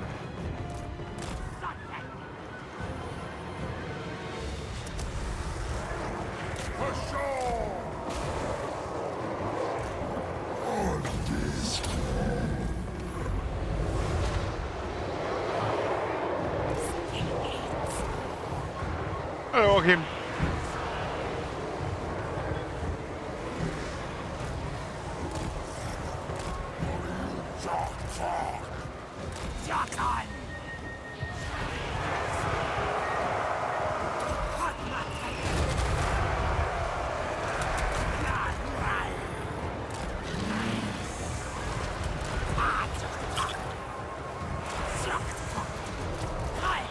The ogres are killing there, look at that. Ram range delivering devastation. We have them with a razor sunder now.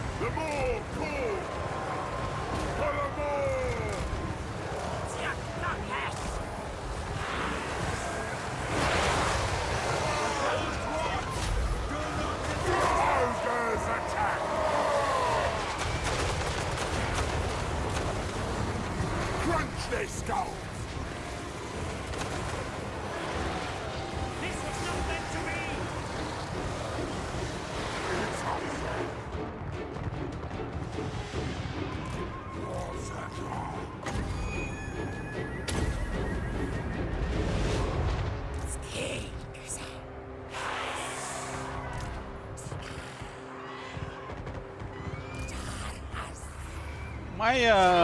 My Hunter's Wow guild was called Ram Ranch. There were even girls in there. At least I think they were girls.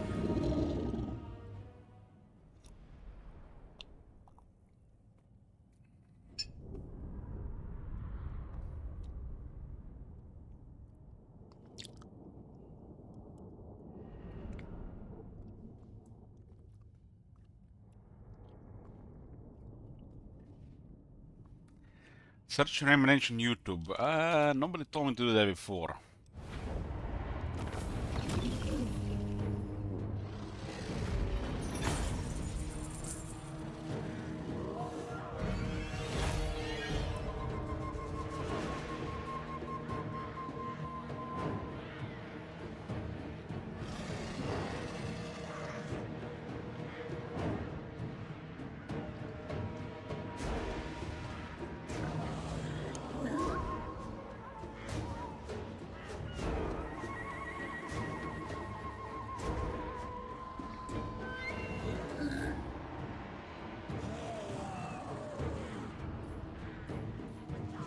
Every time Brace appears here, people are crying. Brace, why are you making people cry?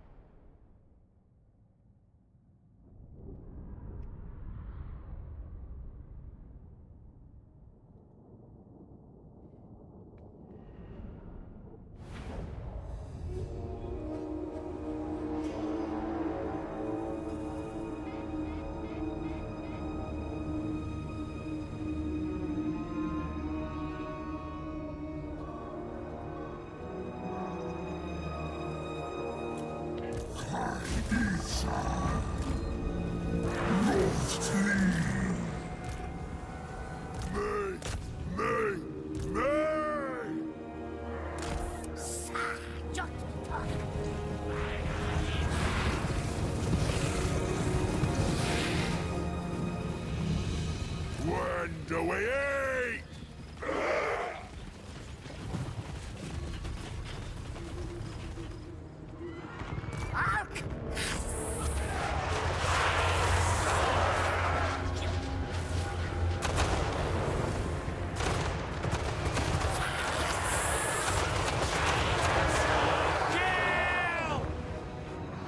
When do we eat?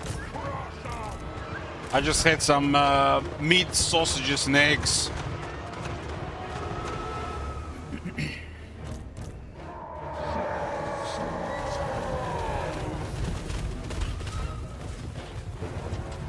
Slaughter the livestock, boy!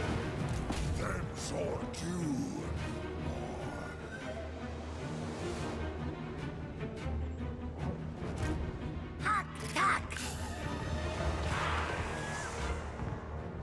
Will there be any Dominus tonight? No. Back to your work. Back.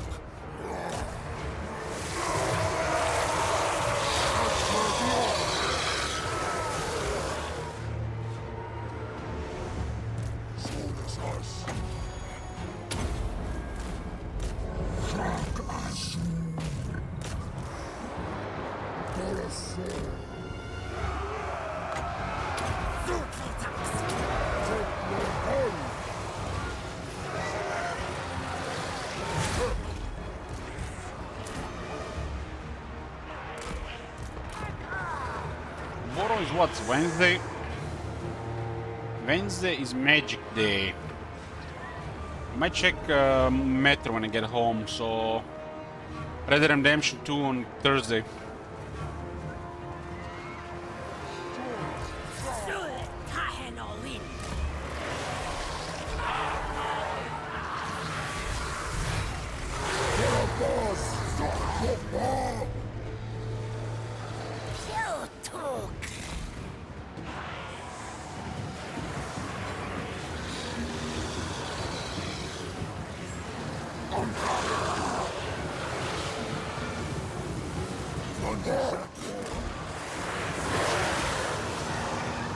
Sumas Lisa.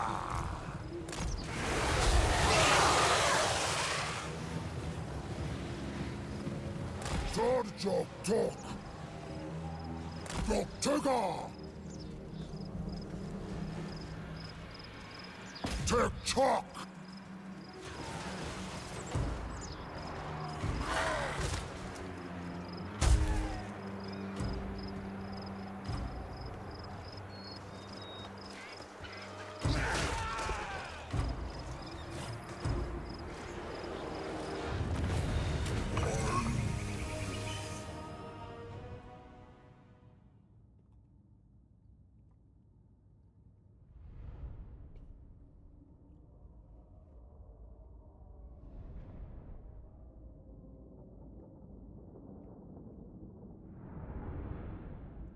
Short bar gang. God damn, I just saw it. Okay, short bar gang.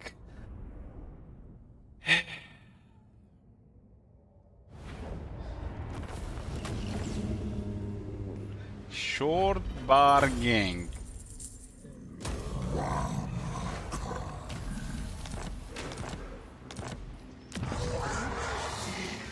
I have actually bet control and get tier 3. Elizabeth has control on their buildings, on the core building. Retalk as Quasur. I forgot to put control on this building. I guess that's why the control is so bad here. This is a unique building, supposed to be 1, 2, 3, 4, 5 control, but they forgot about it.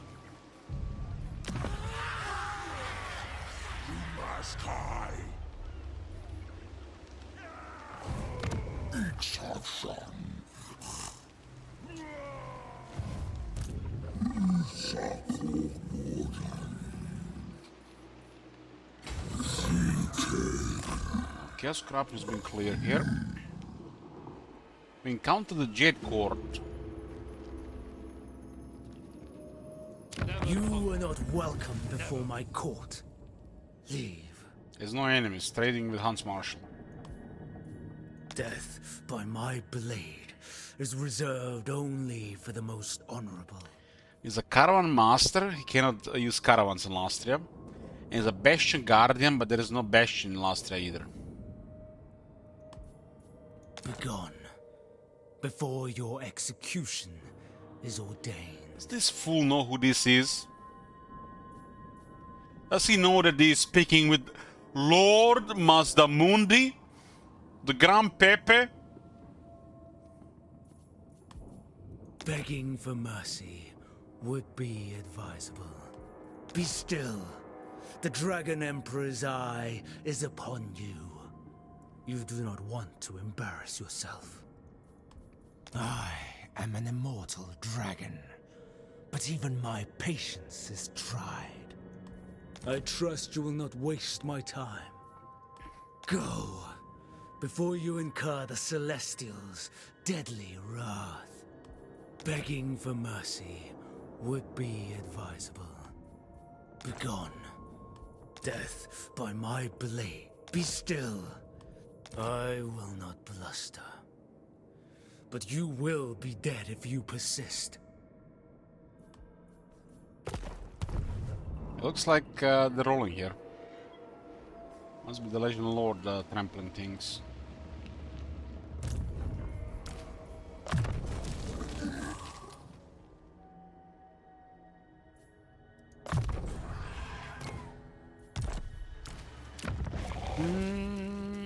Maiming shield.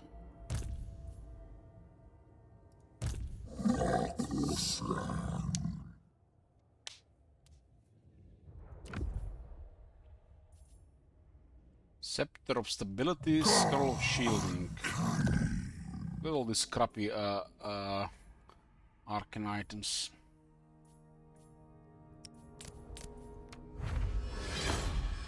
%8% wards of Talisman, like identical to Talisman of Endurance.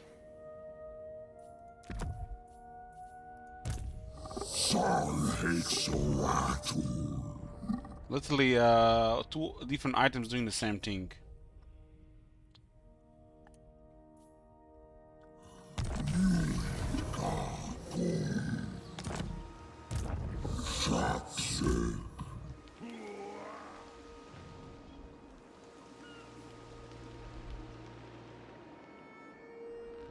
Finish off these guys, huh? Sarma tier 3. Garrison at 14 units here.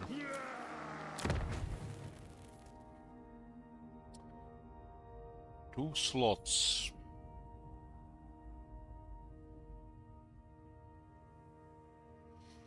How much do we have in treasury? 9,400. We do need this for the Sauros tech. This is money.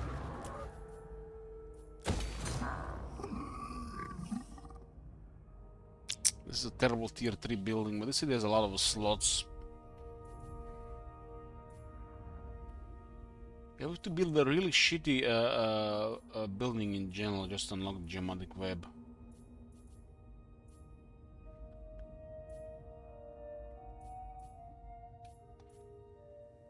Should really be a part of the walls. This effect. Geomantic web and wall should be the same building.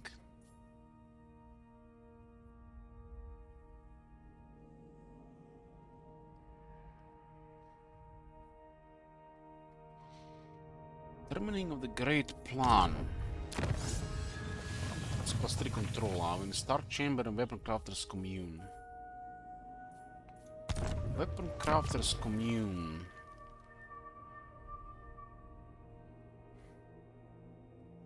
How much do we have right now? We have enough.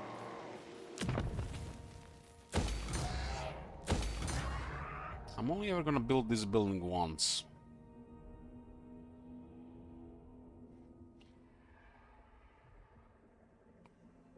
Once and never again. Just to unlock the technology.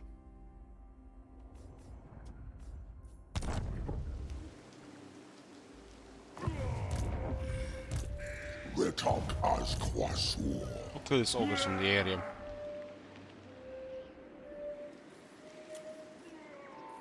Clear this army first and then the camp.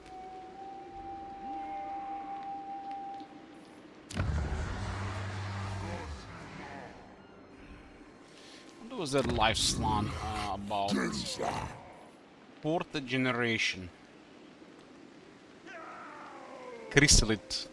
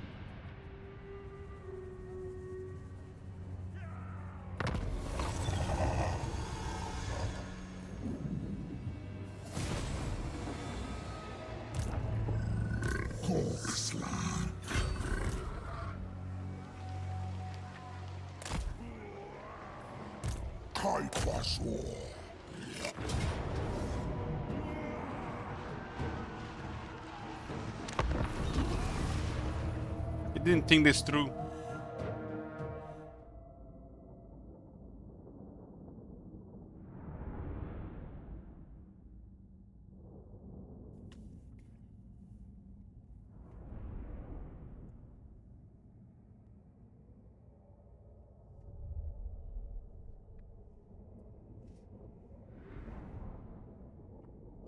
Spearman, swordsman, crossman.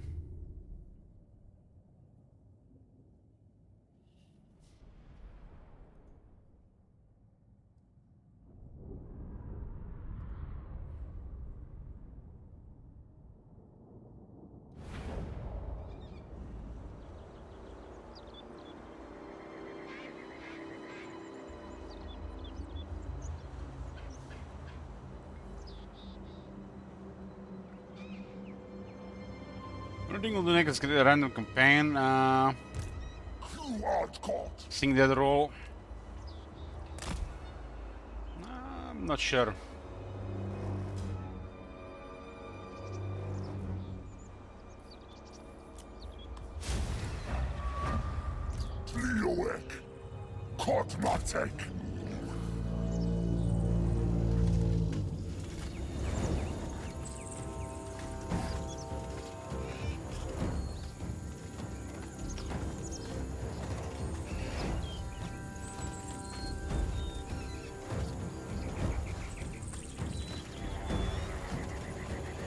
Heal. Heal. Heal.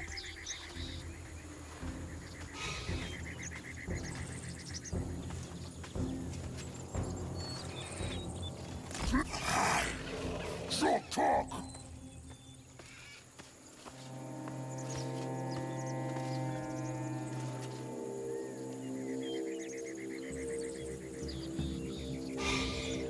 Dinosaur, lizardmen riding dinosaurs.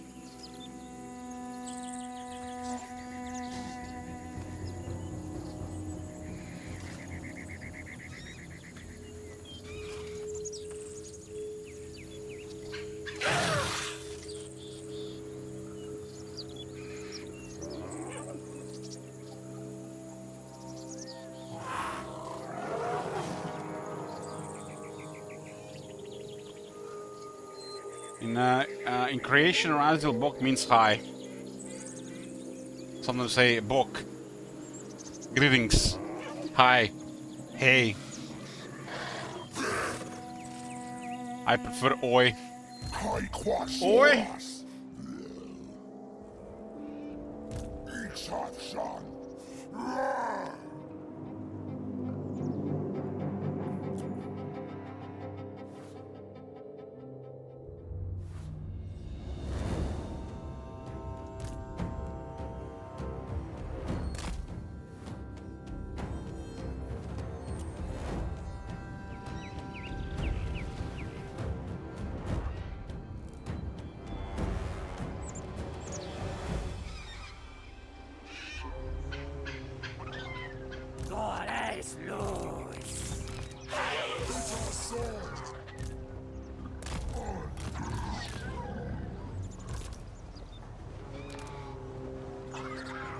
Gotta take care of our Ram Ranch here. Got a special guest in the army.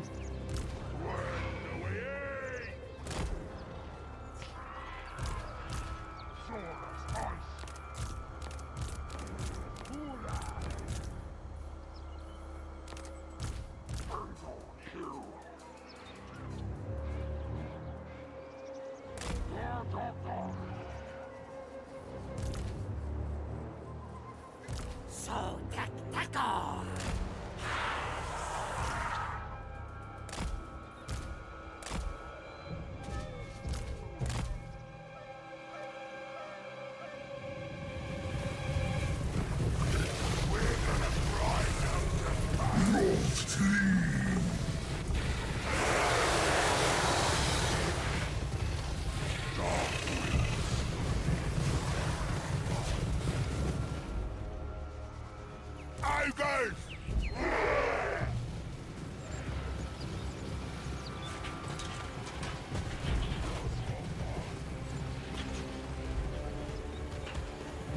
The Lisbon flying is good, they're good enough, yeah.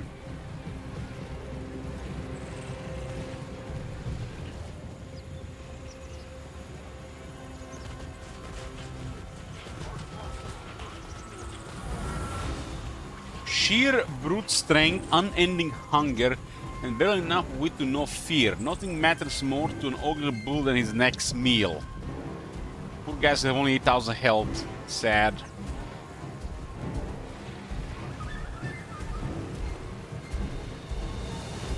You could easily have more health.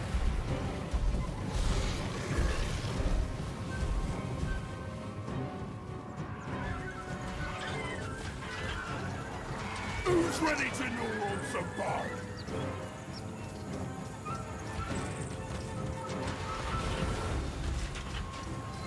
These ogre bulls, they look kind of like your usual strongman you would see. Oh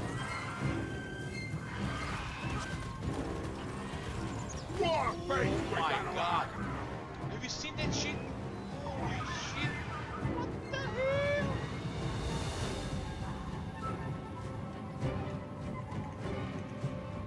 Hey, Mad Love.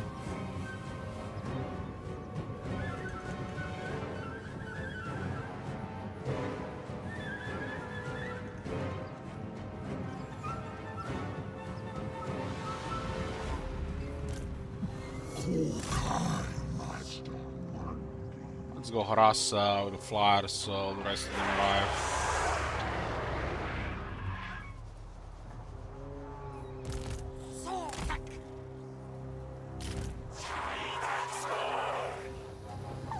We got this guy turning 6, all manual bells.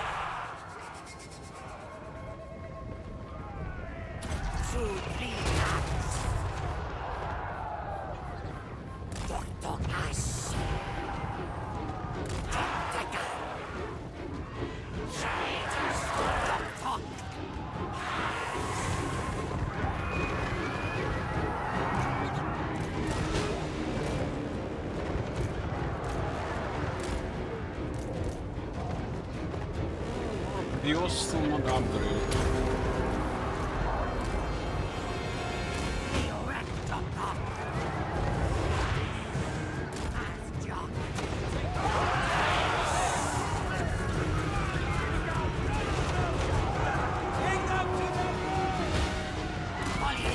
Trying to get this trap here.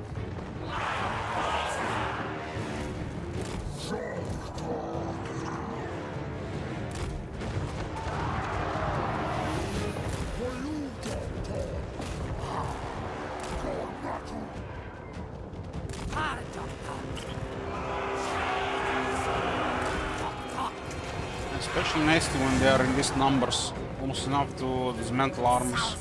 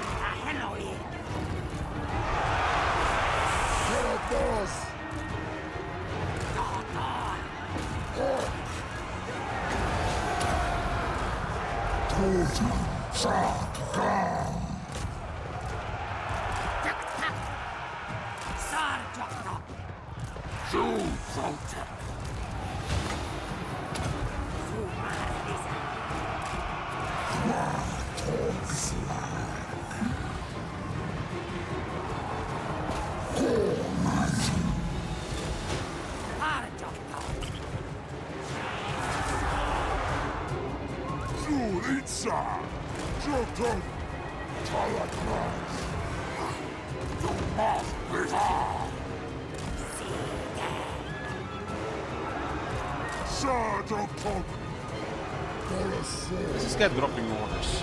There's no guard mode there.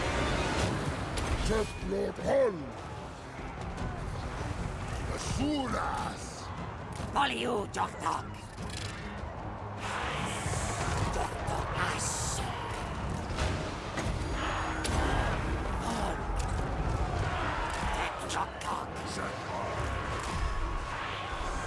Zusultek! Doraxoras! Itase!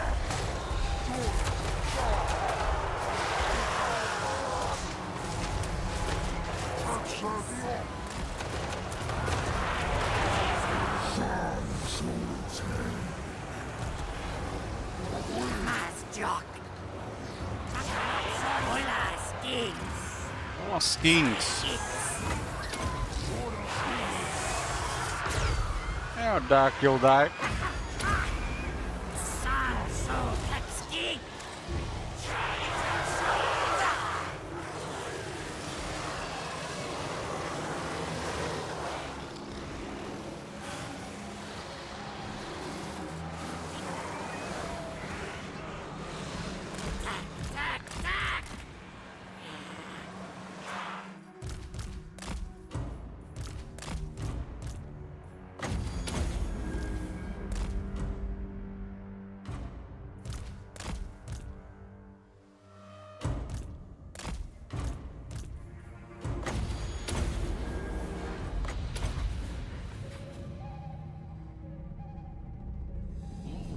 Dios is keeping everybody alive.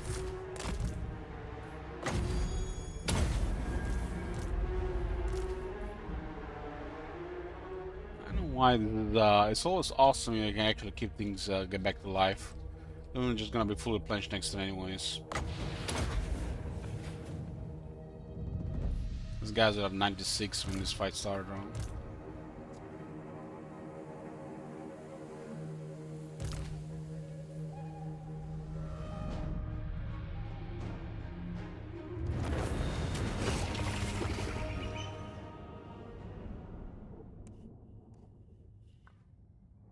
Hey, one casualty.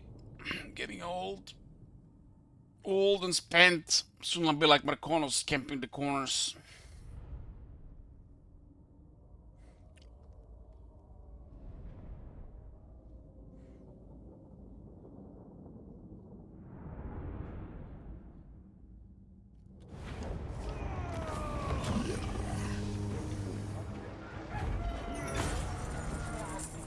talents over 16,000 damage.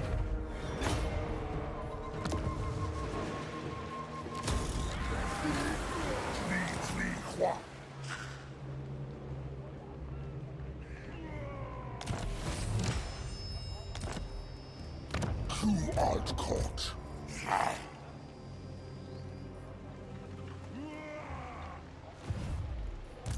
You took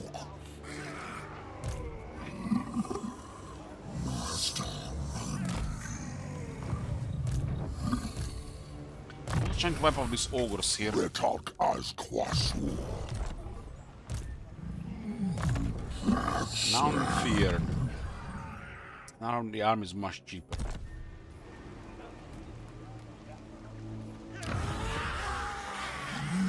Money is also looking very good. 3 ports here, but they're not very good for the lizardman.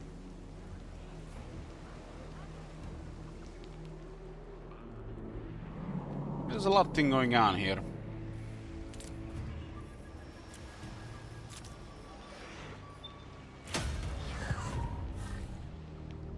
My plan!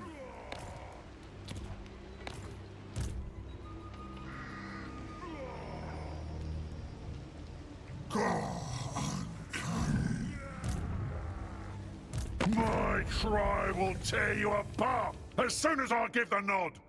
I was looking at this guy's gonna do anything here, but we're not gonna leave it to a chance. We're just gonna kill him immediately. Probably do that quest battle while we'll still have regeneration.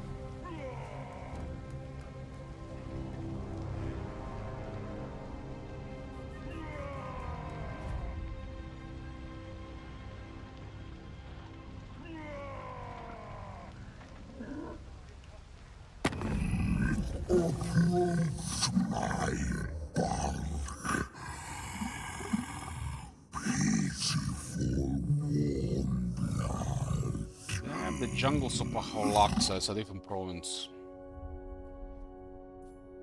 Ooh, we get 5,000 here. They're loaded.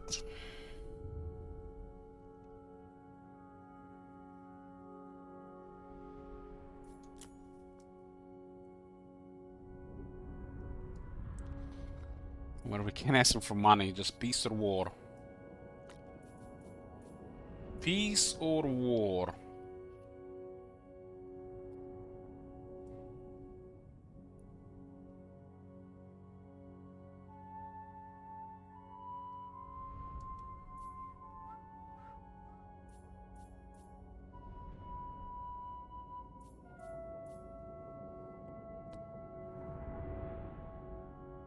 It's still under payments.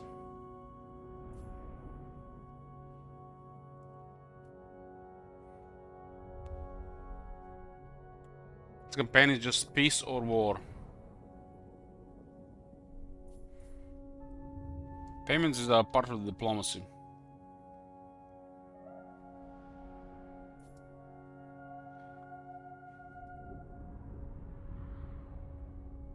No, we're not making any exceptions here.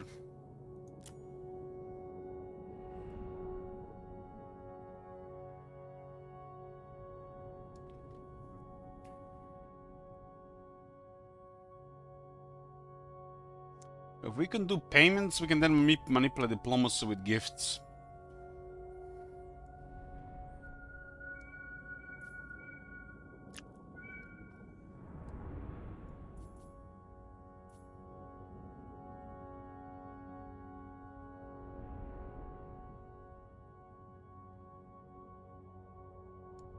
One, two.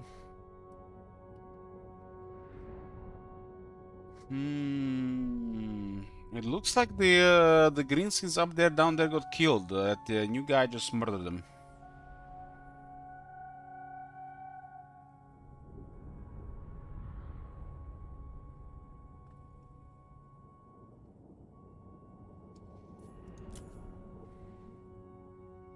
This is fine for now.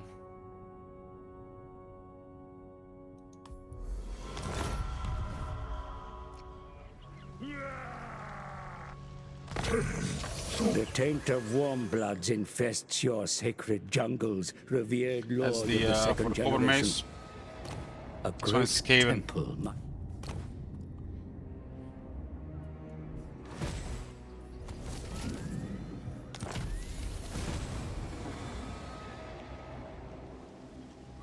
I'm gonna do this and I'm gonna clear the ogres.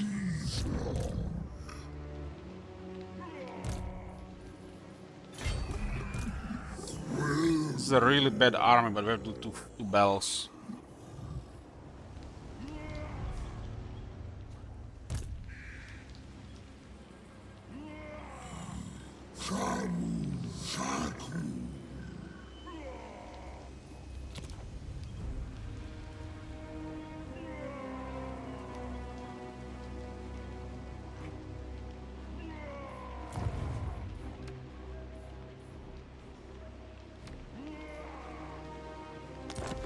This is the quest battle here. Valiant defeat.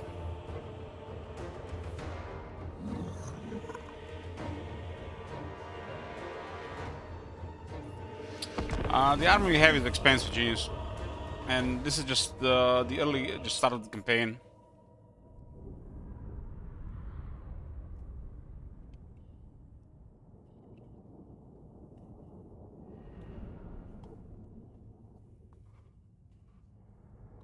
We have only one tier 3 settlement.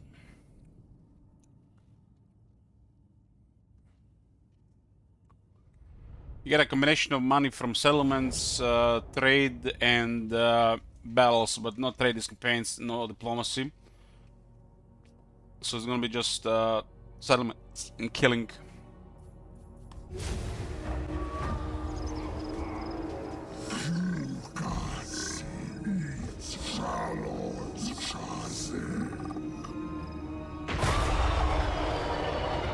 That's cheating! Can't open fire while we're doing speech.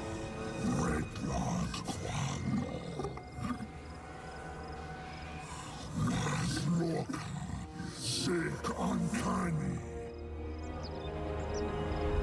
Zulak Master Mundi Sarqua.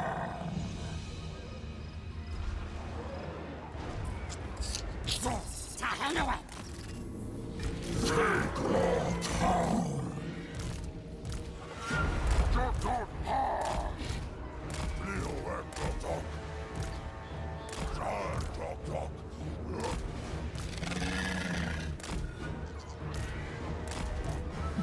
Kukai Master Mundi.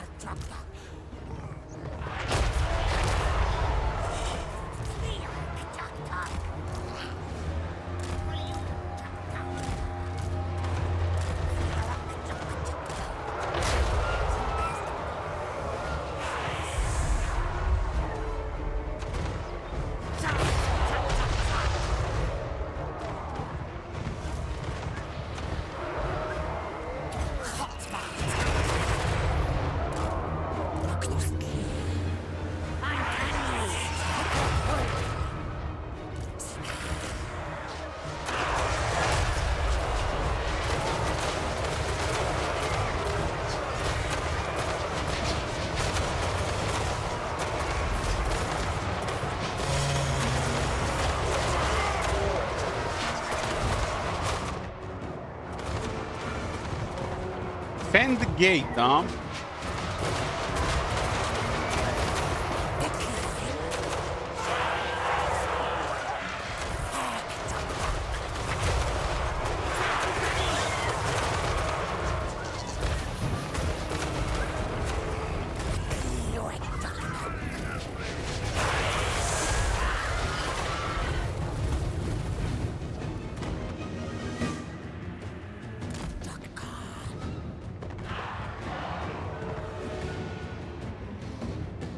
defend the gate from the forces of chaos.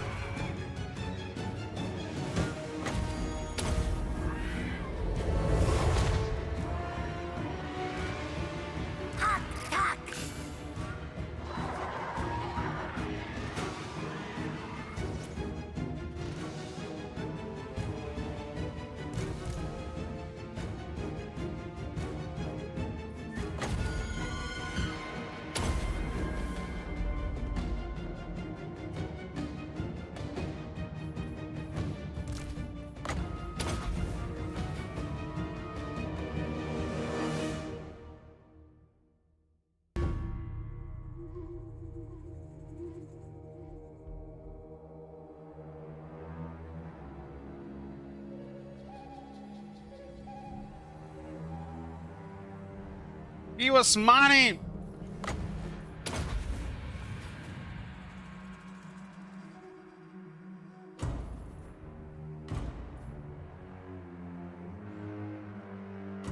Error.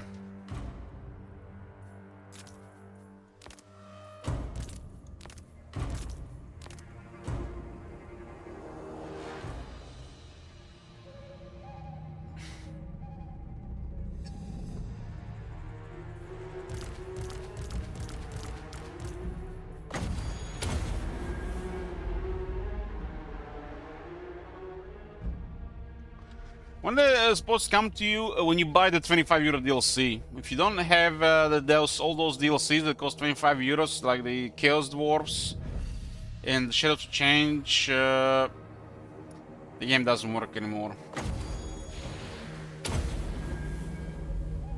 Buy a DLC and it starts working again. Till then, they're just making it worse.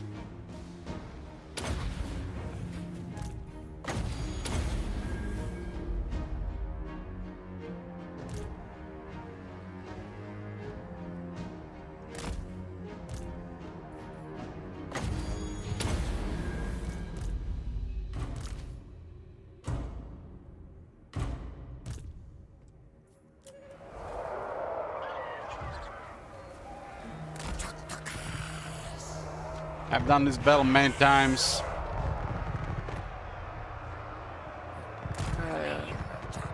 Apparently, it's a lost technology for the AI to attack you these days.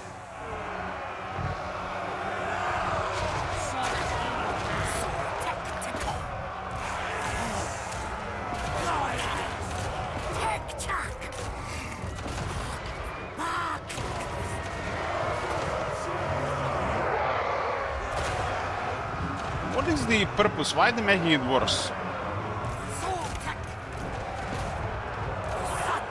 All these AI fixes. They didn't patch the Tila and they made them playable for people.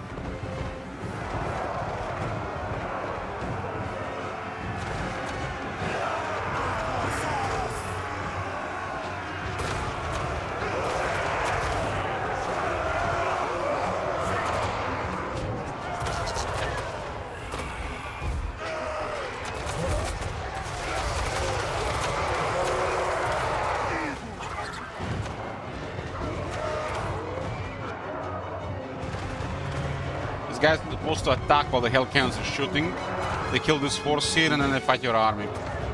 That's how the battle's supposed to go.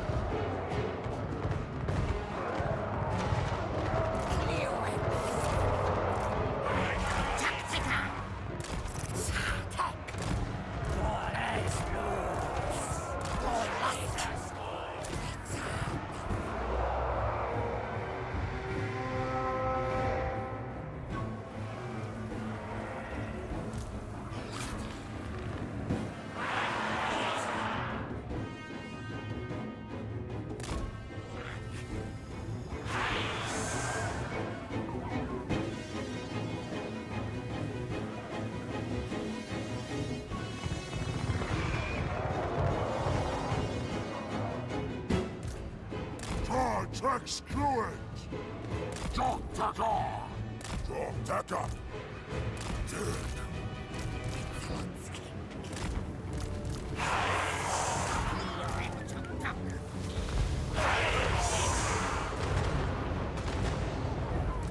I find it always fascinating how they catch our own units with the same speed.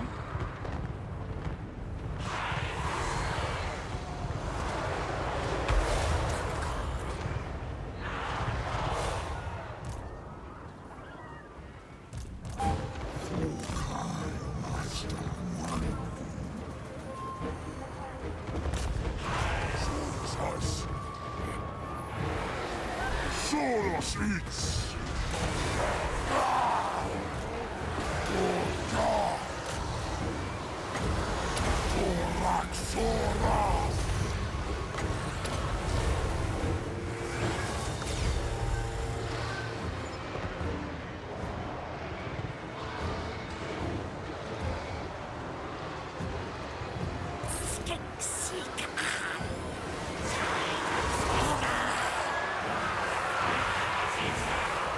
Battle AI has been fucked up in past battles for a while.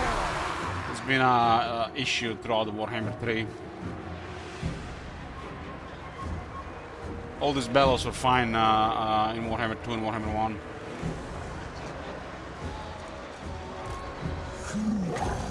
Hexoatl!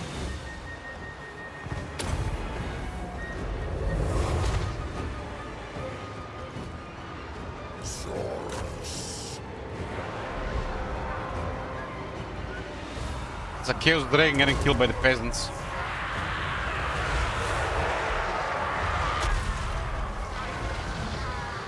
This Sorcerer Lord can reach into the very minds of his adversaries, ripping thoughts apart as easily as undoing a knot.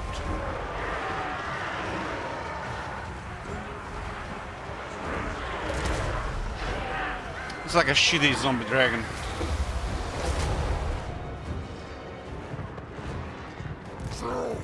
Attack!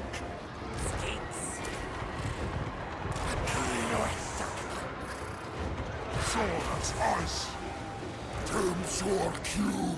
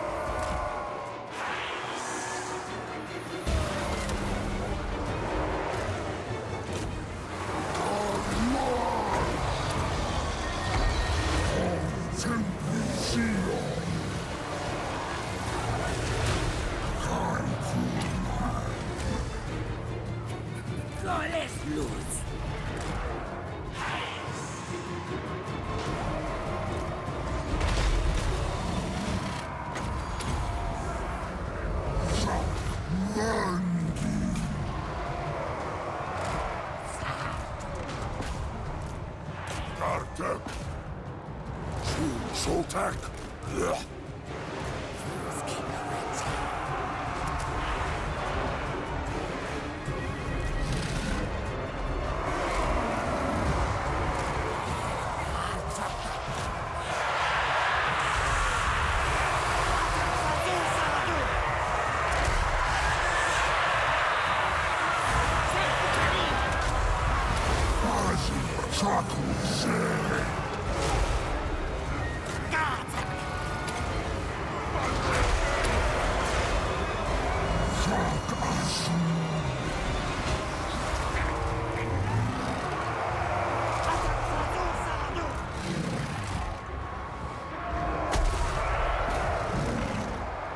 Looking for me!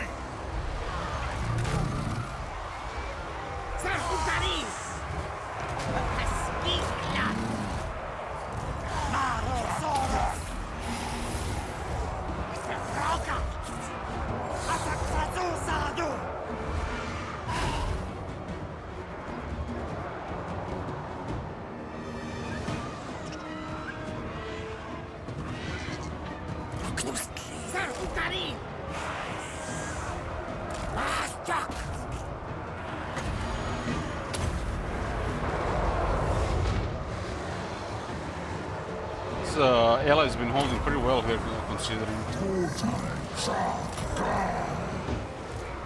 My God!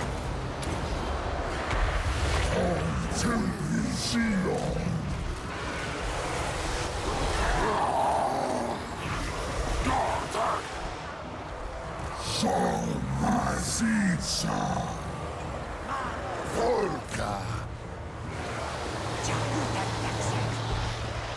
Sikal!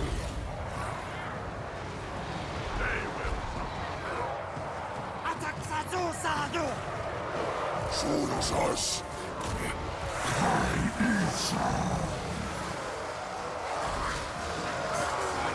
Forgot!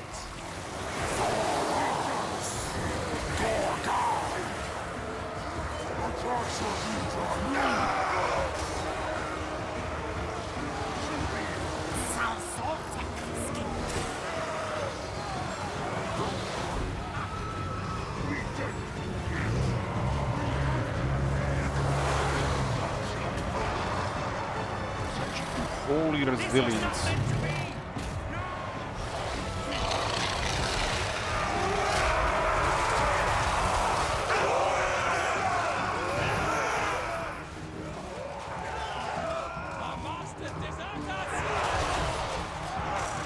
Just a flesh wound. Direct hit by Croxigoro. Kicking in the air 20 feet, getting up.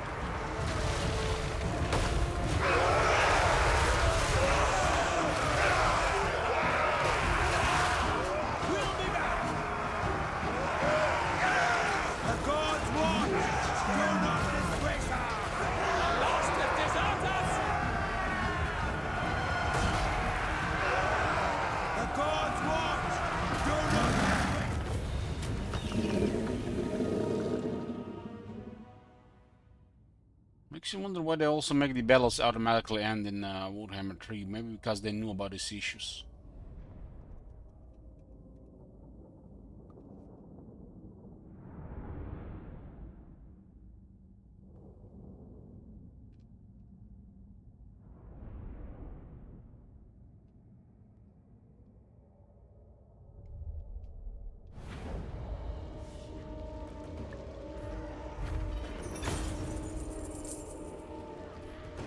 It's pretty good money from this fight. Legion of Chakwarosaurus Spears. Another more plane. Get an item that grants a banner or melee defense and missile resistance in area.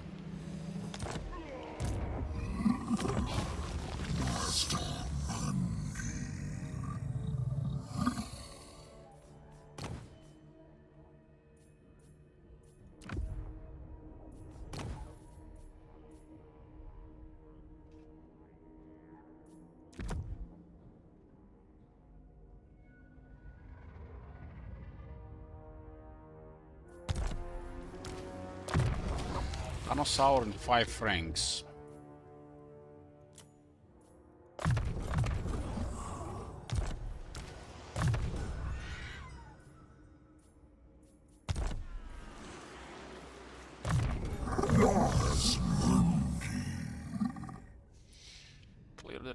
enrichment. Its knowledge is now like 10%. 10 used to be 20.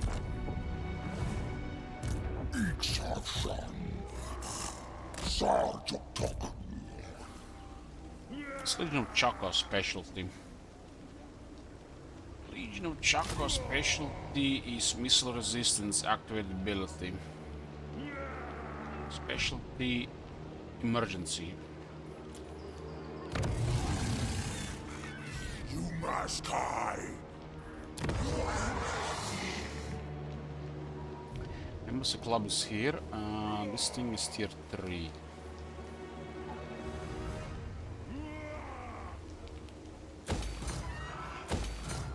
This place is a attack point. I'm trying to fortify it and see if we can hold it. How's this garrison? I'm looking for the lizardman.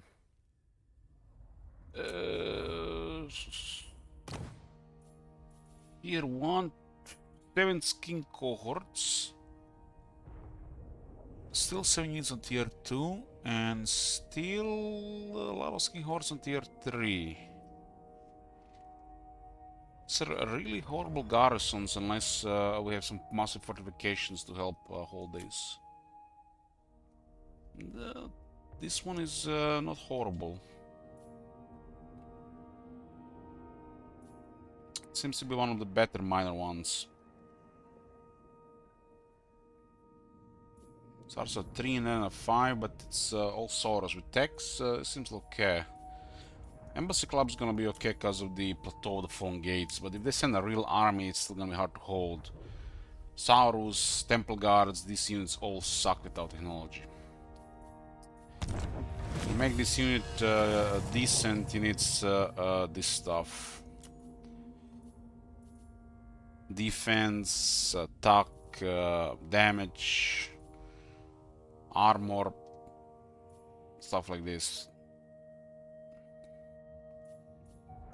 Their base stats are poor. In the garrisons especially. No experience, no battle skills. No, need my warp token stash.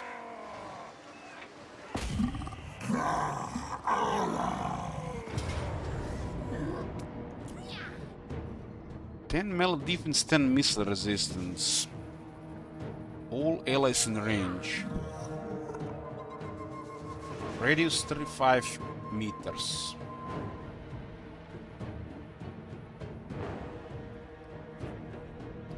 Somber Son of Hexoatl. I feel like since this one is a unique, should have been the max radius, 55 meters.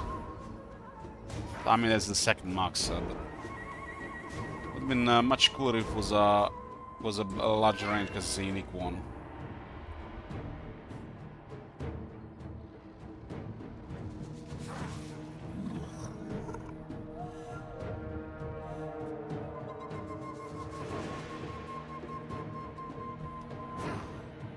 Croxigors is always gonna be when the main fighting is happening.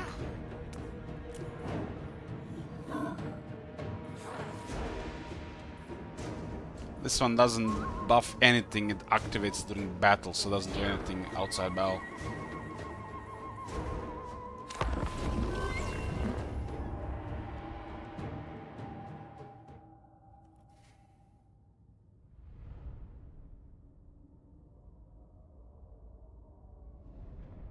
We got the Razor Standard on the ram range. The damage sucks considerably.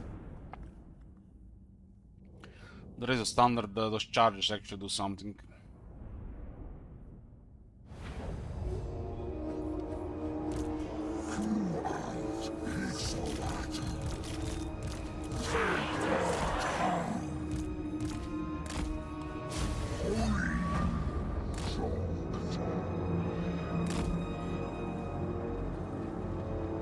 Bulls are a really underwhelming unit. I think they need at least another 1000 health.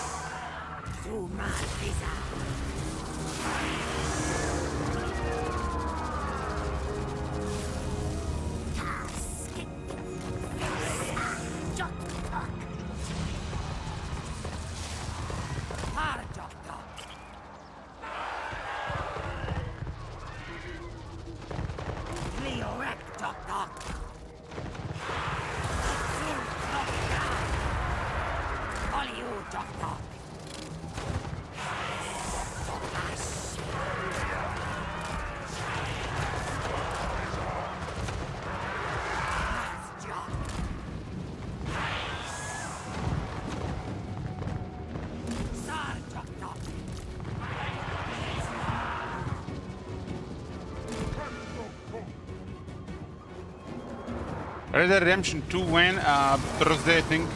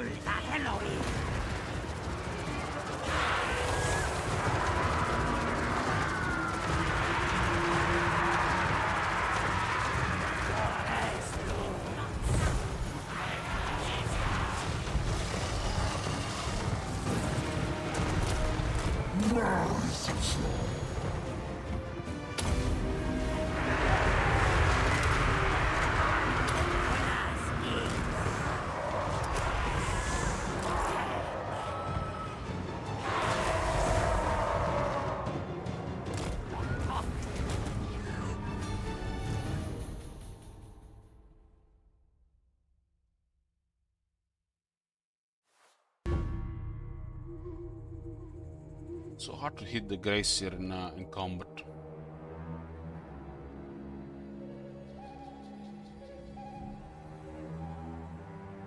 Lock-on animations are still very lacking. Sometimes you have to chase a guy for 40 seconds to deliver a single hit.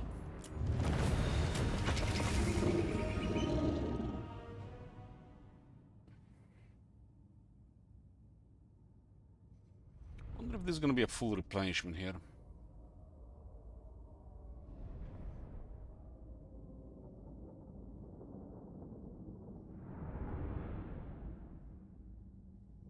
See, why not?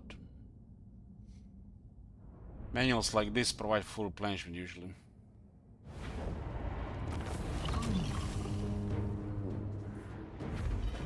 It's close.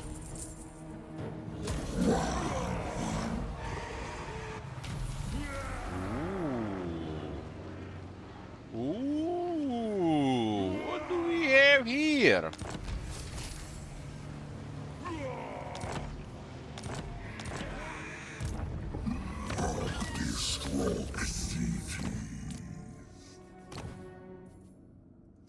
We can test if this is changed.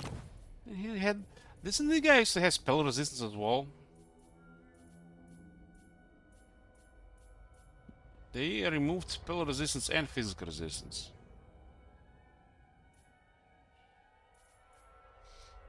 Usually when we're playing these amazing wizards, we get wizard skills. But when playing garbage wizards, we completely ignore wizard skills. By just going like this on the pep, it tells you how bad his the skills. And doesn't add anything to the fight. The moment when you get it later, at that moment, you don't even need it anymore.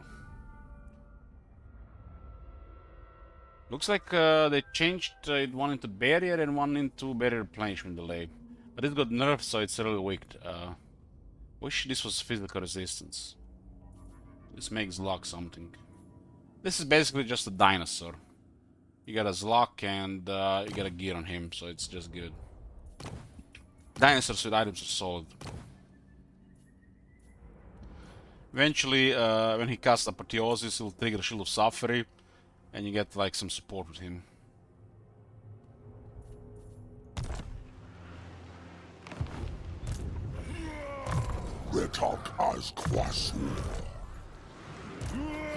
No, blame you. You.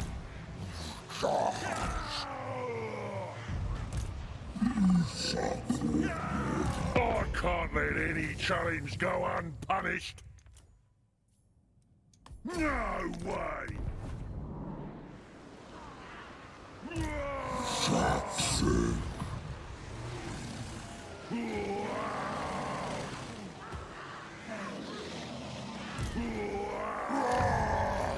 God, uncanny!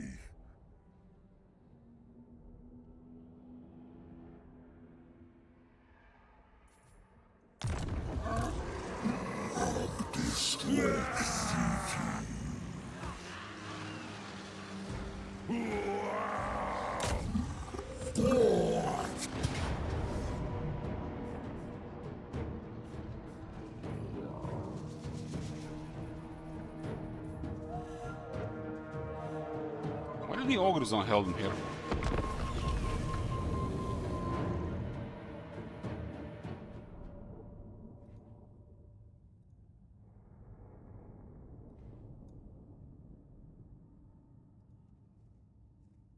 Damn, the rating is still dropping on Warhammer 3.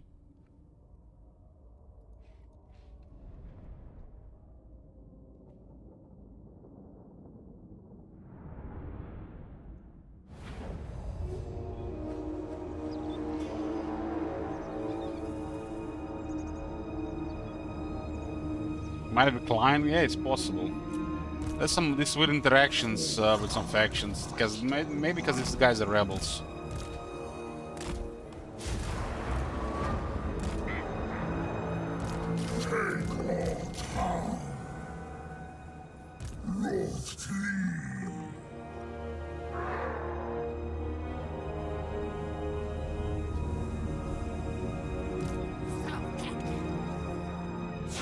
Yeah, it's got the rebels. Yeah, you're right. You're right. Rebels are enemy of everybody. Mob it!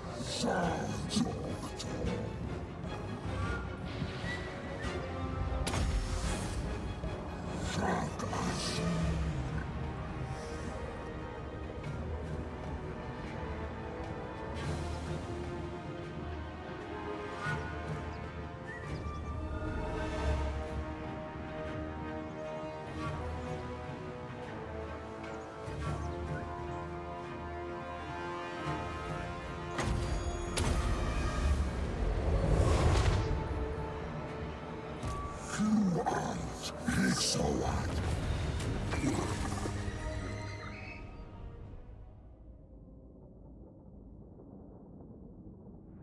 Be cool if Lormas Mundi instead of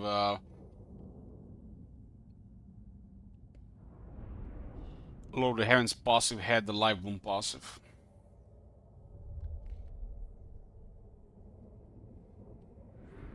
And he actually be close to the Lord of the Life Slam.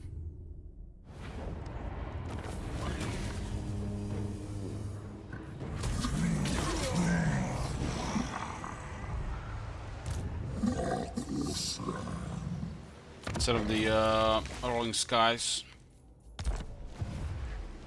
Exhaustion. Second chance. Is the Eldritch falling asleep now? I'm here.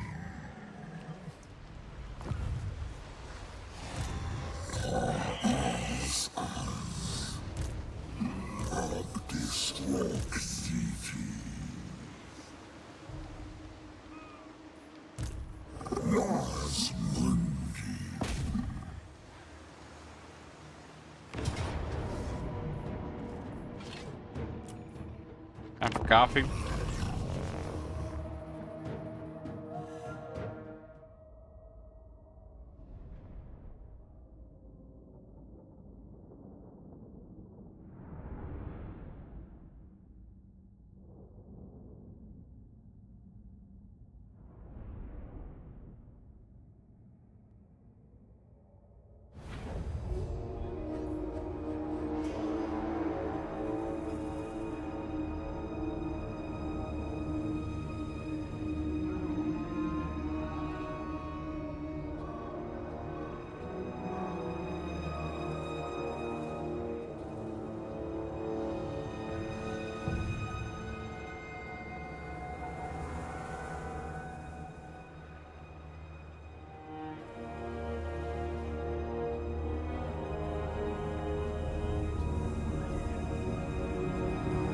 How much did you drink from the bottle? I haven't had much. It was like 1/3 from that bottle from yesterday and half a bottle from today. That's like only a half liter of whiskey.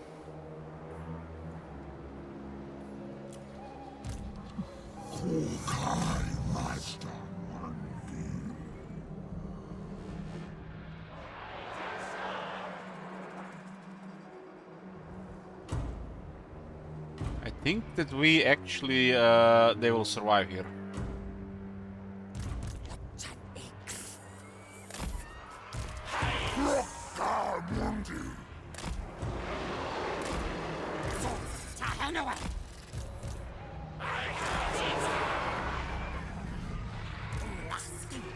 You're right, I need to drink more. I need to drink more. Cheers.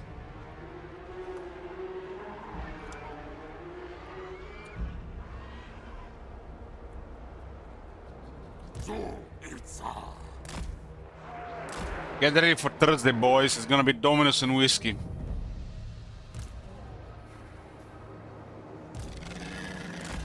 I hope those guys that we robbed at that station will still play Dominus with us.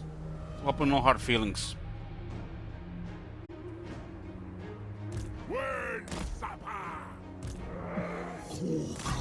Robbing trains, drinking and gambling.